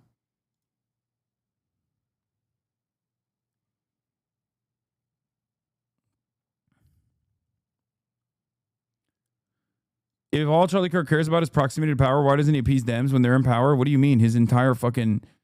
Wait, what?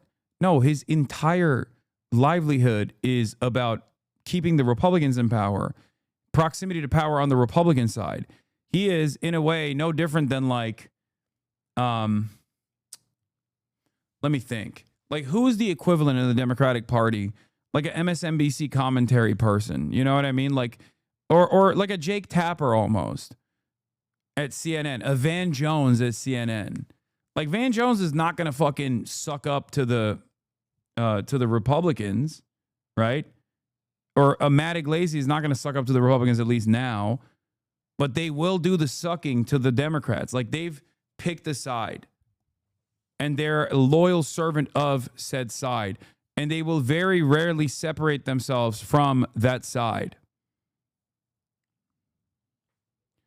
The independent media version for the Democratic Party of this is like a Harry Hassan or an Olivia Giuliana or people like that, or Hutch, even though they're not even like directly related to the Democratic Party. The Democratic Party doesn't want anything to do with them because they're more old school than the Republicans are. Republicans do rely on like independent media as a ecosystem, as opposed to the Democrats that haven't until this election cycle, and now they're going to probably try to find a bunch of people who are on board and loyal servants.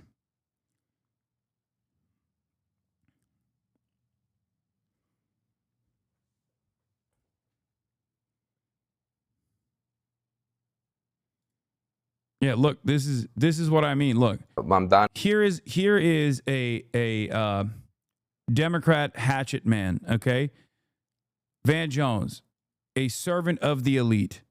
This is his role. His role is to basically defend Israel. His role is to defend the billionaires. His role is to shit on the real left. Okay, look, let's hear. It would do a lot better if you clean up some of the anti-Jewish stuff that he said, or anti-Israel stuff that he said. He's got to get away from globalizing the intifada and stuff like that that's scaring the crap out of the Jewish community in New York. But if he can clean some of that sort of stuff up, he's got a real clear shot. And I think the other thing, like, it's so funny to say this when Zohran Mamdani won a resounding victory without capitulating even a little bit to the pro-Israel crowd. He just said, nah, fuck that. He didn't give him an inch. So why should he listen to you? Why should he listen to you now after he's won? This is the time when he's not supposed to listen to you at all. Like, we saw that this theory that they tried to unleash upon Zohran Mamdani in the primaries failed.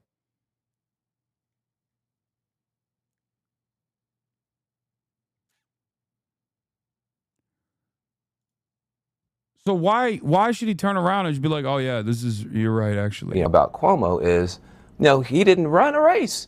He just, leaned on the unions, leaned on the big donors, ran a bunch of crappy TV ads and thought he was just going to get it. Mamdani actually ran a race. And so you're going to see, I don't care who you are in this party, you're going to have to go out there and earn it from this Democratic Party. Yes, I know Alaska's about to get slammed. There was a massive earthquake that happened off the Alaskan coast. Breaking news, water is now receding along the Alaskan coast following the 7.3 earthquake. A clear sign of tsunami is approaching. Residents of Sandpoint, Alaska have been ordered to evacuate immediately. The National Weather Service and U.S. Tsunami Warning Center have issued an urgent alert for all low-lying areas. If you're in the area near Sandpoint, get to higher ground now. Avoid beaches, docks, and harbors. If you can't evacuate, shelter in the upper floors of a sturdy building. Do not wait. Do not return. A tsunami is coming. Time is running out.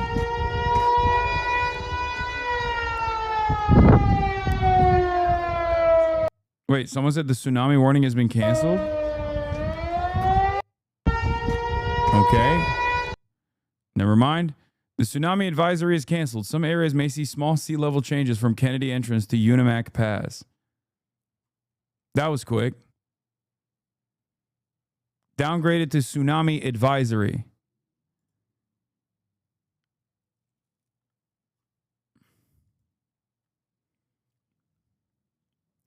Well, we did it.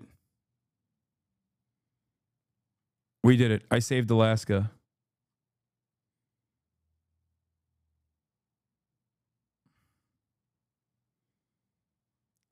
Probably better safe than sorry.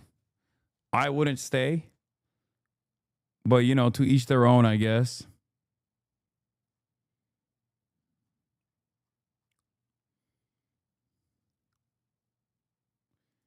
The NWS has been on a hot streak of saving people from water-related extreme weather as of late. Not really. Yeah.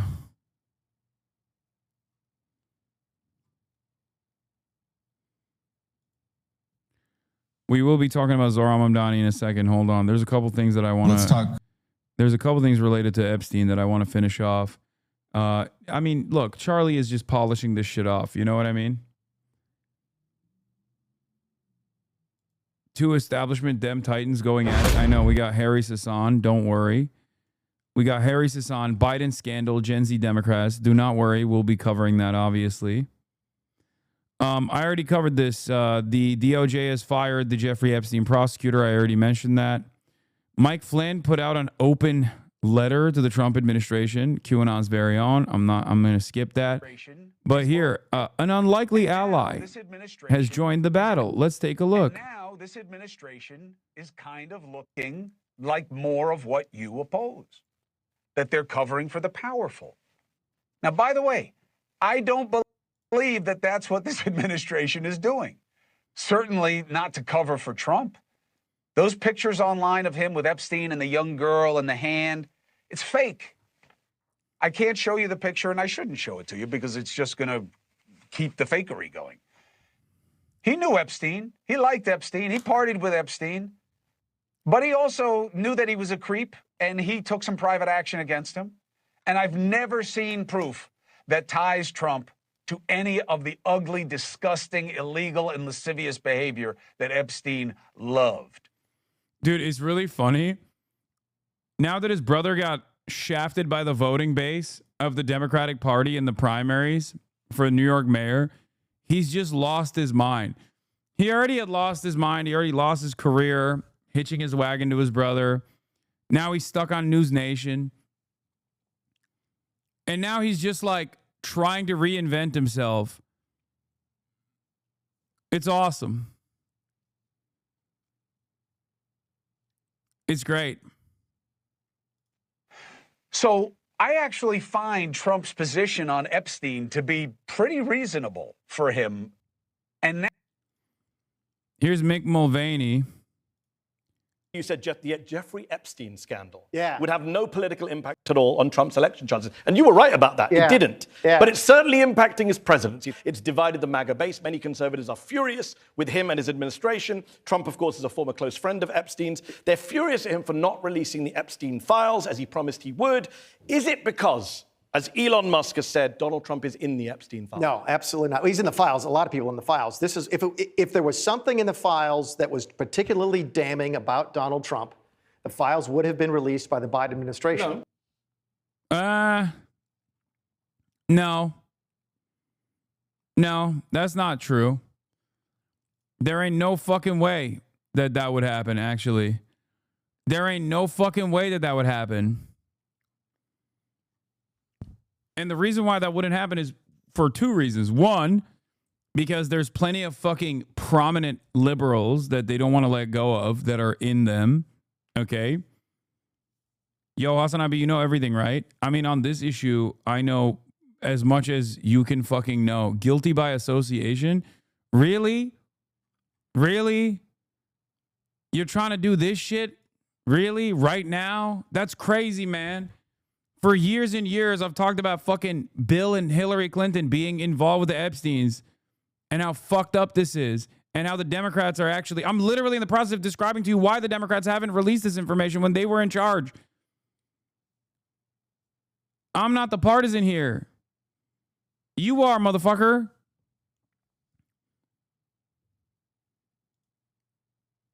Not if it was damning about Bill Clinton as well. Not if it was damning about... Can I please just... Okay. Yeah, that's the reason. It's because there's shit about the Clintons in there and many other Democrats as well. And also, even if there wasn't shit about Bill Clinton and many other Democrats in there, there are obviously a shit ton of like liberal boosters, liberal donors in there that are directly involved with Jeffrey Epstein. Ones that we do know of. Just like we know of the Republicans that are involved, like Alan Dershowitz. And liberals are exactly the type of people that would never release this because they believe in the infallibility of institutions and they think that this would be like too disruptive. If the Trump administration thinks it's too disruptive, then any liberal administration would be far too fucking careful, far too scared to actually reveal any of this information. If it had any ties to Israel, for example, they would never do it. And I say this as someone who didn't think Trump was going to reveal this information either. If it was really damning about Donald Trump, they would have released at least that part. My guess is, and it's an educated guess. Yeah, you could say the same about Democrats now. If it was really damning about the Democrats, Trump would release that part. Why is he not releasing it? Because it's the same thing. Mutually assured pedophilia. Mutually assured destruction of pedophilia, okay? It's the mad principle, but for pedophiles. It's the mad principle for illicit sex trafficking. That's it. Is that it's particularly damning of very important people on both sides of the political aisle, which is why Trump doesn't want to release it and why Biden didn't release it either. If it was just about Trump, it would have come out. You were the chief of staff when Epstein apparently died by suicide in prison. Yeah, you were. yeah, Yeah, we I think checked. so, yeah. Trump at the time baselessly suggested that Bill Clinton might have killed him, as he does. Baselessly? Okay. You think Bill Clinton might have killed him? Okay. Just checking. I don't know how loyal Is you Bill are Clinton to on the list? I mean, you were chief of staff at the time. You didn't Yeah. come out and correct him, so maybe you do share that insane view. Not my job. That literally is your job No, as it's chief of not. staff. No. You just said As- earlier as the between- chief of staff Yeah, controls yeah. information coming to Donald Trump. That's crazy. Who told him that Bill Clinton killed him? It's not the job of the chief of staff to protect, to correct the president of the United States. And You as between who knows the job of the chief of staff, you know a lot about a lot. You don't know a lot about. But you just told me the definition was to protect Donald Trump. So you failed. The job of the president of the United States is to make sure he gets good information. And he in front failed of him. because someone told him that Bill Clinton killed Jeffrey Epstein and you didn't Did protect they? him from that. Did they tell him? Yeah, he retweeted a post saying that Bill Clinton could have killed him. So again, I mean, you're saying you didn't see any of the video stuff, you weren't involved, this doesn't rise to the level of chief of staff or the White House, and yet you're confidently saying that Elon Musk is wrong and his name's not in the files. How do you know? I didn't. No, I absolutely didn't. In fact, I think if you go back and look at the tape, I said I imagine that Donald Trump's name is in the file someplace. There's photographs of them together. Okay. So if there's a file someplace, which I assume there is, Trump says his name is not in anything. So he's lying. I could imagine. Why there'd be photographs of him? But he said it's not him. I have no idea. That wasn't me. I don't know him. Even though I wish Ghislaine well, I said, I wish her well. Her boyfriend was killed or maybe committed suicide. She's having a hard time right now. I have to imagine his name is on the list someplace. He was a member at Mar-a-Lago. By the way, Trump kicked him out of Mar-a-Lago for being too weird. True story. I mean, he also said he's a terrific guy who likes younger women. So.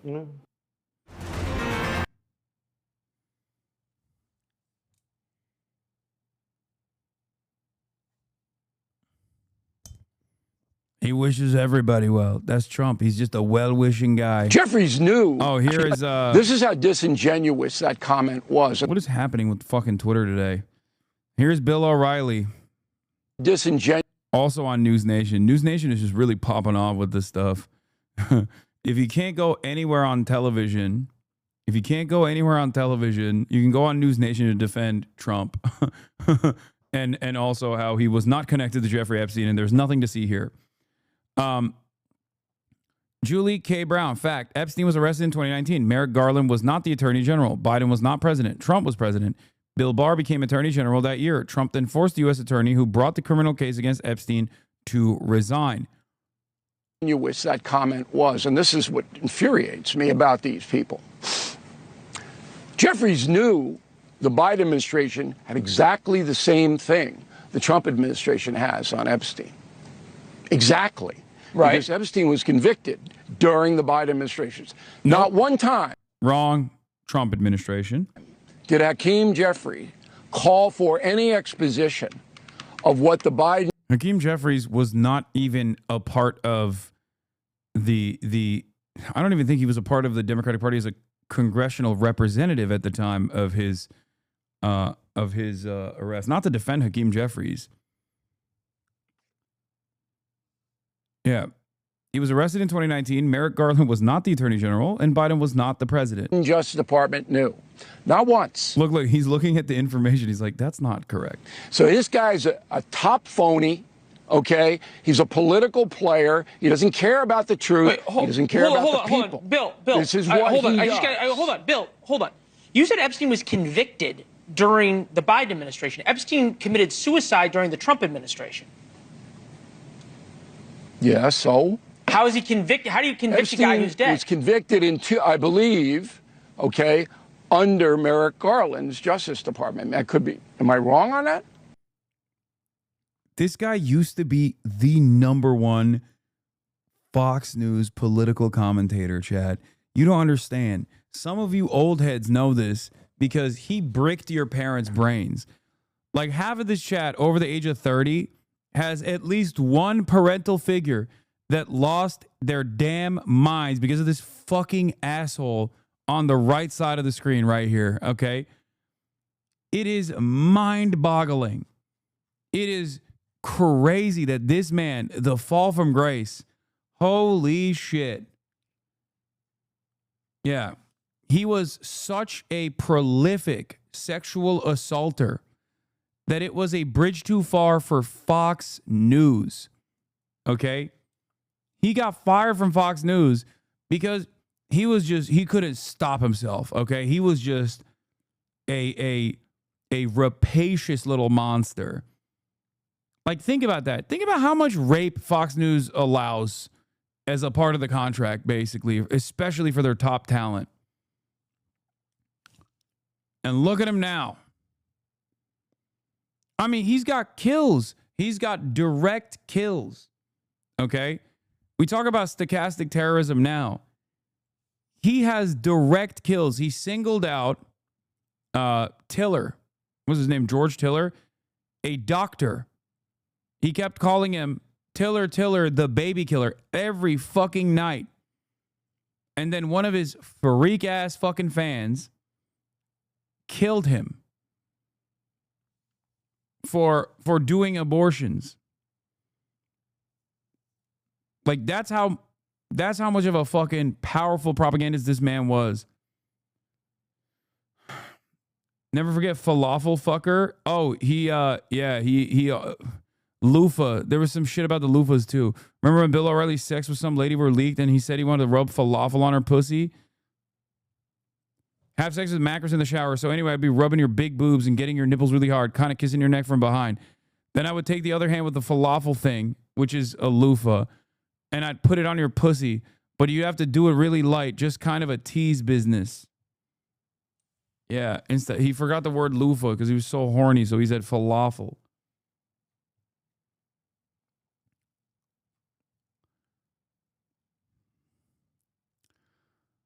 Wow, what a fall from grace. I don't think so. And then he was incarcerated, and then he committed suicide. Okay. The suicide thing is bull. I know the New York coroner's office very, very well. There's no way those people in there put a phony report about a suicide. No. Oh, my God. Way. Impossible. And it's not hard to ascertain whether you. Yeah, Bill, I think this is important. Bill, I think this is important. He's like, I know the coroner's office really well.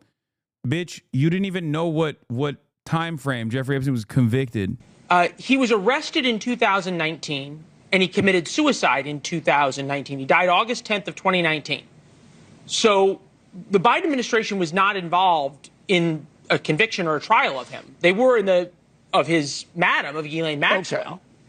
Okay. And that's a good point of clarification. But he was arrested and indicted under Merrick Garland. No, under Trump. Who had all of the information. Epstein was arrested, indicted, and committed suicide under Trump. In 2019, Trump was president. Merrick Garland was not the attorney general. Oh, he's so fucking old. Oh, get fucked. Get fucked, Bill O'Reilly. You embarrassing charlatan.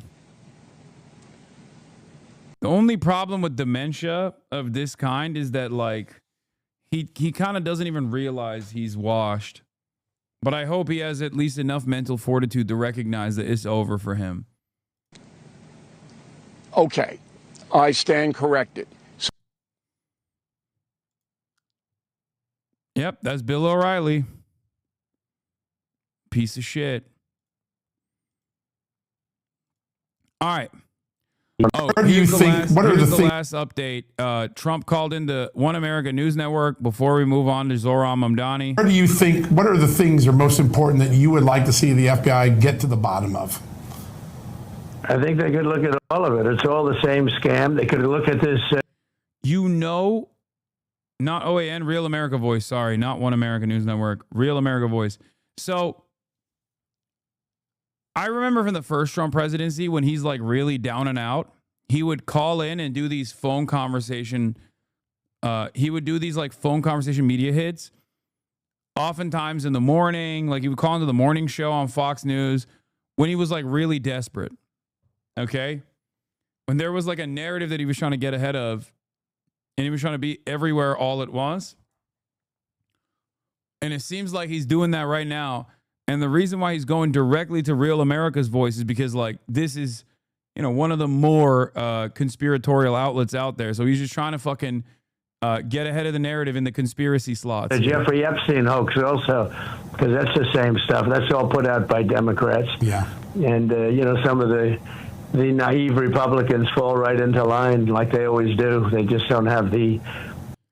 And if you he can't do this with he could probably do this with Charlie Kirk, but I don't think he could do this with Alex Jones right now. Because obviously the outlets are excited to have him. They're excited to have the president call in, right? This gives them a big boost. But there are most of those independent outlets that he could go to, the conspiracy outlets that he could go to, would probably ask a couple questions that would maybe make the situation worse for him. So he's not going to do that right now. Yeah, he's trying to corral the hog, so he's going to fucking Real America's Voice. They don't have the sustainability. They don't have They don't have that stick to it like glue. The Democrats, they have bad policy. They have bad candidates. They have bad everything. But they stick together. The Republicans don't do that. But they ought to look into the Jeffrey Epstein hoax, too, because that's another hoax. Yeah, he keeps saying hoax, but he doesn't explain what the hoax is, by the way, which is really funny. That's frankly put out by the pushing the Republicans and put out by the Democrats. No, they definitely set the Republicans up. One big prosecutor look at it all. Would that make you feel good, you think? Well, I think it's in the case of Epstein, they've already looked at it, and they are looking at it, and I think all they have to do is put out anything credible. But, that was run by the Biden administration for 4 years. I can imagine what they put into files, just like they did with the others. I mean, the Steele dossier was a total fake. Right. They took 2 years to figure that out for the people. And all of the things that you mentioned were fake. Yeah. So I would imagine if they were run by Chris Wray and they were run by Comey, and because it was actually even before that administration, they've been running these files. And so much of the things that we found were fake with me, but especially you look at that Steele dossier where they paid like 14 or 16 million. That's more than James Patterson gets paid to do a #1 bestseller. Isn't that crazy? And the thing turned out to be a total scam. So frankly, I think I love that they're looking at all this stuff. If they are, I hope they are. Yeah, we've definitely confirmed it. They definitely are. Mr. President, this is something that could give the American people answers on 3 different elections, 2016, 2020, and 2024. But to get that rolling, there are 2 sets of documents that are key to identifying possible conspiracy. But a grand jury can't see them unless you declassify them. Would you declassify the classified annex in the Hillary Clinton email case, as Senator Grassley has been asking? Well, I would do that. I would do that, absolutely. I think it should be looked at. The whole thing was a scam. Yeah. And I would do that gladly. Great. And there's one other one I want to mention. In the Durham report, they talk about the Clinton plan intelligence, the intercept where Hillary Clinton approves hanging that Russian shingle on your campaign house. That's another one that hasn't yet been declassified. Was that another one you'd consider declassifying? I would declassify it, yeah. Why? This is why he went on here, so they could talk about all the other conspiracies, to fucking cast a cloud of dispersion. Didn't Alan Dulles start the blackmail honeypot CIA operations? There's so much evidence at this point. It's insane to call this a conspiracy theory at this point. Yes.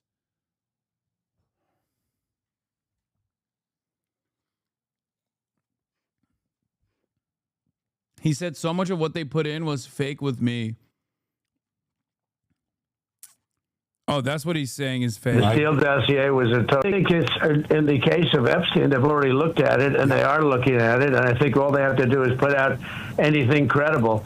But, that was run by the Biden administration for 4 years. I can imagine what they put into files, just like they did with the others. I mean, the Steele dossier was a total fake. Right. They took 2 years to figure that out for the people. And all of the things that you mentioned were fake. Yep. So I would imagine if they were run by Chris Wray and they were run by Comey, and because it was actually even before that administration, they've been running these files. And so much of the things that we found were fake with me, but especially you look at that Steele. Oh, yeah, he's saying the things that are related to me, they're fake.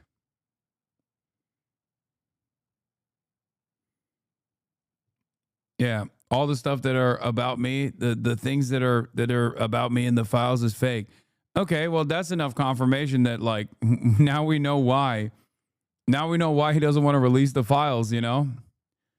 All right, big dog. You know, because there was a... Some Republicans break with the White House on Epstein files. Just release the damn files, Tom Tillis says. Maybe somebody was wrong. Maybe they embellished a little bit about what was in the contents of the file. Apologize for it. Get this off the table. It's sucking up too much oxygen. And we all deserve that. We all should know. Let's go to Sahil Kapoor live for us on Capitol Hill. Okay, Sahil, so the president wants Republicans to basically move on. He's making that really clear, even by putting himself at arm's length from some of his own core supporters inside the MAGA movement. He wants them to move on. One of the funniest things that has taken place is that Tom Tillis got so many fucking death threats from Deborahs and the Barbaras that he quite literally, one, tried to tank Trump's bill, failed to do so, but he still voted against it, and is now retiring. So when someone tells you, oh, your voice doesn't matter, okay, it turns out it absolutely fucking does, especially if that voice is a voice of a Deborah or a Barbara, okay? If it's the voice of a Hank who has the raspy voice of like a 65-year-old veteran, okay? It turns out when you're getting a flood of death threats from people who are so oblivious and so perfectly confident in their position that they are revealing what their home address is while issuing an active death threat to a fucking sitting congressperson. Turns out that does have an impact. Will they? That has not been happening so far, to put it mildly, Hallie. This issue is getting sustained attention in MAGA world from conservative influencers and in the so-called manosphere, podcasters who have a high volume of listeners and who supported Donald Trump in the last election. It's being met there with a mix of disapproval, criticism, even mockery in some cases. Now, Trump is usually good at redirecting attention when he comes under fire, tending to pin the blame elsewhere. Let's take a look at what he's saying this time around. It's all been a big hoax. It's perpetrated by the Democrats, and some stupid Republicans and foolish Republicans fall into the net. Now, this claim, Hallie, is not landing well with Trump's own base. Many of them are emotionally invested in this idea that Trump, if elected, would expose a giant conspiracy surrounding the Epstein files. And his campaign did fuel that perception. These figures, these voters are not ready to let that go at this point. Now, they tried first doing what, is part of the MAGA playbook. When this sort of thing happens in the administration, they found someone else to blame. They tried blaming AG Pam Bondi. Then Trump came out with his guys and gals social media post defending Bondi, which made clear that she was ultimately acting on his behalf. One thing we're seeing now on Capitol Hill, a new effort by Congressman Tom Massey, who has had a frosty relationship, let's say, with Donald Trump, saying he's introducing a discharge petition to force the issue of the release of the Epstein files. He says, quote, "We all deserve to know what's in the Epstein files, who's implicated, and how deep this corruption goes. Americans were promised justice and transparency," unquote. What does this mean? It's essentially a way to get around House Republican leadership and force this to a vote. You need a majority of the House, so only a handful of Republicans if all Democrats end up supporting it. He already has at least one Republican co-sponsor to sign the discharge petition. That is Marjorie Taylor Greene, a staunch ally in almost every other case of Donald Trump, siding with Tom Massey in opposition effectively to the administration's position here, Hallie. So we're watching that on Capitol Hill. And then in sort of the political ecosystem, if you will, there's this question of when the president puts his own MAGA supporters, some of them at arm's length, how do they respond, right? Like, is that going to have a political impact? It's probably too soon to say, although there are some new numbers, Sahil, that maybe give us an early snapshot. Why is he not dropping Pam Bondi? Good question. Probably because it's already really difficult to get any sort of appointment at this point passed through Congress. And number two, Pam Bondi can't be just a fucking fall guy. Because the real issue here is not Pam Bondi. The real issue is Trump doesn't want to release these files.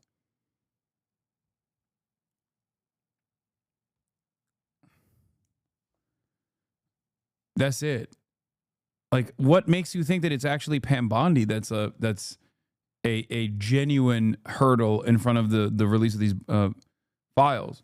Pam Bondi is a Trump loyalist through and through. When Pambondi says like, "Oh, I'm not going to release this shit," like, or "Oh, there's nothing in it, nothing to see here," that's because Trump told her to say that.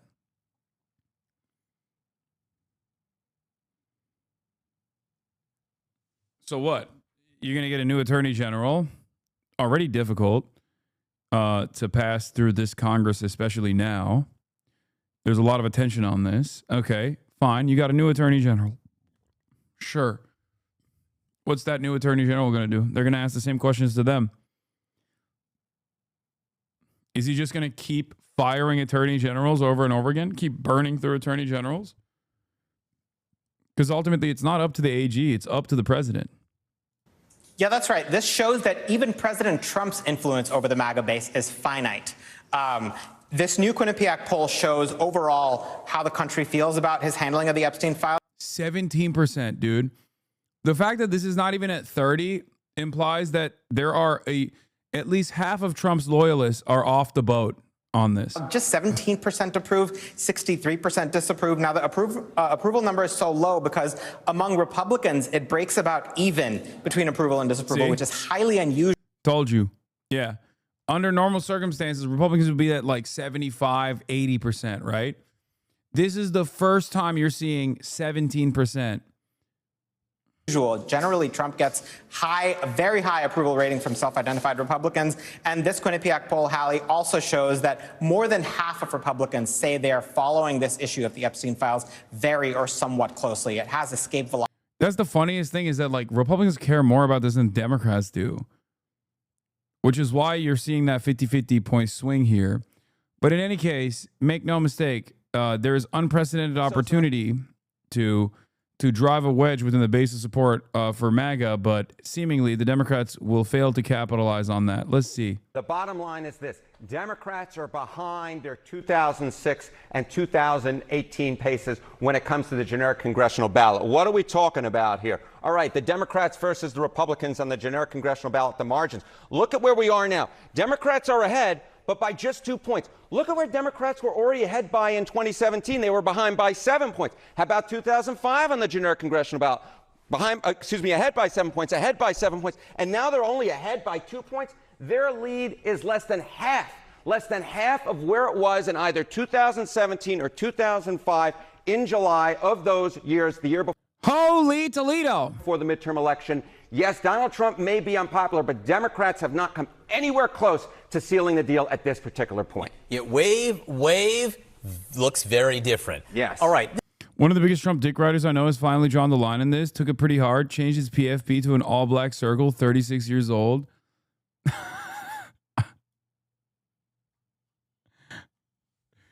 Dude, the bigger of a dick rider you are, of Donald Trump, the more you care about this. I just want the UFO files. You a fair assessment, dude. I appreciate it. I was agreeing. No harm. The more you care about the Jeffrey Epstein stuff, because you like Trump, because you thought he was like an anti-establishment figure. You deluded yourself into thinking that he was going to be the elite pedophile deep state destroyer. This is the generic ballot test. This is when you test people in the generic question. Of course, the House races aren't generic. There are 435 of them. What happens when you go race by race? What happens when you go race by race? Well, it's the same idea. Okay, House seat ratings with a GOP president like back in 2005 and, of course, 2017. More net pickup seat chances. Well, last time around, look at that. Democrats were ahead by 33 seats. How about in 2005? Democrats were ahead by 7 seats. What's going on right now? It's actually Republicans. Actually, Republicans with more net pickup chances at plus 12, according to the Cook Political Report, when you add in the likelies, the leans, and the toss-up races. So it's not just on the generic ballot where Democrats are behind their 2017 and 2005 pace. It's actually when it comes seat by seat, you see that, at least at this particular point, Republicans actually have more net pickup opportunities. This doesn't look anything like. Thank you for the 100 gifted subs. Holy Toledo! Open Presence sponsoring the Piker Broadcasting Service all the way from the beautiful, glorious nation of Qatar. Those wave elections back in 2006 or 2018. If it doesn't look anything like those years, what does it look like? Okay, so what does it look like? Well, let's take a look back at the generic congressional ballot. What was going on in Ipsos in October of 2024? Democrats were ahead by 2 points. Look at where we are now. Democrats ahead by 2 points among registered voters. Yeah, the reason why the Trump failures are not translating to positive benefits for the Democrats on the generic ballot is because it's the same shitty ass Democrats. That's also the same reason why Trump's approval ratings will dip to a certain degree, but will stay fairly consistent and won't go past the point because 80% of the base will hold on to Donald Trump, with the exception of the Epstein stuff, right? Whereas the reason why the Democrats have lower approval ratings than the Republicans right now is because at least there are people who like the Republicans within the base of support for the Republican Party, but there is no one in the base of support for the Democrats that like the Democrats. This is the identical thing that was happening in the election cycle leading up to Biden's swap out, where I kept repeating over and over again, the polls show people don't want Biden, polls show people don't want Biden consistently for years. And then they swapped him out for Kamala, and Kamala actually enjoyed tremendous popular support because they had actually listened to the wishes of the public. It was one of those unique instances where the public wishes and the wishes of the base of the real constituents, the donor class, were in line with one another. They were aligned. There is no one that wants business as usual politics in the Democratic Party. It's that simple. This particular point, this election cycle looks a lot more like 2024 than it does than either 2018 or 2006. And so, of course, Republicans actually held onto the House back in 2024. Will it happen this time around? We'll just have to wait and see. But for anyone who's writing the Republican House's political obituaries, hold the phone. This is a reality check. Republicans are still very much in the game. Area, and that'll be quite a reality check, I think, for a lot of Democratic voters. Yeah. Thank you very much. Bro, I keep trying to move away from the Epstein stuff, and you guys keep bringing me back in. It's crazy. Les Wexner, the former Jeffrey Epstein associate and chairman emeritus of the holding company that owned the Limited, L brand, Abercrombie & Fitch, Victoria's Secret, and other major brands, is the new owner of Blue Heron Farm in Martha's Vineyard. Blue Heron Farm is the property of the Obamas, ran it for several years during the summers while they were in the White House. The billionaire purchased a home from the family architect Norman Foster. Stop it.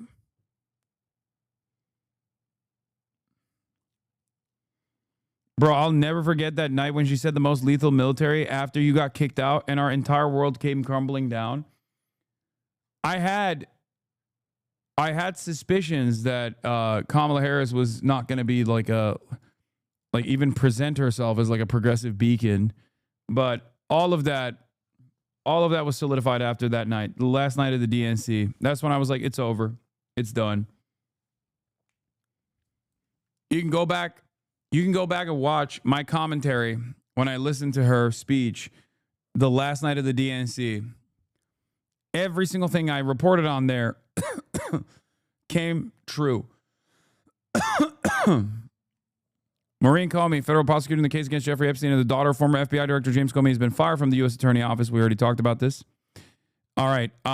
Let's get to Zohran Mamdani. Oh, last thing on the Epstein stuff.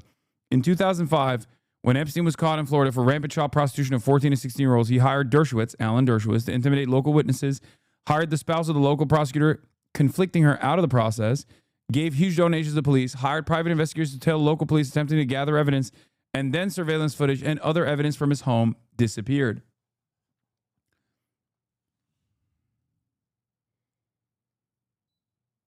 Not only that, but also Jeffrey Epstein hired private investigators to intimidate FBI agents, as a matter of fact.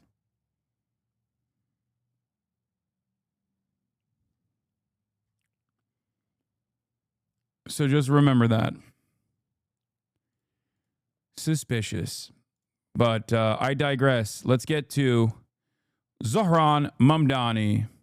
Well, while they're asking him to clarify, maybe he can clarify his father's statements when he said, his father in the book, that we should sympathize with suicide bombers, that we shouldn't stigmatize them, but we should look at it as political violence. Maybe he can clarify when he said he wanted. Oh my God, now they're fucking using Mahmoud Mamdani's writing, talking about, no, it's real. Mahmoud Mamdani is an academic, Chad. Of course he's fucking talked about, like, he didn't say we shouldn't stigmatize suicide bombers. Okay, shut the fuck up. No. He is a fucking professor, okay? And in an academic setting, he is contextualizing suicide bombing, like, and how it is analyzed, and the difference in the way that suicide bombings are analyzed by the media as opposed to other forms of violence conducted by the state. He's a fucking academic. This is just anti-intellectual nonsense. It's bullshit. And also, it's not fucking Zohran Mamdani who said these things. It's his dad's writing in an academic context. Yeah, academic advocates for understanding rather than reactionary superficial analysis of they hate us for our freedom. Shocking. Yeah. It's like when someone talks about like kamikaze pilots of World War II, right? And digging deep into the mindset of a kamikaze pilot. That's not fucking analysis, is not endorsement, okay? I hate this dumb shit. People do this to me all the fucking time too. Yeah, this was the passage they cut out. Suicide bombings needs to be understood as a feature of modern political violence rather than stigmatized. These are the words of Zohran Mamdani's father, a current professor at Columbia. Clearly, the prime objective of the suicide bomber is not to terminate his or her own life, but that of others defined as enemies. We need to recognize the suicide bomber first and foremost as a category of soldier. Does not the suicide bomber join both aspects of our humanity, particularly as it has been fashioned by political modernity, in that we are willing to subordinate life, both our own and that of others, to objectives we consider higher than life? Suicide bombing needs to be understood as a feature of modern political violence rather than stigmatized as a mark of barbarism. The danger of a moral discussion by itself, how can culture condone suicide, is that it quickly turns into a replay of culture talk, stereotyping individuals and preventing any deliberation about alternative strategies. It's literally saying that suicide bombing, which comes with a loss of personal life, is no different than a fucking soldier taking up arms and putting themselves in the direct line of fire. It is quite literally an academic contextualization of suicide bombing. He's saying instead of analyzing this as like barbaric acts and something that is like something that is just like simply different than all other forms of violence, what must be done in an academic context is to analyze why soldiers don't target civilians. Shut the fuck, suck my fucking dick. 5 most subscribed soldiers don't target civilians. Are you out of your fucking mind? What the fuck are you saying, brother? Where are you? Israel is doing a fucking genocide. But even if we don't talk about Israel, you think the American military didn't fucking brutalize civilians? What are you, stupid? What the fuck?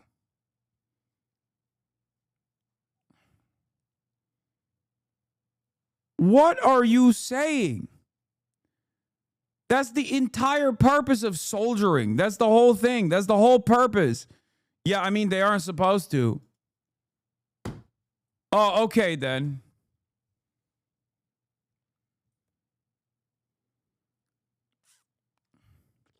Yeah, Exhibit A, U.S., Exhibit B, Israel, Exhibit C for all the liberals, Russia.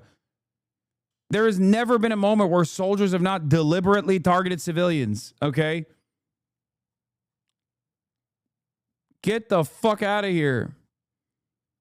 Yes, for as long as soldiers have existed, soldiers have brutally murdered civilians, okay? Always. The only place where soldiers don't target civilians is in fantasy, in your mind. Yeah, Iraq had 1 million soldiers. Yeah, it's crazy. One of the largest standing militaries of all time is crazy.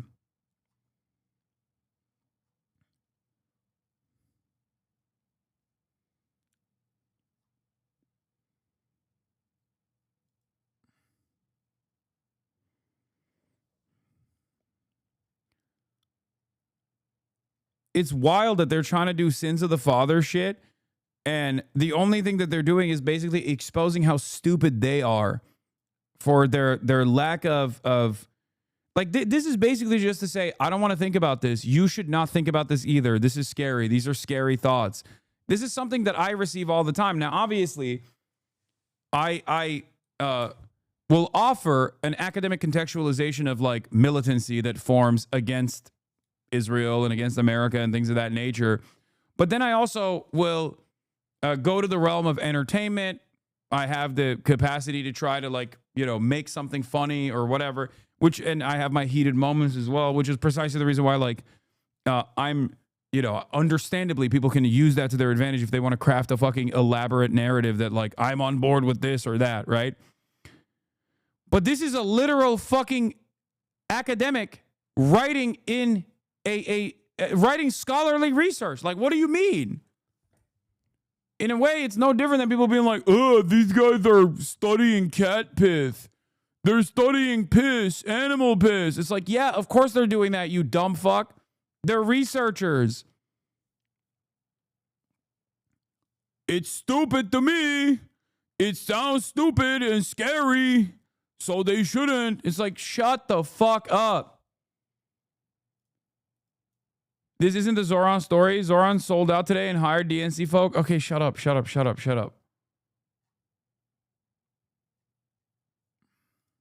Defund the police. Maybe he can clarify when he said that he wanted a $30 per hour. Like, yeah, no wonder this guy's like, Zoran's dad wrote words in a paper. $30. Ah! $30. 30. Fucking idiot. Jesus Christ, dude. We are getting dumber and dumber by the fucking moment, dude. Holy fuck. 30 hours $1. Like, this is basically, in a couple years, if there is no stopping this anti-intellectual sentiment, which I don't think there is, we're just going to have Fox News, mainstream media personalities just doing this. Communist! He's a communist!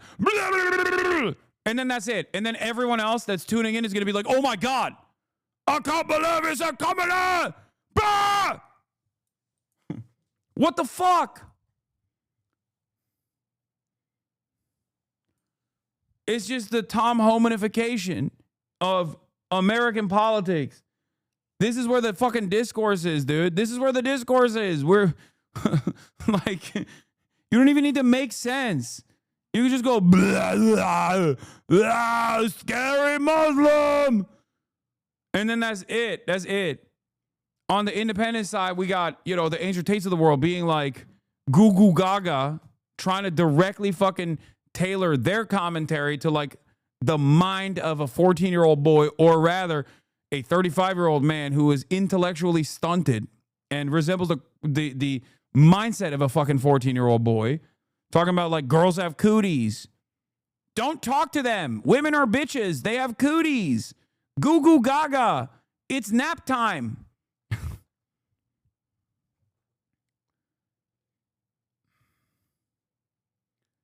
It's literally idiocracy, bro. It is straight up idiocracy. What the fuck?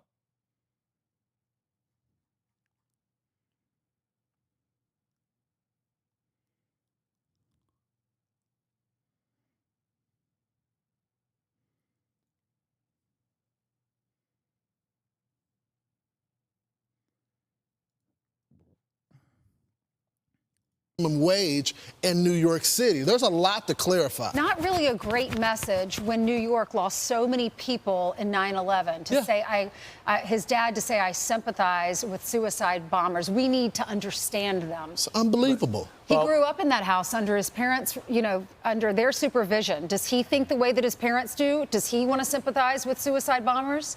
Well, he says the whole thing globalizing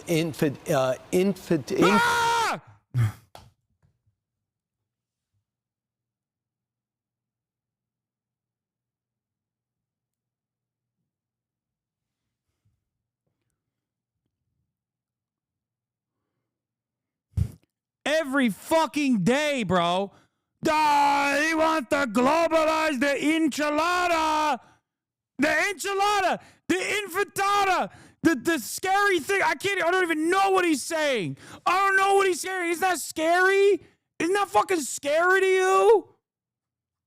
Isn't that scary? It's a language I don't understand. We don't need words.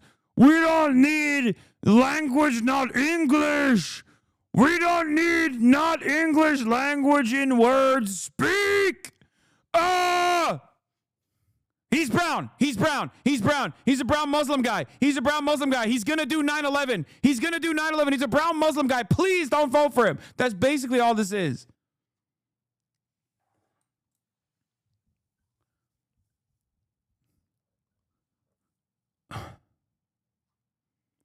Fuck.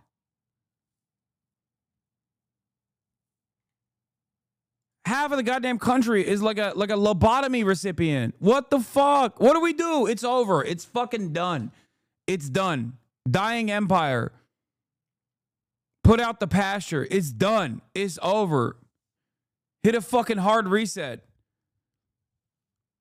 Like, genuinely, half of the fucking country is getting their notes from people who sound like they got lobotomized, dude.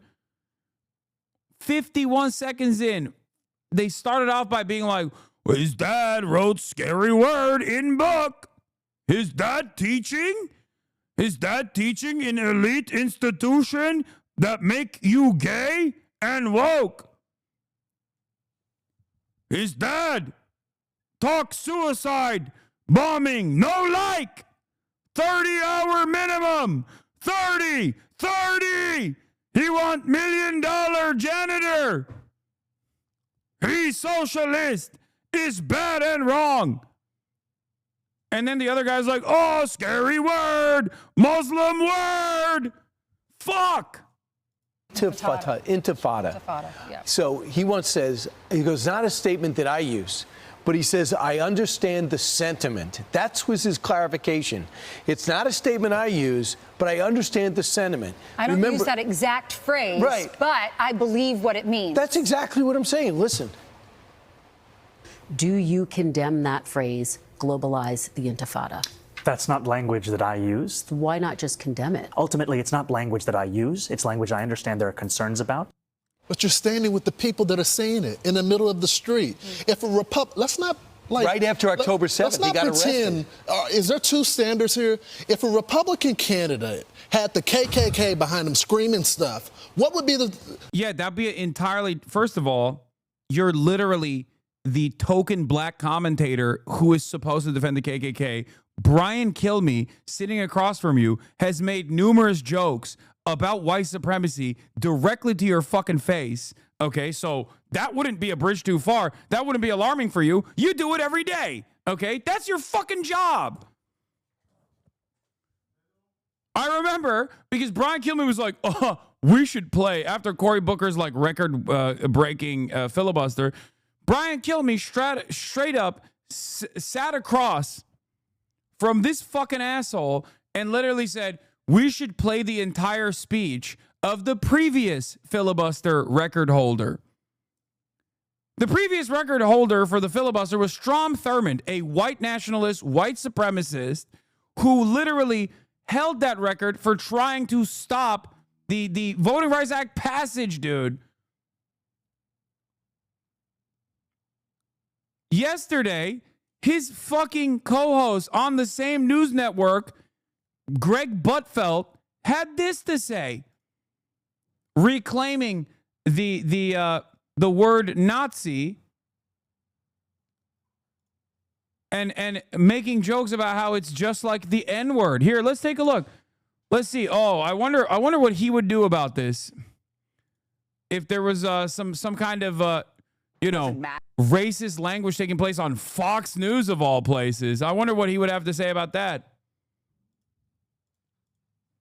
This is why the criticism doesn't matter to us when you call us Nazis, Nazi this, Nazi that. You know, I'm beginning to think they don't like us. You know what? I've said this before. We need to learn from the blacks. The way the blacks they were able to remove the power from the N-word by using it. So from now on, it's what up, my Nazi? Hey, what up, my Nazi? Oh my God. Hey, what's hanging, my Nazi?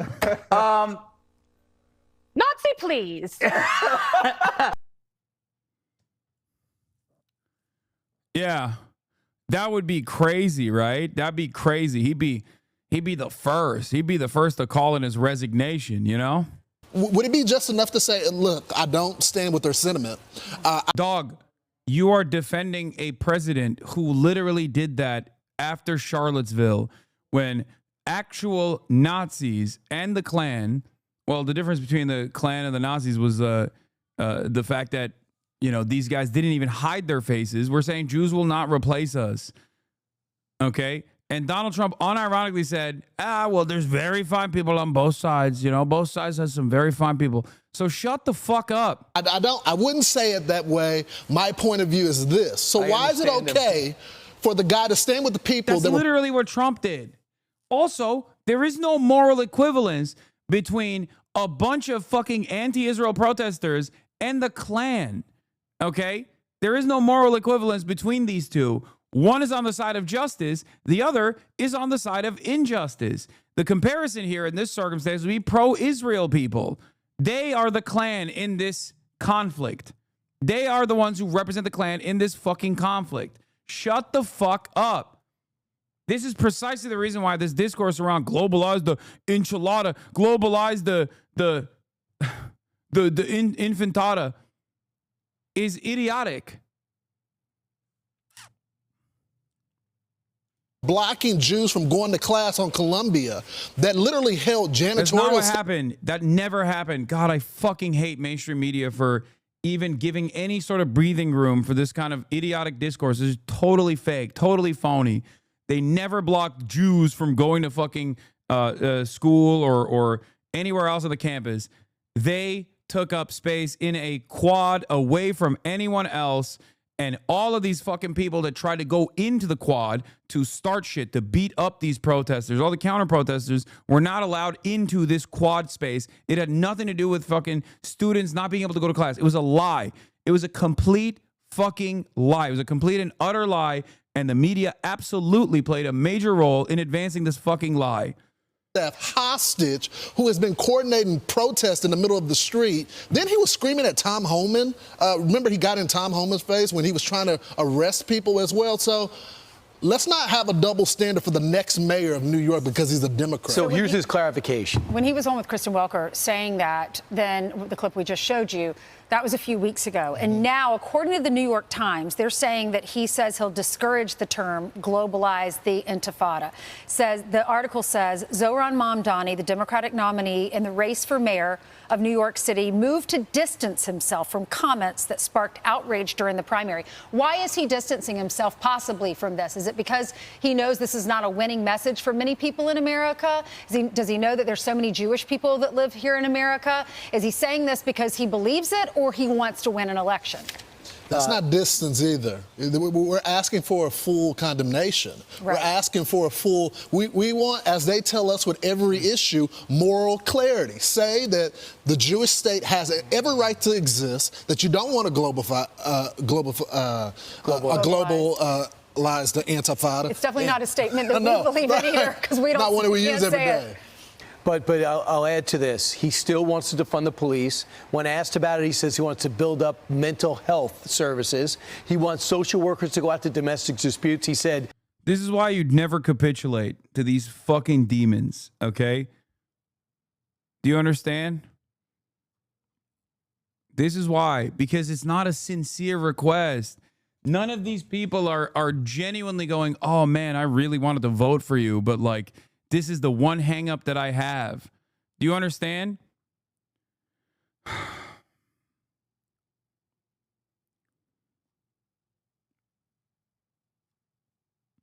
Also, they've gotten dumber and dumber over the years. I'm blown away by how stupid these motherfuckers are, bro. It is crazy. Globalize the enchilada. So fuck, dude. Fuck. You're a communicator. That is your primary responsibility. That's the one job you have. domestic dispute should be given as a traffic ticket. I was doing that police village thing over the weekend. I said, how do you view domestic calls? He goes, the most dangerous calls we could ever get. Do you think a social worker goes to college to say, now I want to go do domestic disputes, knock on a door because there's screaming on the other? Wait, what? That's literally the yes. Yes. Yeah, that is the yes. Literally. What are they saying? That's the job. You think a EMT goes and gets the specific classification to what? Save people's lives? Do you think a first responder that got EMS training is going to do what? Offer someone who is experiencing a fentanyl overdose Narcan? Yeah, this is so stupid. You're literally just describing the actual job, but you're using like sarcastic voice.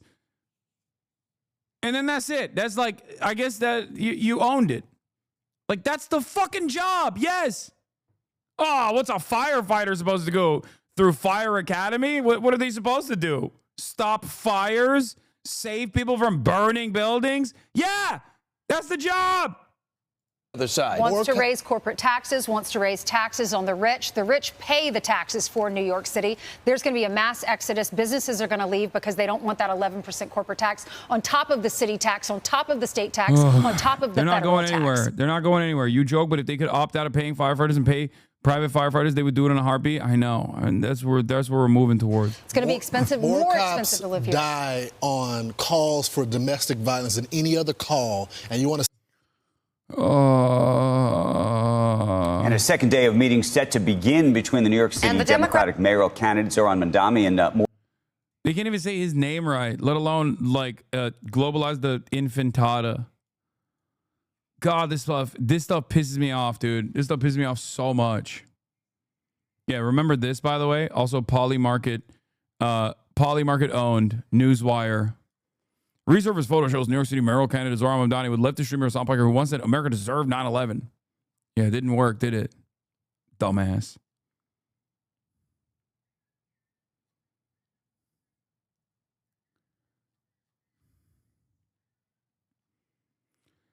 So Zoran is supposed to make this like big reveal about whether or not he will, I don't know, fucking say globalize the enchiladas anymore or not. But here's the I-24 News English statement on it. And this is just proof of exactly what I was saying yesterday, which is don't fucking give these guys an inch, okay? Do not.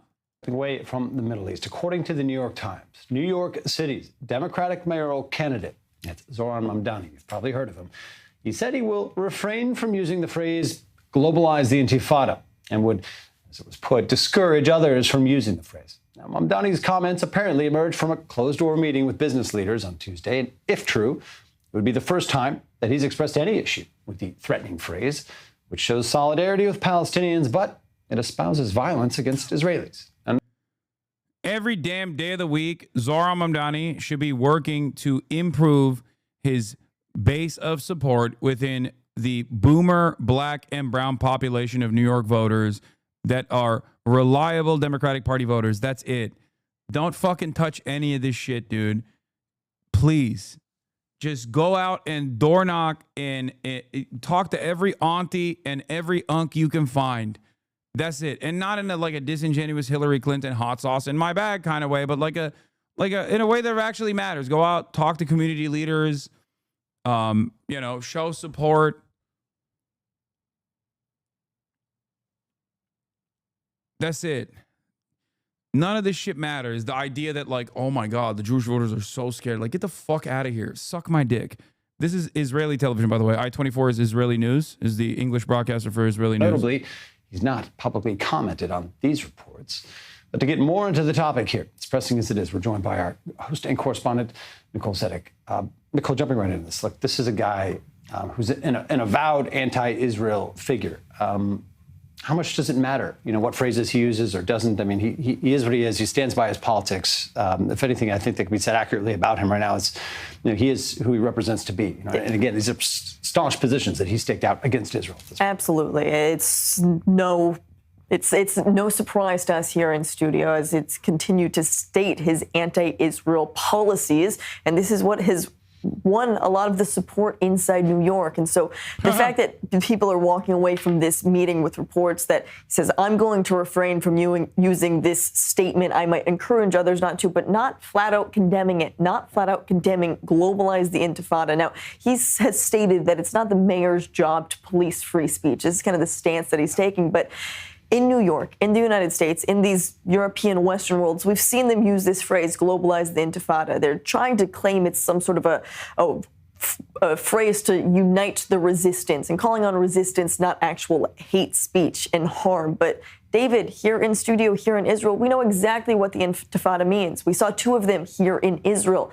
And we saw these suicide bombings, the violence. We know what an intifada is. And so when you hear that phrase, globalize the intifada, that's why it is causing such harm and fear in many of the Jewish populations. And this is also why he's controversial for the Democrats themselves. Some of the big name Democrats, Chuck Schumer, Hakeem Jeffries, they have refrained from actually endorsing him because he's refrained from condemning this statement. And so this could cause a little bit of an issue for Mamdani. But right now, he's still winning in the polls, David, despite not coming out and fully backing this. Maybe that's what some of the people in New York want to see, as that's the exact place that we're hearing this chant, globalize the intifada. That's in the streets of New York, so it shouldn't necessarily come as a surprise. Yeah, with the Jews and you know, here he is a progressive figurehead. The Jews seemingly always having to sort of defend why they're offended. It sort of stands out to me, at least, when I hear this among progressives who are sensitive to, you know, people's sensitivities and things that offend them. Not when it comes to this, not when it comes to Israel. Look, he is a major symbol, I would argue, a figurehead. What does it say, you know, about the national mood, perhaps, that a figure like this, young guy that he is, not really an experienced politician, you know, coming in with controversial policies on our issues, propelled to the top, as he may be. It seems like he's the front runner to be the mayor of New York City, even at this point. What does it tell us, Nicole, about the national mood and what makes it?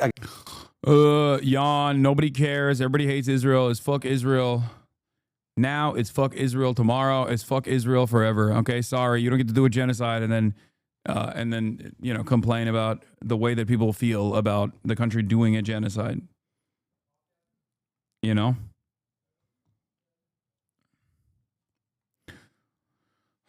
Yeah, this is the piece that also came out. What should Jewish New Yorkers make of Zohran Mamdani?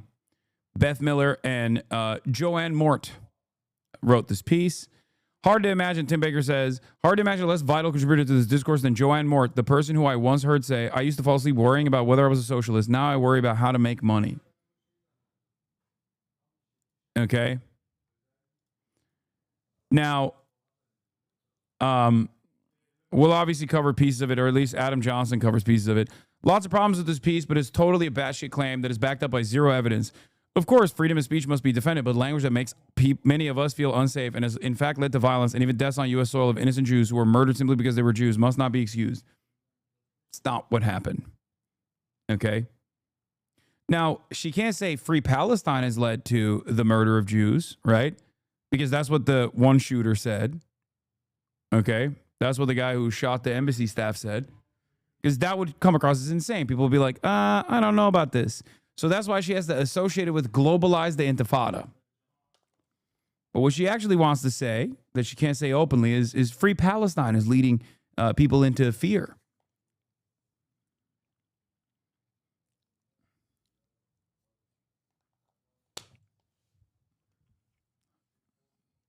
One of the two people on the embassy staff wasn't Jewish either, by the way.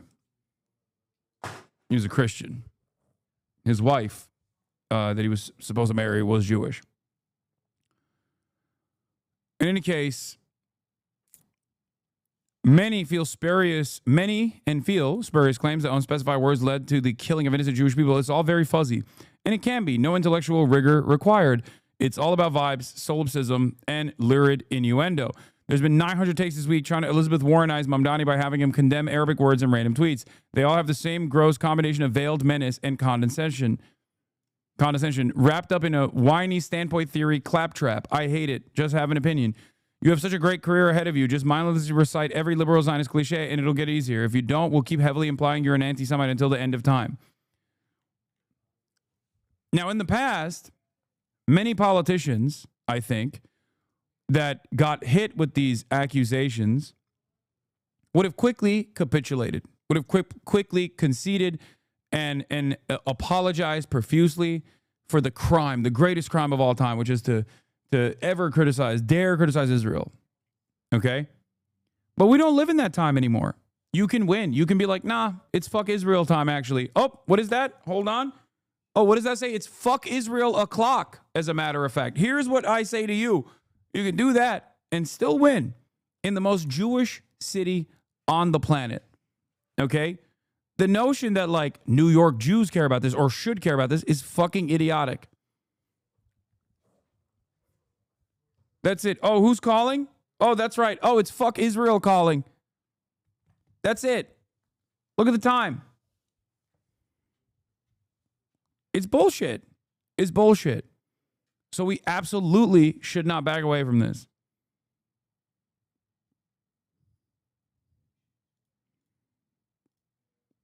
Anyway, let's hear this fucking moronic coverage from the Morning Joe. Again, perennial losers. Let's hear what these fucking losers have to say. Nominee for New York City mayor says he will discourage people from using the term globalize the intifada. Zoran Mamdani has faced criticism on the campaign trail for previously refusing to condemn the phrase, which has been seen as a call to violence against Jews. Mamdani's shifting language comes amid a general election battle against Mayor Eric Adams and former Governor Andrew Cuomo, who are running as independents, and the Republican nominee, Curtis Sliwa. Willie. New York Times reporter covering Wall Street, Lauren Hirsch, is following the latest on all this. She joins us now, also with us, president of the National Action Network and the host of MSNBC's Politics Nation, Reverend Al Sharpton. Good morning to you both. So, Lauren, let's pick up on this meeting with Zoran Mamdani yesterday. Business leaders in New York City, some heavyweights in the room, some who decided not to attend. Jamie Dimon had a scheduling conflict. He was not there. What did they hear from him? Did he sort of assuage their suspicions at all about him? What was it like in the room? They heard a really charming, affable guy who was well prepared. He made jokes, he made self-deprecating jokes, but they did not hear someone who changed his policies. And so if you had concerns about his economic policies going into the meeting, you had the same concerns going out. For some people, the charm and his disarming nature was enough to calm people a little bit. For others, the fact that he was very much sticking to his policies further enraged them. So there was a bit of a division coming out of the room in terms of response. But in the room, it was mostly cordial. It was mostly pleasant. There was one quite pointed question effectively saying, how can you tell us you're not going to drive business out of New York? And he danced around it a bit. I think his message was, I believe strongly in my policies, but I don't think they're bad for business. And I think many of the business leaders saw a little bit of a disconnect in how you. This story's fake. I keep hearing conflicting stories. Yeah. Half of the people that were privy to what took place in the meeting are saying Zoran stood firmly and we hate it. And then the other half are saying he actually capitulated on a lot of the stuff, but we still hate it. Everybody hates him. Whether they heard what they wanted to hear or did not get what they wanted to get out of Zoran, everybody came out of that meeting, unsurprisingly, as he is a wily devil, cunning. Seems like that's the only unifying position here from all of the events that we have traced from secondhand testimony. The CEOs hate that he was charismatic is like the thing that everybody took away from this meeting. You connect those two dots. But overall, they found a nice, charming guy, and they were, they appreciated the fact that he wanted to meet with them. This is a guy who he's not trying to run from who he is, which he says, I'm a democratic socialist. He said just a week ago, billionaires should not exist. Yeah. When asked, there were some billionaires in the room. He said, I'm going to tax you more. That's true.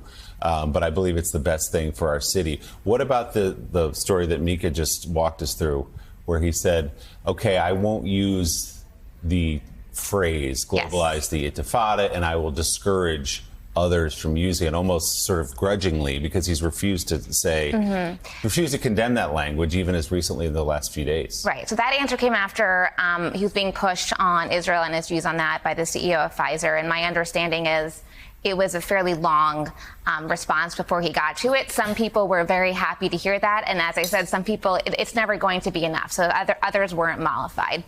And by the way, one person I spoke to didn't even hear it. It was interesting. I called him back. I was like, did he say this? He was like, no, I didn't hear it. So I think there is an element of almost hearing what you want to hear as you go through this process. And it'll be interesting to watch if he does, maybe he's moderating on this, or there are other positions he also takes more of a slightly centrist tact as he heads to a general election. That would obviously be a play that we've seen from other progressives. Also of note, he really praised Boston Mayor Michelle Wu, who's wildly popular in Boston, and distanced himself from Chicago Mayor Brandon Johnson, decidedly less so, Rev. But he also enters a race here where the setup seems to really favor him. First of all, anytime you have a D next to your name, you're the Democratic nominee in a deep blue city, that is helpful. He's got that.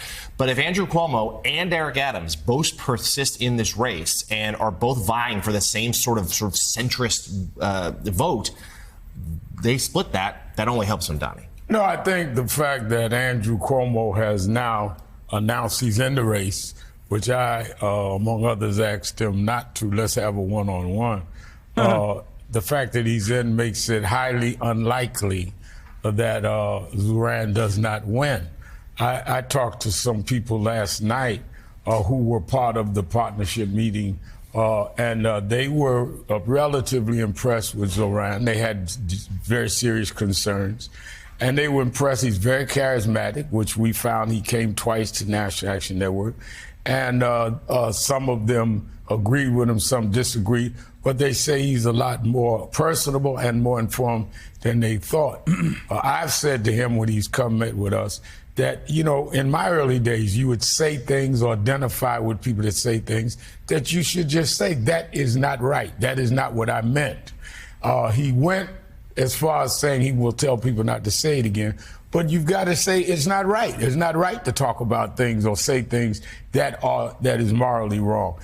So I think that he will, in many ways, not give up what he believes, but then he has to be judged by what he believes. And I think he's willing to take the penalty for that. So Laura, in a similar vein, the people you talk to in that room, who might be more inclined to support an Adams or a Cuomo, what's their view on the two of them both staying in and complicating things? Not happy. I mean, a lot of Wall Street donors have really been pushing one, or for them, ideally both, to drop. They want a real competitor. So they were unhappy that Cuomo decided to stay. And of course, Cuomo still has supporters, and he will continue to have supporters. But I think they see a little bit of writing on what they think is the writing on the wall, given the race as it stands now. And so, what is their fear if Mamdani does become the mayor of New York City? I mean, they sort of vocalized them in that room yesterday, but what are their specific fears about what happens to the city? So one of the biggest things that I hear is just lack of experience. You can talk about taxes, you can talk about his other policies, but they really wonder whether or not he just has the experience to run the city. Like, these people are managers, they know the challenges that come with that. There's, of course... Yeah, he's quite the intellectual for a barbaric little Muslim. And a second day of meetings set to begin between the New York City Democratic mayoral candidates Zoran Mamdani. This guy's another guy who can't fucking say Mamdani and can't even say Intifada and will, still act like he's terrified of it. Anyway, all this stuff is coming from the reporting that took place. There's conflicting reports from Semaphore as opposed to Wall Street Journal about whether or not Zoran Mamdani actually backed away from saying globalize the Intifada or whatever the fuck. It doesn't really matter ultimately. I don't know where this will go. There was a Politico reporting that said that they were going to make a big reveal about Zoran's statements. He was going to do a big announcement on the Intifada stuff, which is so fucking stupid. Don't back down. Nobody cares about this shit. Be honest. Be honest. Honesty is the best policy. Okay? That's it. Because backing down and capitulating to these cynical fucking charlatans that are simply trying to manufacture outrage will cause you to be dishonest, when honesty and earnesty is what got you the victory. Okay? That's it. I said this yesterday. Per source who attended the partnership for a meeting with Zohran Mamdani, he said he understands globalized intifada is interpreted by new issues as a call for violence, blah, blah, blah. I said, this isn't a sincere request. Any concession on this, instead of moving on to the real issues that matter, will make this a bigger story for the media to farm. They will then ask why Zohran Mamdani doesn't condemn it anytime someone else says it. They'll move the goalpost. That's it. It's like an admission. I'll give you an example from my experience. One that you guys can understand because you're Twitch watchers. The cracker ban, okay? There was a lot of outside pressure to get me banned for anti-white racism. If Twitch had not, if Twitch had firmly stood their ground and said, like, this is ridiculous, okay, for saying cracker, something that they have now openly joked about themselves with me, alongside myself, when I did a TwitchCon show, if you recall. But when Twitch actually responded to pressure and banned me for it, then it gave it legitimacy. It gave the demands legitimacy. It became a story in and of itself. It's the same principle behind this. If Zohran concedes on this framework in a way that is dishonest, because it is dishonest to say, oh yeah, it's very scary language to say globalize the intifada.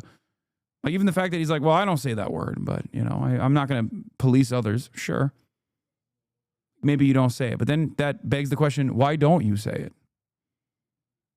Is it perhaps because you understand that it's a scary word? Is it perhaps because you understand that we're right deep down inside?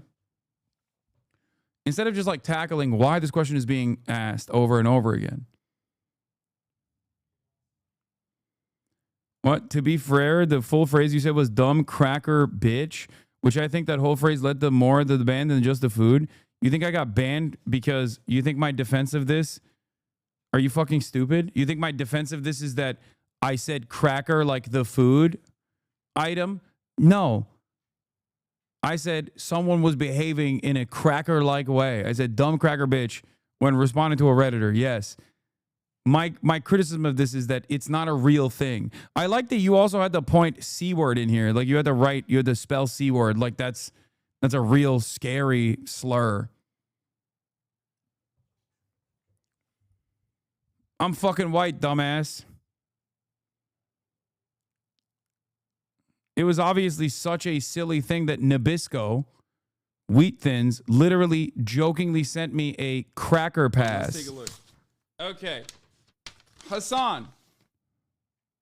Even though it has taken us a while, the time has finally come. As they say, good things come to those who wait, right? It's our unique pleasure and privilege to bestow upon you the pass. With this award comes great responsibility.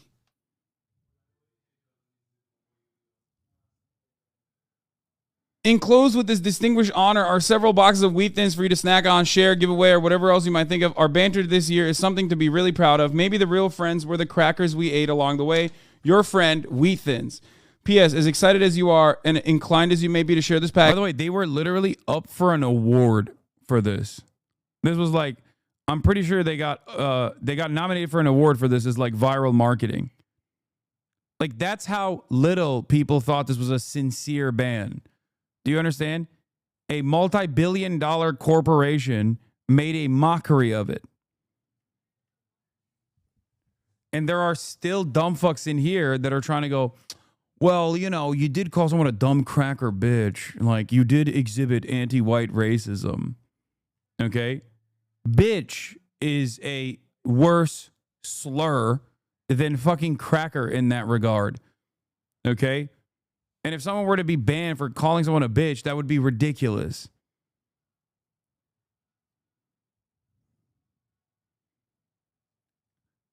It's only as real as those who try to prop it up. You filter that word in chat. Obviously, it's not an offensive word. Then why did you act like there was a good reason for this ban? Anyway.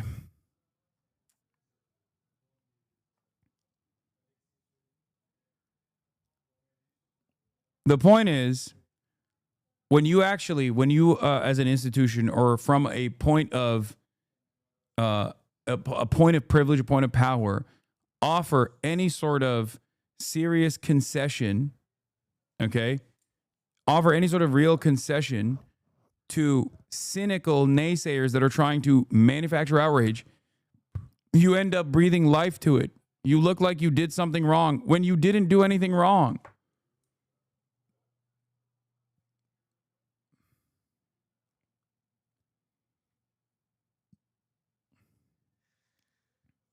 It's that simple. Now, are there actually instances where you might fuck up and it's worthy of like saying my bad? Certainly. There are plenty of instances where I have. Okay? Oh, I'll give you an example. The other week, when I was reading a tweet from my friend who is trans, Juniper, I read out the T word. Okay? Dude, are you trying to get... You can't... The reason why we still auto-mod it is so that you don't get, like, falsely fucking tagged. Okay? Like, I shouldn't have done that. Anyway, going back to what I was saying, I shouldn't have done that, for sure.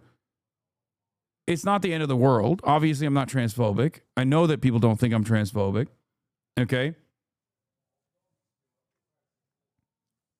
Like, it's not, you know, it's not worthy of any sort of, like, serious condemnation. If you consider it to be a real indication of, like, genuine transphobia, then I apologize. I'm sorry. But I am not. I'm not a transphobic person. In any case, it's like people tried to make that a bigger deal. There were members of my community who sincerely tried to make it a bigger deal. And then there were a lot of outsiders who tried to grab onto it and turn it into a larger, much larger, you know, a much larger issue in and of itself. My friend is trans and is your fan and says you're transphobic, but it's fine because you're dumb. Okay. But the point is, there are audiences that are actions that are worthy of apologies, and then there's actions that are not worthy of apologies. Okay? It's that simple. It's that simple. That's it. Globalize the intifada, especially if you haven't ever used it yourself. But even if you did, is not worthy of an apology. Just like saying from the river to the sea, Palestine will be free, is not an anti-Semitic statement. No matter how much people say, it makes me feel bad, it makes me scary. That's your issue. You have to figure out why you're afraid of this. That's not everybody else's issue. Okay? It's that simple. It's ridiculous.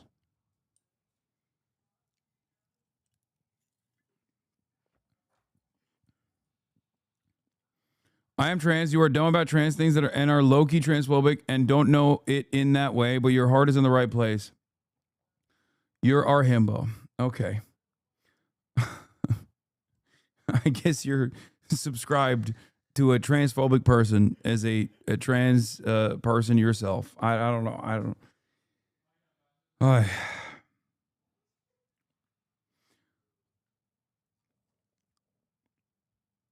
But in any case,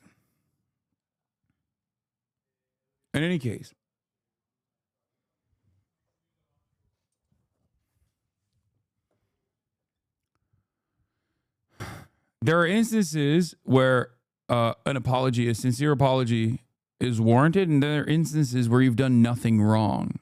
Okay? And there is no fucking reason for Zohran Mamdani to ever turn around and apologize or back away from even defending other people around him saying globalize the intifada.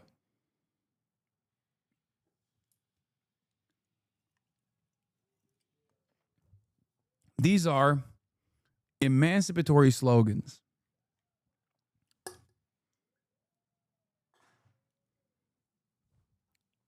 They're not slogans that invoke violence. And if people think that these are slogans that invoke violence, it is because they are defending the actual violence that the people making these emancipatory slogans are experiencing.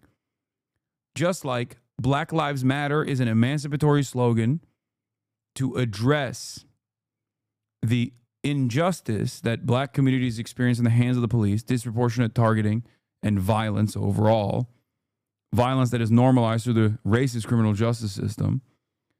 Plenty of racist people have turned around and said, this means you want to kill white people. Okay, why don't we take that seriously?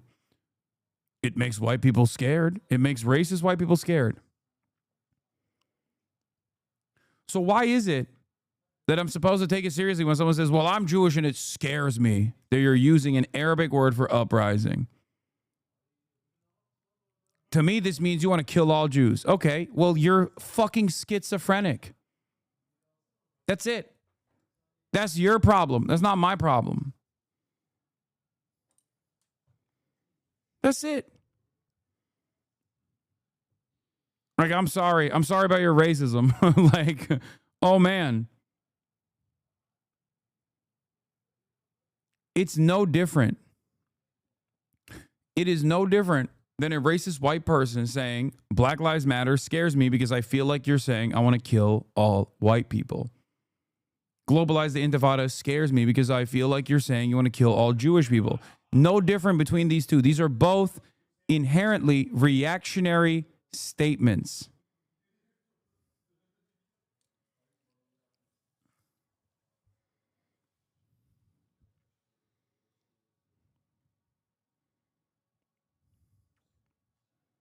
That's it. You love using black people's struggles to get your point across. Could you maybe then shed light on the genocide going on in Congo as well?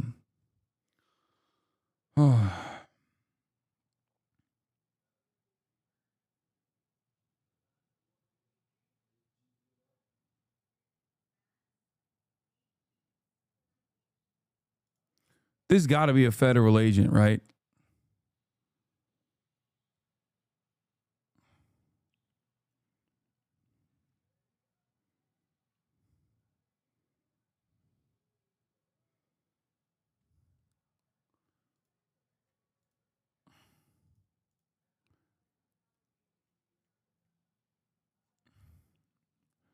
I'm just moving on. Oh, yeah, dude, you hate about oppression here? How about you fucking name all the oppressions?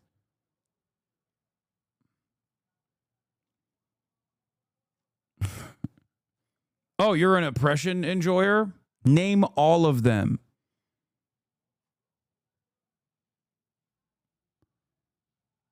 The ironic part about this is you literally just came in here in the process of me describing black struggle in America, in defense of black struggle in America, in an effort to contextualize another international incident taking place. And you said, well, that's not enough for me. Name some other struggles that black people are experiencing. Like, what a fucking insane, like, what is happening here? It's not even Oppression Olympics. It's like, yeah, I was literally in the process of not just weaponizing black struggle. What, you think fucking Black Lives Matter is a popular cause? Like, what are you talking about?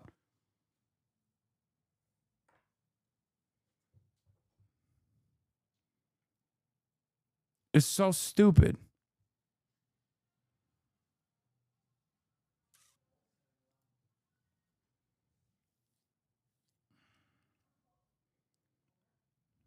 And more than 100 executives. It's been organized by the Partnership for New York City. The group planning to meet with sitting Mayor Eric Adams tomorrow. And joining us right now, someone who spent some time with that nominee yesterday and a whole bunch of other CEOs, Catherine Wild, President and CEO of the Partnership for New York City. Good morning. Good morning. Okay, so take us inside the room. I know there was a million different questions asked about everything from anti-Semitism to taxes to how many freebies can be given away. What was the outcome in terms of the feeling in the room when it was over? I think everyone walked away thinking that he was the most impressive candidate they have seen in generations. He's very compelling, charming, smart young man, and gives you a sense of he's honest, means what he says.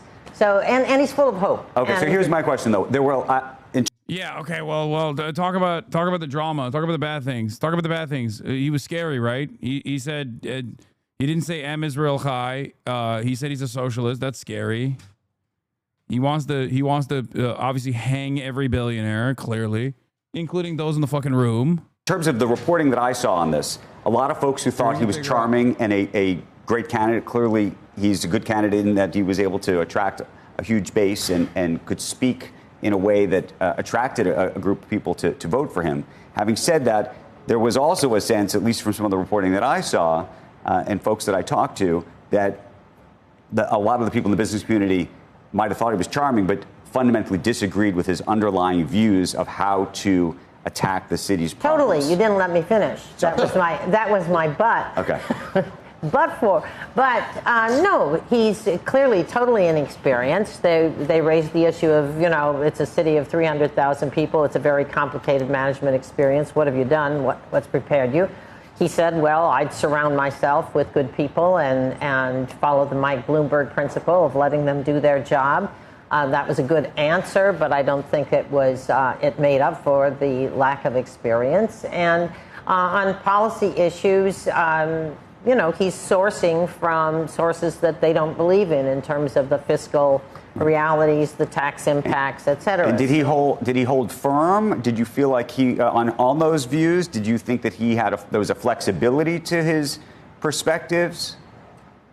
I don't think he would.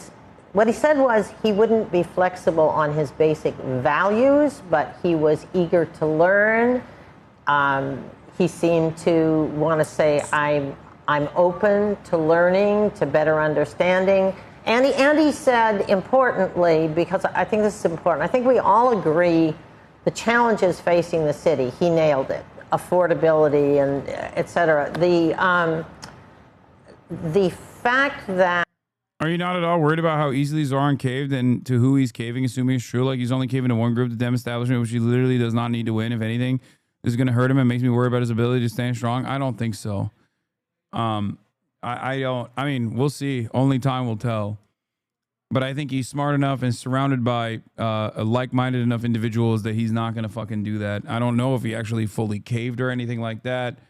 I don't think this is copium either. Like he's not doing any of those things.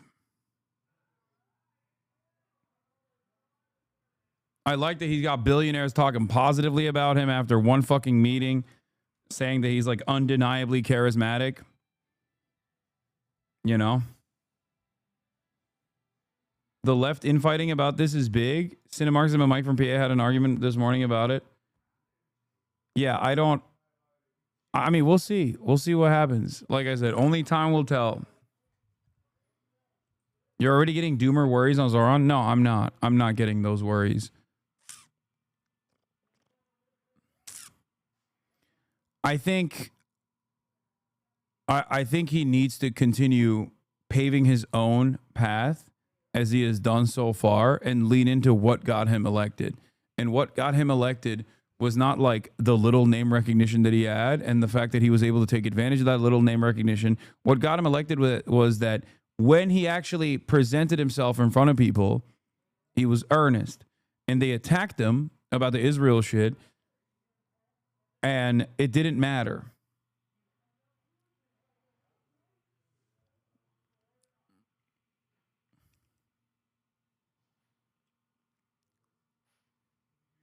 Until he gives me a reason to worry, I'm not all that worried.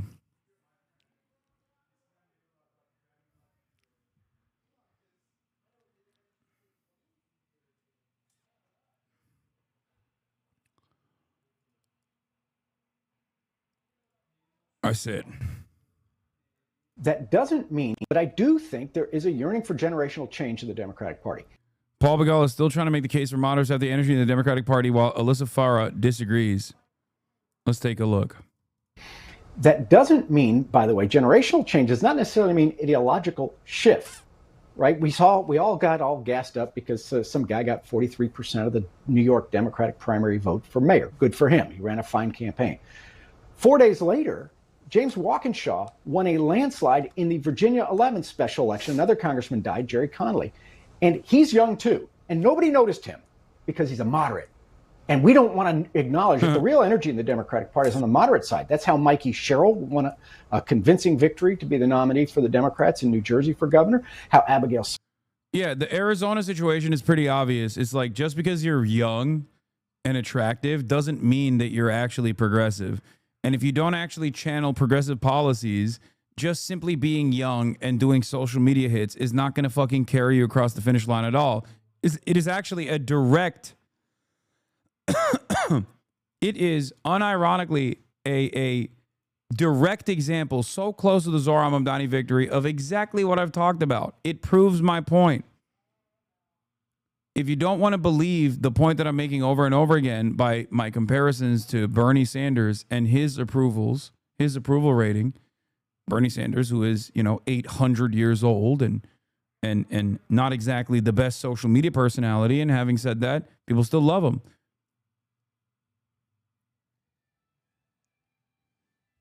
Deja Fox is a perfect representation of simply being young doesn't automatically translate as being progressive.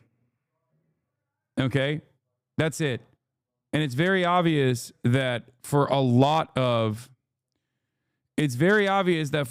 Democrats, they thought they could fucking act like people were progressive. The New York Times made an error in their reporting on this that I think is like deliberate, because it's so erroneous a claim to make. It's such a wrong claim to make that I suspect they did it on purpose. Here's what their reporting on this was. Hold on, let me see. Where the fuck is it?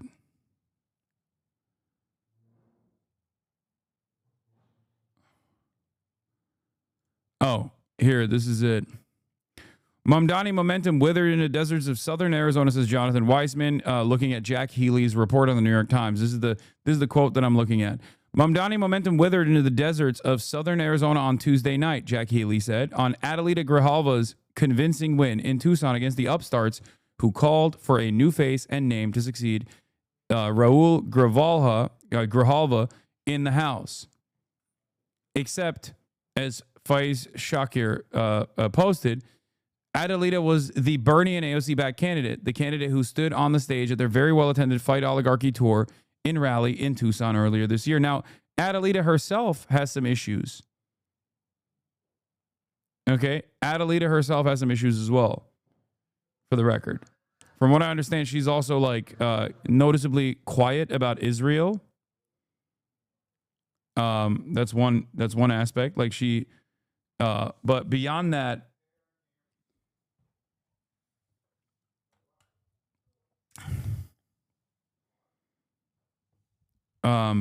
there's a couple other problems with her, but obviously she was considered the most progressive candidate. Deja Fox, on the other hand, Adelita Grijalva. Deja Fox, on the other hand, literally was like a Kamala Harris person and a social media influencer. It's not going to work. Just simply being good on social media is not going to carry you across the finish line. That's crazy. Unfortunately, the New York Times is trying to portray young people and progressives as gullible and shallow voters who get behind any young person on TikTok. His prominent backers all endorsed the winner of the primary, and yet New York Times says her win was a blow to Zohran. If anything, this proves young people and progressives didn't rally behind Zohran just because he was young and used social media, but because they liked his policies, and they liked that Adelita's policies. She was backed by AOC, Bernie, and the Working Families Party. These are all Zohran backers. She was backed by CARE.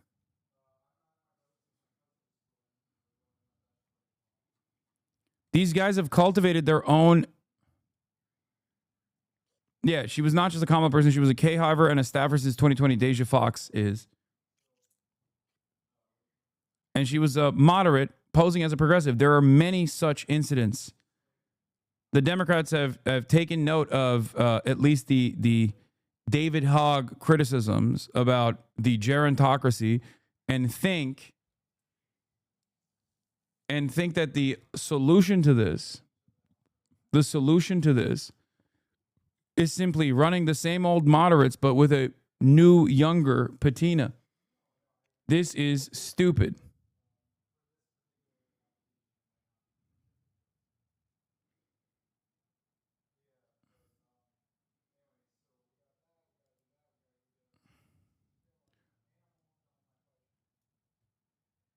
Of course she lost. It's no secret that I don't look like the other folks on this stage, or it's no secret that I don't look like the other folks on this stage or in Congress. And that's because I'm not. I was raised by a single mom here in southern Arizona. We relied on Section 8, food stamps. Bro, this is literally like young, hot Kamala Harris. Oh my God. It's actually freaking me out. And Medicaid, just Even like the single mom, young single mom, and then the eye thing that she does where she's like this. to get by. I've been homeless. I've worked at a gas station. And if you at home are feeling like politicians just don't get it, I'm here to tell you that they don't. They'll never know what it's like. I'm here to tell you that they don't. Head shake. That's literally Kamala. That's like to a T. What the fuck? Like to make hard decisions in the grocery checkout line, or to work full. Then she went to a Prada event in Milan during the campaign. Yeah, because she's a fucking social media influencer first and foremost. It's so ironic because wait, actually it wasn't. I think it wasn't Prada that invited me to their Milan launch, but Prada did send me the shoes from their new fucking runway. But again, I'm not running for office. I'm a fucking social media influencer. She's running for office. Full time and still not make the bills that month, have to choose between bills and back to school clothes, to be 16 years old and work to support your family. That's the kind of experience I bring to this race. It's the experience that we share. And it's the kind of... What's good, King? Damn, it's a sick shirt. Anyway, so the fact that they're trying to do this shit, the fact they're trying to angle this is really, really stupid. Have you seen Shane Gillis making fucking crazy jokes? No, what do you say? Apparently, he's been popping off at the... Wait, fuck. What is wrong with Twitter, dude? It is so busted. At the ESPYs. To stage a UFC fight on the White House lawn. The last time he staged a fight in D.C., Mike Pence almost died. All right. You don't have to do that. It was fine. I didn't write it. Actually, there was supposed to be an Epstein joke here, but as it got deleted. Must have probably deleted itself, right? Probably never existed, actually. Let's move on as a country and ignore that. That was good. That's actually good. Let's see what else he said. He's an alien. Joe Rogan wanted me to... Oh, hell yeah. I'm going to get in that bag. Yeah, you get in there. Joe Rogan actually wanted me to be here to host this award show so that I could capture Adam Silver because Joe thinks he's an alien. And Donald Trump wanted me to be here to capture Juan Soto for the same reason. That's fucked up. It's an alien joke. Wait, who booed up there, dude? Shut up. Shane Gillis. Oh, we already saw this one. Damn. Y'all need to fuck. Oh, we're fucking this weekend at Murad's bachelor party. What happens in Vegas stays in Vegas. Stays in my ass. That's so crazy. Oh, wow. Is a bridge too far? Okay. There's one thing I want to say before I get out of here, and this is a dumb joke. You guys aren't going to like it, but it's just a Norm Macdonald joke that I loved when he hosted the ESPYs, and I'm going to do it now. Travis Hunter won the Heisman Trophy this year. He's the first defensive player since Charles Woodson to win the Heisman. Congratulations, Travis Hunter, winning the Heisman. That's something they can never take away from you, unless you kill your wife and a waiter, in which case they can take that away from you. Well... See, a lot of you don't like me, and that's okay. No. No one's here? No, only Marsh has shown up so far. What the fuck? Yeah, I don't know what the fuck is going on, dude.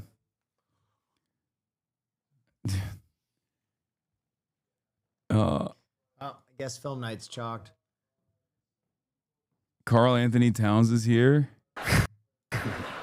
The New York Knicks had a great season. Yeah, hell yeah. Karl Anthony Towns is here. Hey, girl. The New York.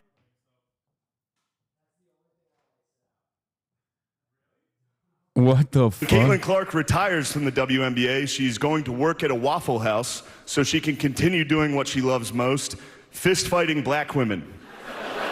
That's crazy.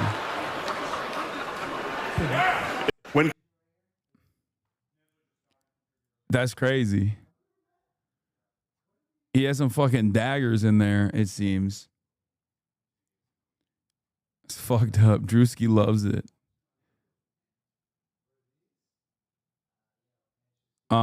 But yeah, we are waiting on the rest of the podcast to show up, but they're fucking late, of course. Unsurprising. But I'm gonna go and hang out with my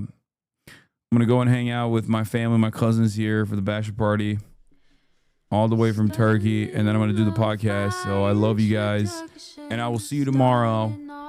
And then after tomorrow, I'm taking a 3-day vacay for the first time ever. 3 days of no streaming. I wanted to stream, but Will and Marat have barred me from streaming, for the record. I wanted to stream when I'm in Vegas. We're going to be doing some crazy shit out there. But no, tomorrow I'll be live. And I'll see you tomorrow. Love you. Bye-bye. Peace. To the topic just begun.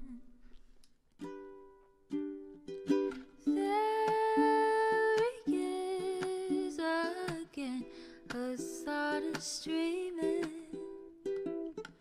Hasan is streaming.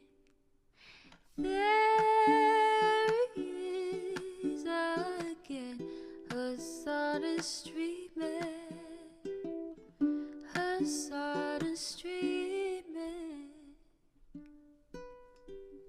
Reviewing the P.O. box, Uncle Uger's face. Sudden Discord agitprop, great names take embrace. Tiny Bernie Sanders, LGBTQ Air Force. The whole left at your fingertips, Ane at your door.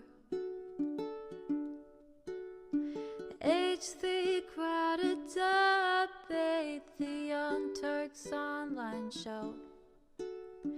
3 full fucking years of this, plenty more to go. 90-day fiance talks of champagne bourgeoisie. A Trump rally live reaction, a mass riot at DC.